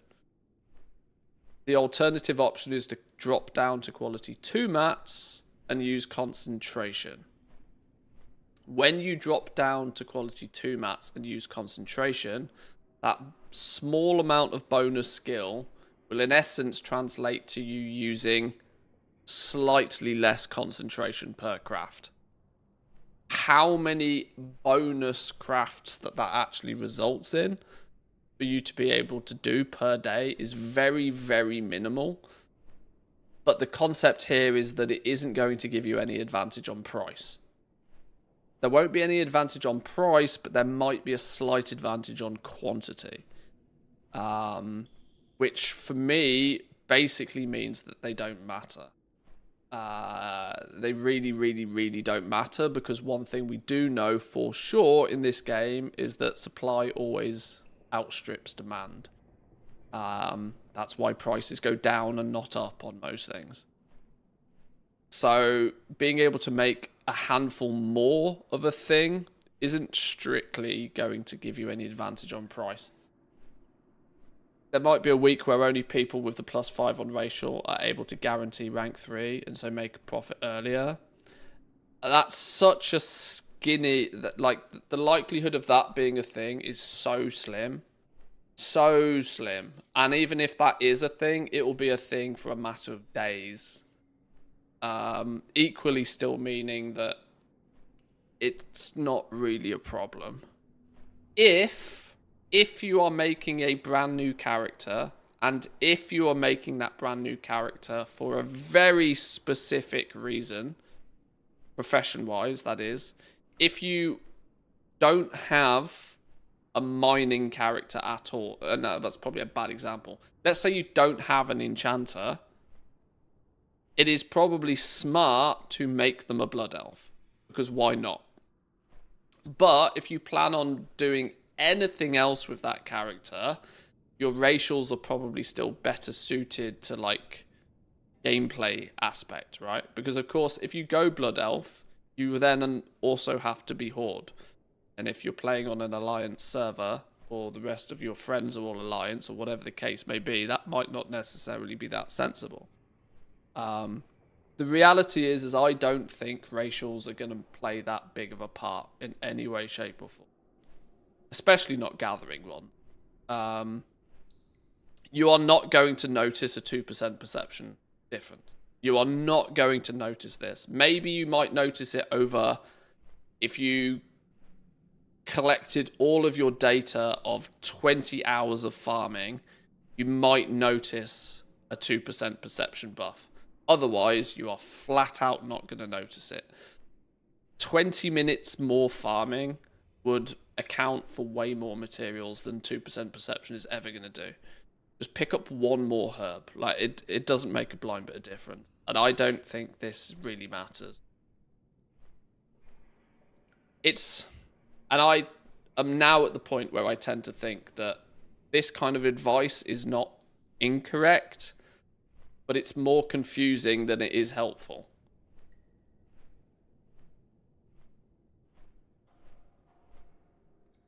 While this is the absolute optimal min-maxi approach, I don't think it's really that helpful to consider anymore.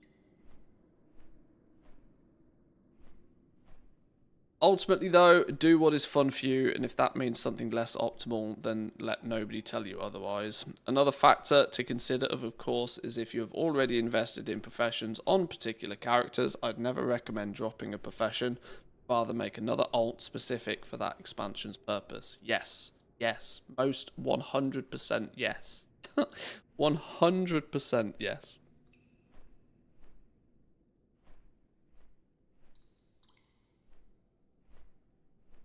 I obviously kind of took a detour onto the racials there a little bit, but obviously the main focus here is planning for your alt armies.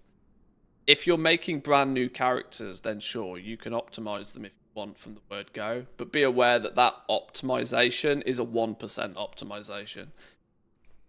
It's nothing that's going to be noticeable long term, really, I don't think, for players.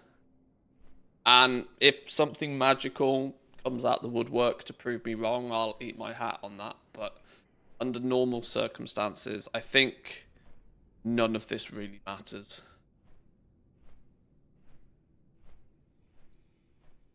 When talk about alt armies the way people do now, you're really just talking like 12 characters. They log in, press tailoring and alchemy cooldowns for the entire expansion. Myself, I'm more like you. I like having every profession. Does the class really matter? I don't think so, really. It's nice to be able to make your own gear with your own armor class, but you might not even want to set up all gear crafters immediately. When it comes to herbing mining, druids don't have the advantage they once did either. They're adding the ability to make your flight form into skyriding. Either way, you're basically on the same page via a mounted flight form gathering. Have to grab knowledge point talent to do it. Now, Dragonflight did throw as a curveball with races because extra skill points worked in our favor with the hidden skill value. Yeah, it's gone. Ignore it. Like, it's gone. Now in the War Within, with them making the item contribution of skill 40% instead of 20%, I think it's likely even less of a big deal. But you could, in theory, go through, look at the races, and pick out some that matter. Okay, the TLDR to all of this is, yeah, it doesn't really matter. It genuinely doesn't. If you're making a brand new character today, then sure, put the right racial on it. But don't worry about it, otherwise it won't matter. NPC work orders came in last week, or at least to test last week. One of the difficult stumbling blocks in Dragonflight was the distinct lack of work orders in order to be able to progress a profession to max level. One proposed solution being implemented is NPC work orders, specific to your character, with a range of potential recipes to choose from. Samadan's nicely highlighted my little first view of these last week. The TLDR to this is I still think they're a little bit broken, and I don't think they really solve anything. I'm not convinced they solve any problems right now. I don't really understand in their current form why they even exist. Because if you look at it from the problem of being able to skill from skill 50 to 100 needing work orders, it doesn't really fix that. Or it does, it just gives you a random chance to fix that. It might fix that, it might not.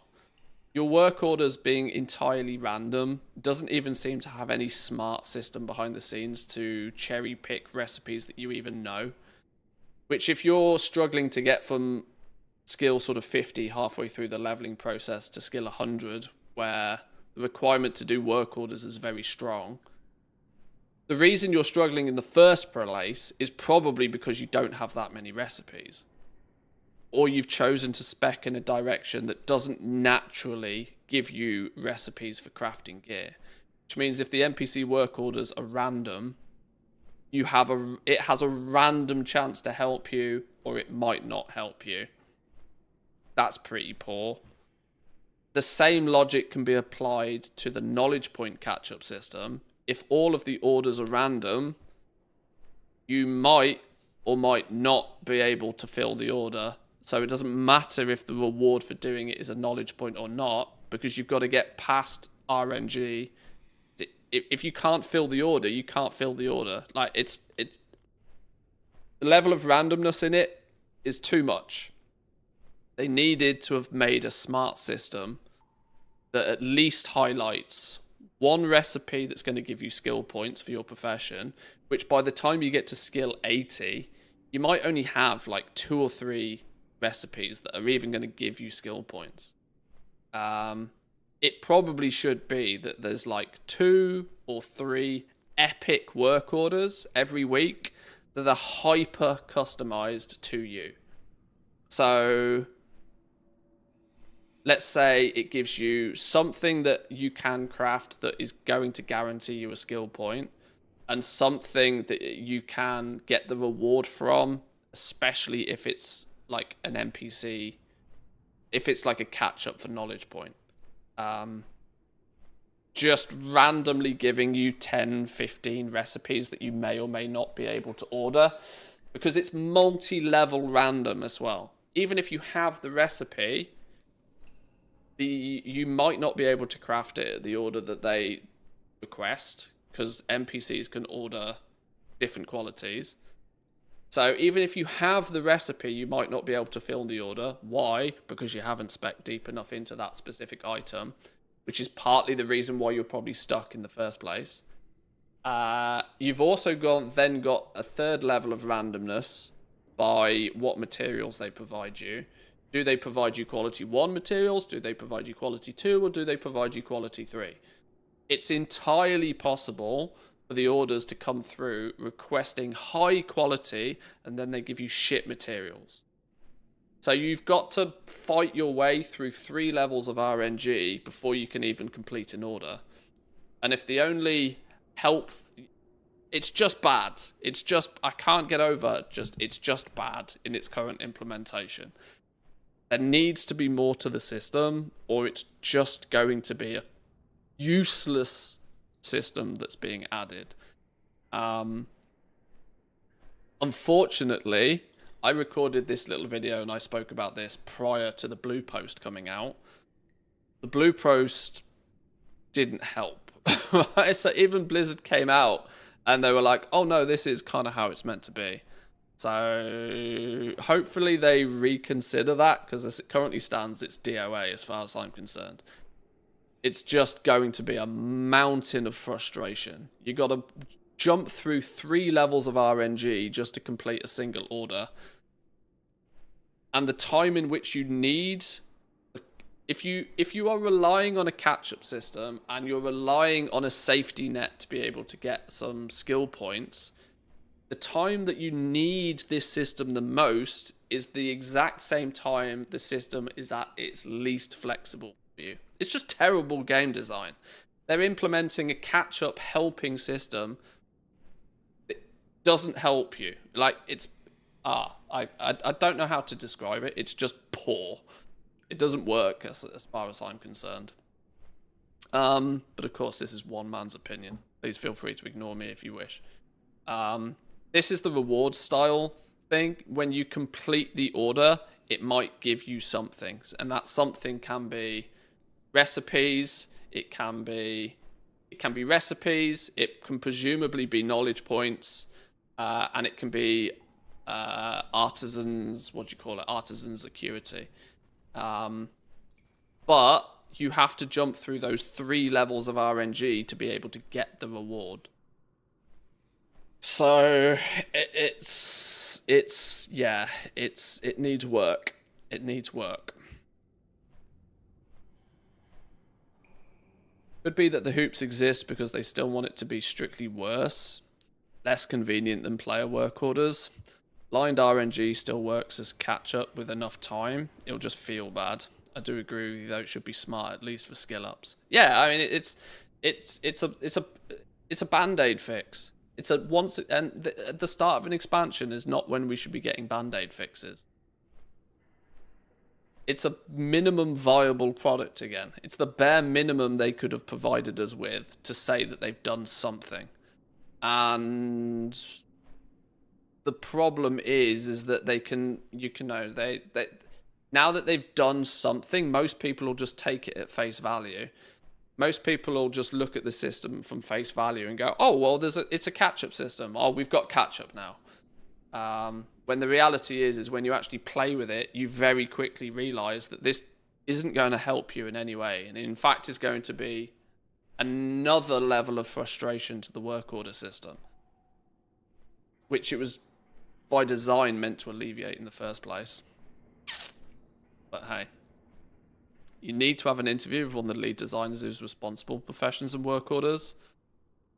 I'm throwing my money on the screen. Please make it happen.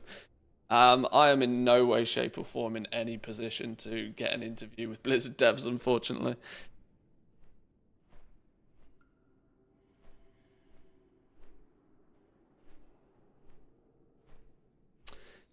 Might create a situation where you have multiple of the same profession characters just to gain the RNG. Oh, I know. It's in its current form, it's just bad. If they leave it the way it is, it'll just be bad, and it'll be another flop. But here's to hope that they do summon. It's my only saving grace is that it's clearly very buggy right now. Which, if it's clearly very buggy, at least gives me some confidence that this is just an early version of it, and that there is a version of it coming that is more smoothed out, more polished. At least I know categorically this cannot be the final form.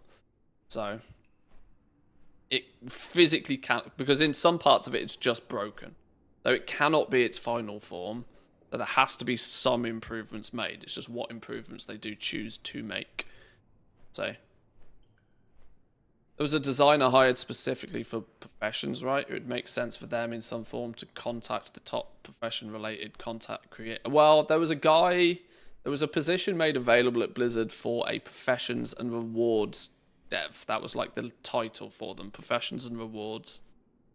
They were somewhat, I wouldn't say they were public-facing, but they popped up occasionally on forums a couple of times, until one time they made an absolutely horrendous cock-up on a blue post.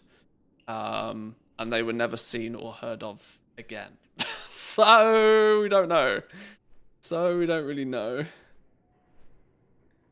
Whether they're, whether they just decided to take a step back from the public limelight, or whether they were moved on to something else, or who knows. Plus, there's so much that goes into the professions now. I doubt it's even a... I would suspect it's a small team that works on these now. There's just far too much to do for it to be in the hands of one person.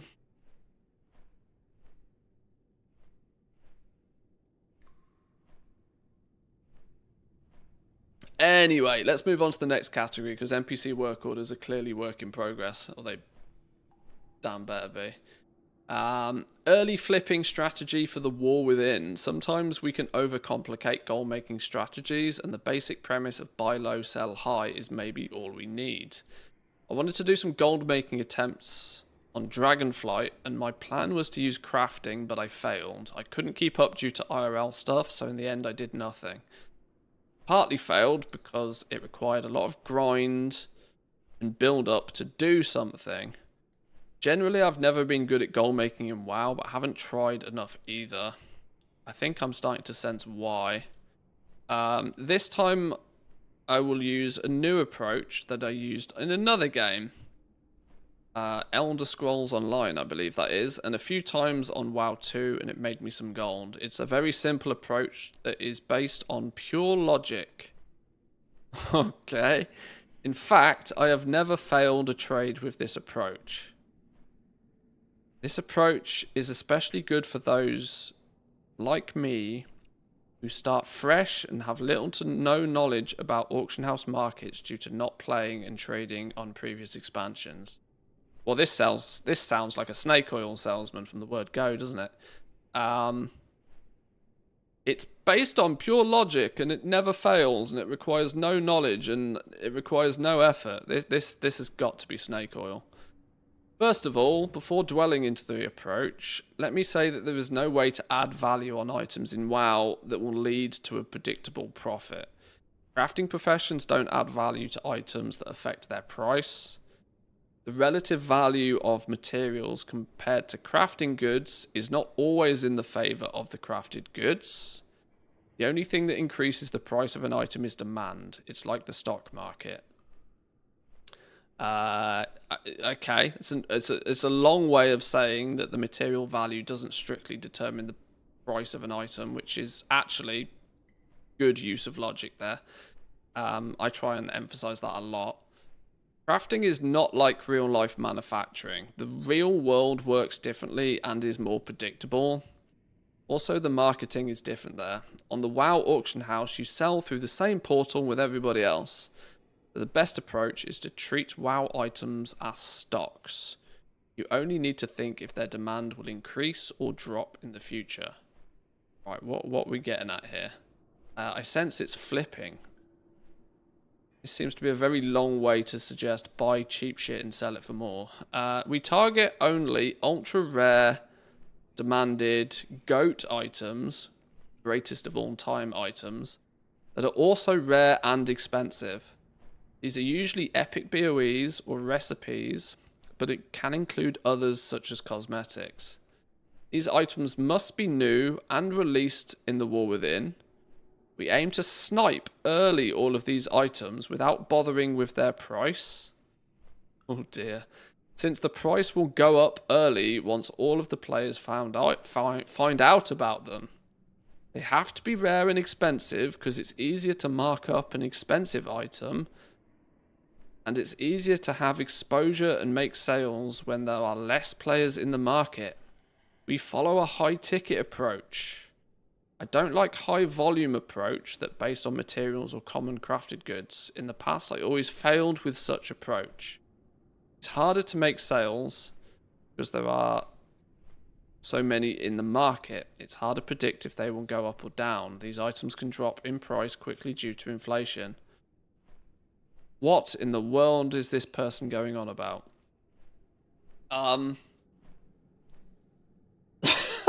What? Okay. This sounds like a pitch for some investment scam on the internet. This sounds like a flipping... Did Boogie2988 write this? Make a list with every strong item of the new expansion. Not sure if this info is already available due to data mining. Just snipe them with TSM and list them for a markup. You can experiment in different ranges of prices until you find the best one. You want to start big and then drop from there. Of course, such approach will only work best early in the expansion, but then again, every market is at its best during the start of a major event, not when it ends. This is true for almost every item-based market out there. Few markets sustain their value, and predictably throughout the event, these markets are usually service-based markets. So no more weird guides, no more strange transmog or old school items, no more special niche, no more alt or craft build-ups, no more searching and testing for gold mine items that don't exist. This approach is fast and effective. It couldn't be simpler. It can act as a guide in the chaotic world of the WoW auction house market. Samadan did not read this and think this is sensible. No way. Pyramid scheme incoming. The only thing we care about is demand, and we can easily estimate this just by looking at an item. So once we do that, we just buy the item. It's the best thing we can do. There are simply no other parameters that we can use to predict the profitability of an item. This is so bad. It's that bad. It's clear it's not even wrote by AI. Because at least AI makes sense most of the time. Oh Lord, what have I just read? What have I just read? The TLDR is all of that. Of all of that, is buy cheap shit and then try and sell it for more. While this sounds simple on paper, it requires knowledge of the items that are likely to be in demand and what their real price is worth. It has quite a high degree of risk and requires significant capital that you are willing to lose if a trade doesn't work out. It will be a highly competitive market and also one that's ripe for cross-realm trading. One thing it does have advantage over other goal-making methods is time. It doesn't require a lot of upfront time other than research, time to build capital beforehand. I would certainly be interested in how this strategy works out. Samadan has been aggressively generous. Because this, I'm here to tell you right now, this is ludicrous. This is like the most ridiculous snake oil sales pitch that didn't go anywhere. Oh God.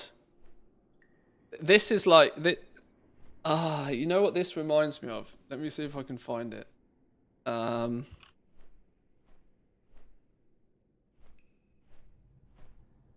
me see if I can find this right quick.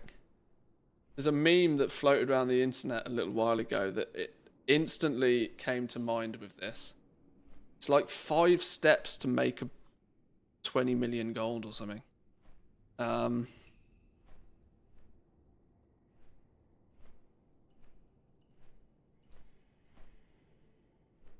There was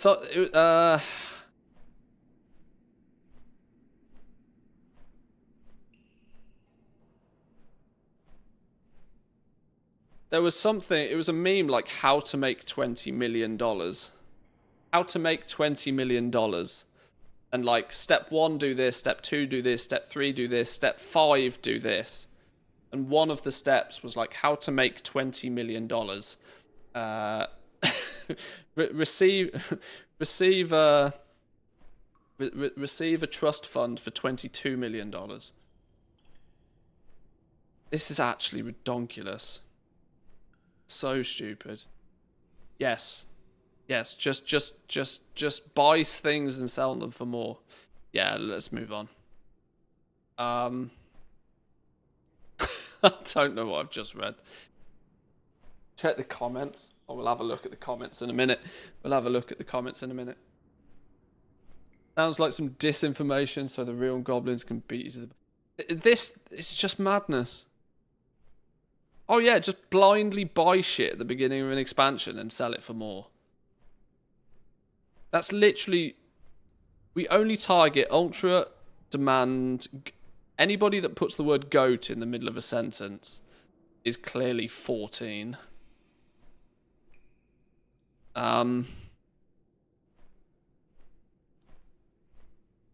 We aim to snipe all these early items without bothering about their price. Since the price will go up. No, it fucking won't. No, it won't. I bet this guy has a lot of NFTs. Yeah, absolutely. Please ignore all of this. Please ignore all of it. Sure. Saw this post on the subreddit a few days ago. It's insanity. Yeah, it's madness. Interesting approach, but I think the real world and WoW economy have more in common than you think. The biggest difference is the fluidity of markets. Blizzard has an inherently bad system that turns every transaction, whether a craft order or auction house, into a PvP match. With crafting orders, it's fighting to get to the orders to have the skill to fulfill them.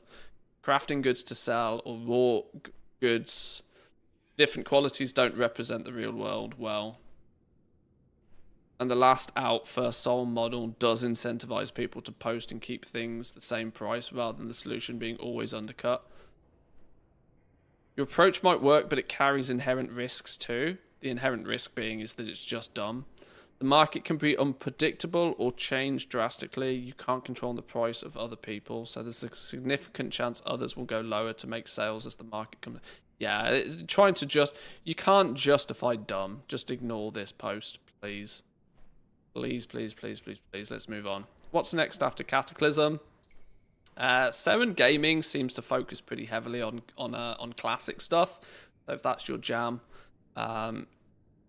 check them out. They seem to have pretty regular videos. Classic's not my jam personally, but I've been there, done that. Oh, and then further reading. Oh, okay. Oh, I don't know if I want to check the comments, you know. Main point would be to set up work orders with your warband. I've not heard about that, but I hope it might come at a later date. You can already do this. You just send your own... You can send your alts work orders.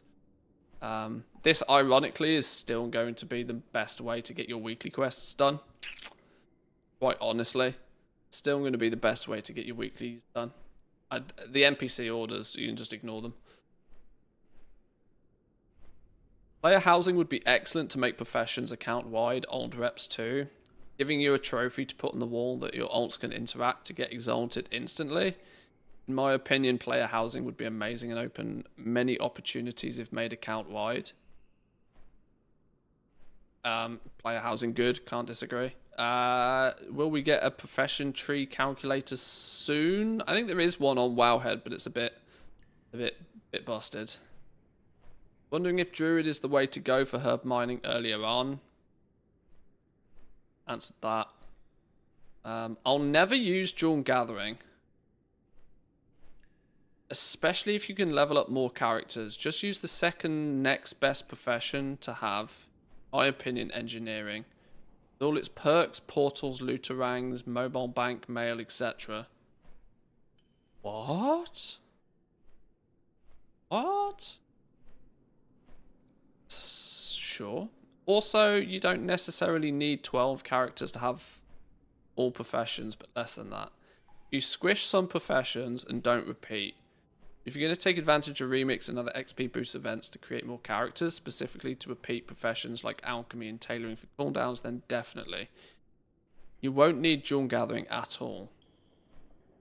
Taurens can have their herbalism. High Mountain Taurens their mining. The first profession can go to the race class combination.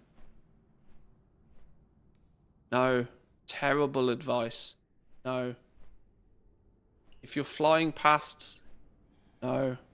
Why do I read these every time?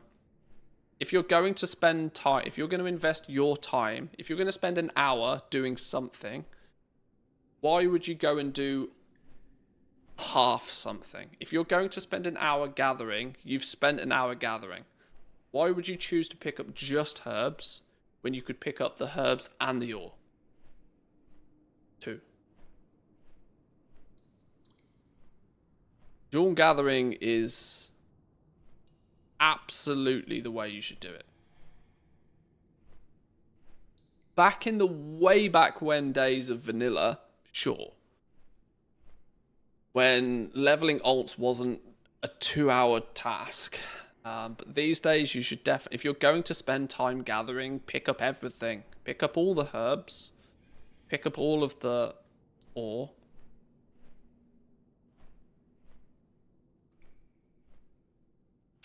I would prefer to be able to mass gather herbs and ores at the same time rather than to have to go back out on another character. Yes! Exactly. I don't mind that if it makes it a little bit less efficient. I like to be self-sufficient when I play MMOs, so I will not purchase materials I can easily gather myself. Because you farm them, they're free, right? My current plan is to run a main character and 3 alts to cover most of the crafting professions. I'll also most likely have a double gatherer to provide materials to other characters. Oh.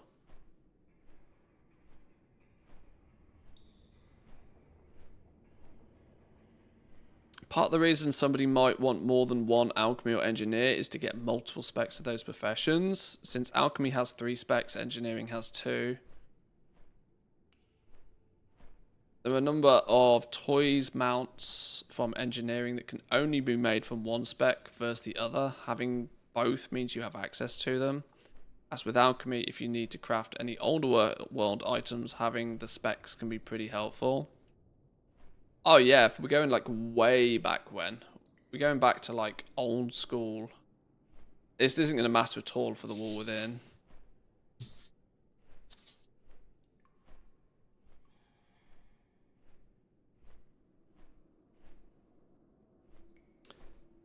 For the main character, I'm using alchemy and herbalism as a fixed combo.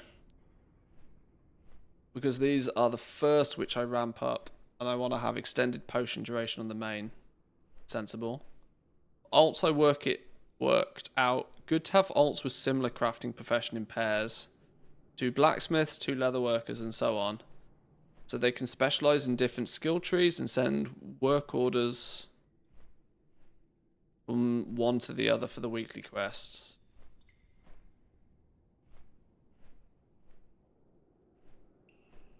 Cool. Okay. Yeah, okay. So this week's little report, the TLDR is Alt Army's good. Alt Army's good. NPC work orders in their current implementation bad. And if you want to join a pyramid scheme, Important Dog 9551 has you covered. Nice. And Seren Gaming has some advice on Cataclysm. Got it. Roger that. Okay. That was why do I read comments? I don't know why I do it to myself. I honestly don't.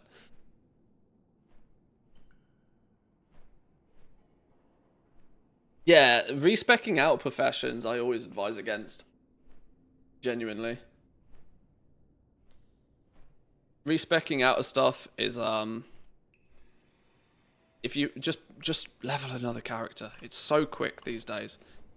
Honestly, it's so quick.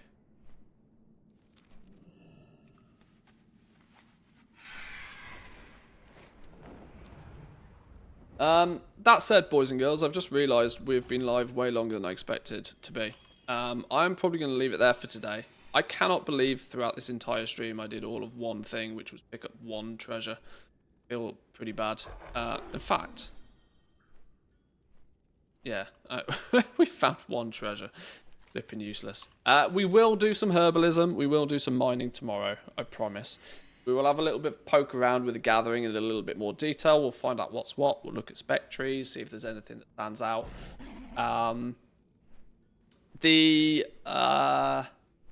The next few days, the streams are going to be a little bit shorter, as I have a lot of IRL stuff I'm doing at the moment that I need to throw some time at. Plus, I'm also working pretty frantically on getting my my Goblin Guide to the War Within finished, or at least not finished, but in like shareable stage. It's close. It's close. There's a few more things I need to do. I need to finish up a few bits and pieces, but I'm like weaving this in between, and I don't want to sit here on stream just writing out a guide, as I don't think that's useful to anybody.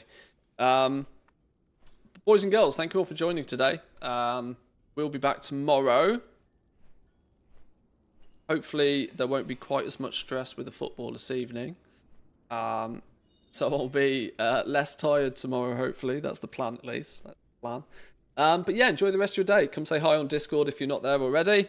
Remember to hit those follow buttons. Remember to hit those subscribe buttons. Thank you, Team YouTube. Thank you, Team Twitch. I'll see you all next time. Peace.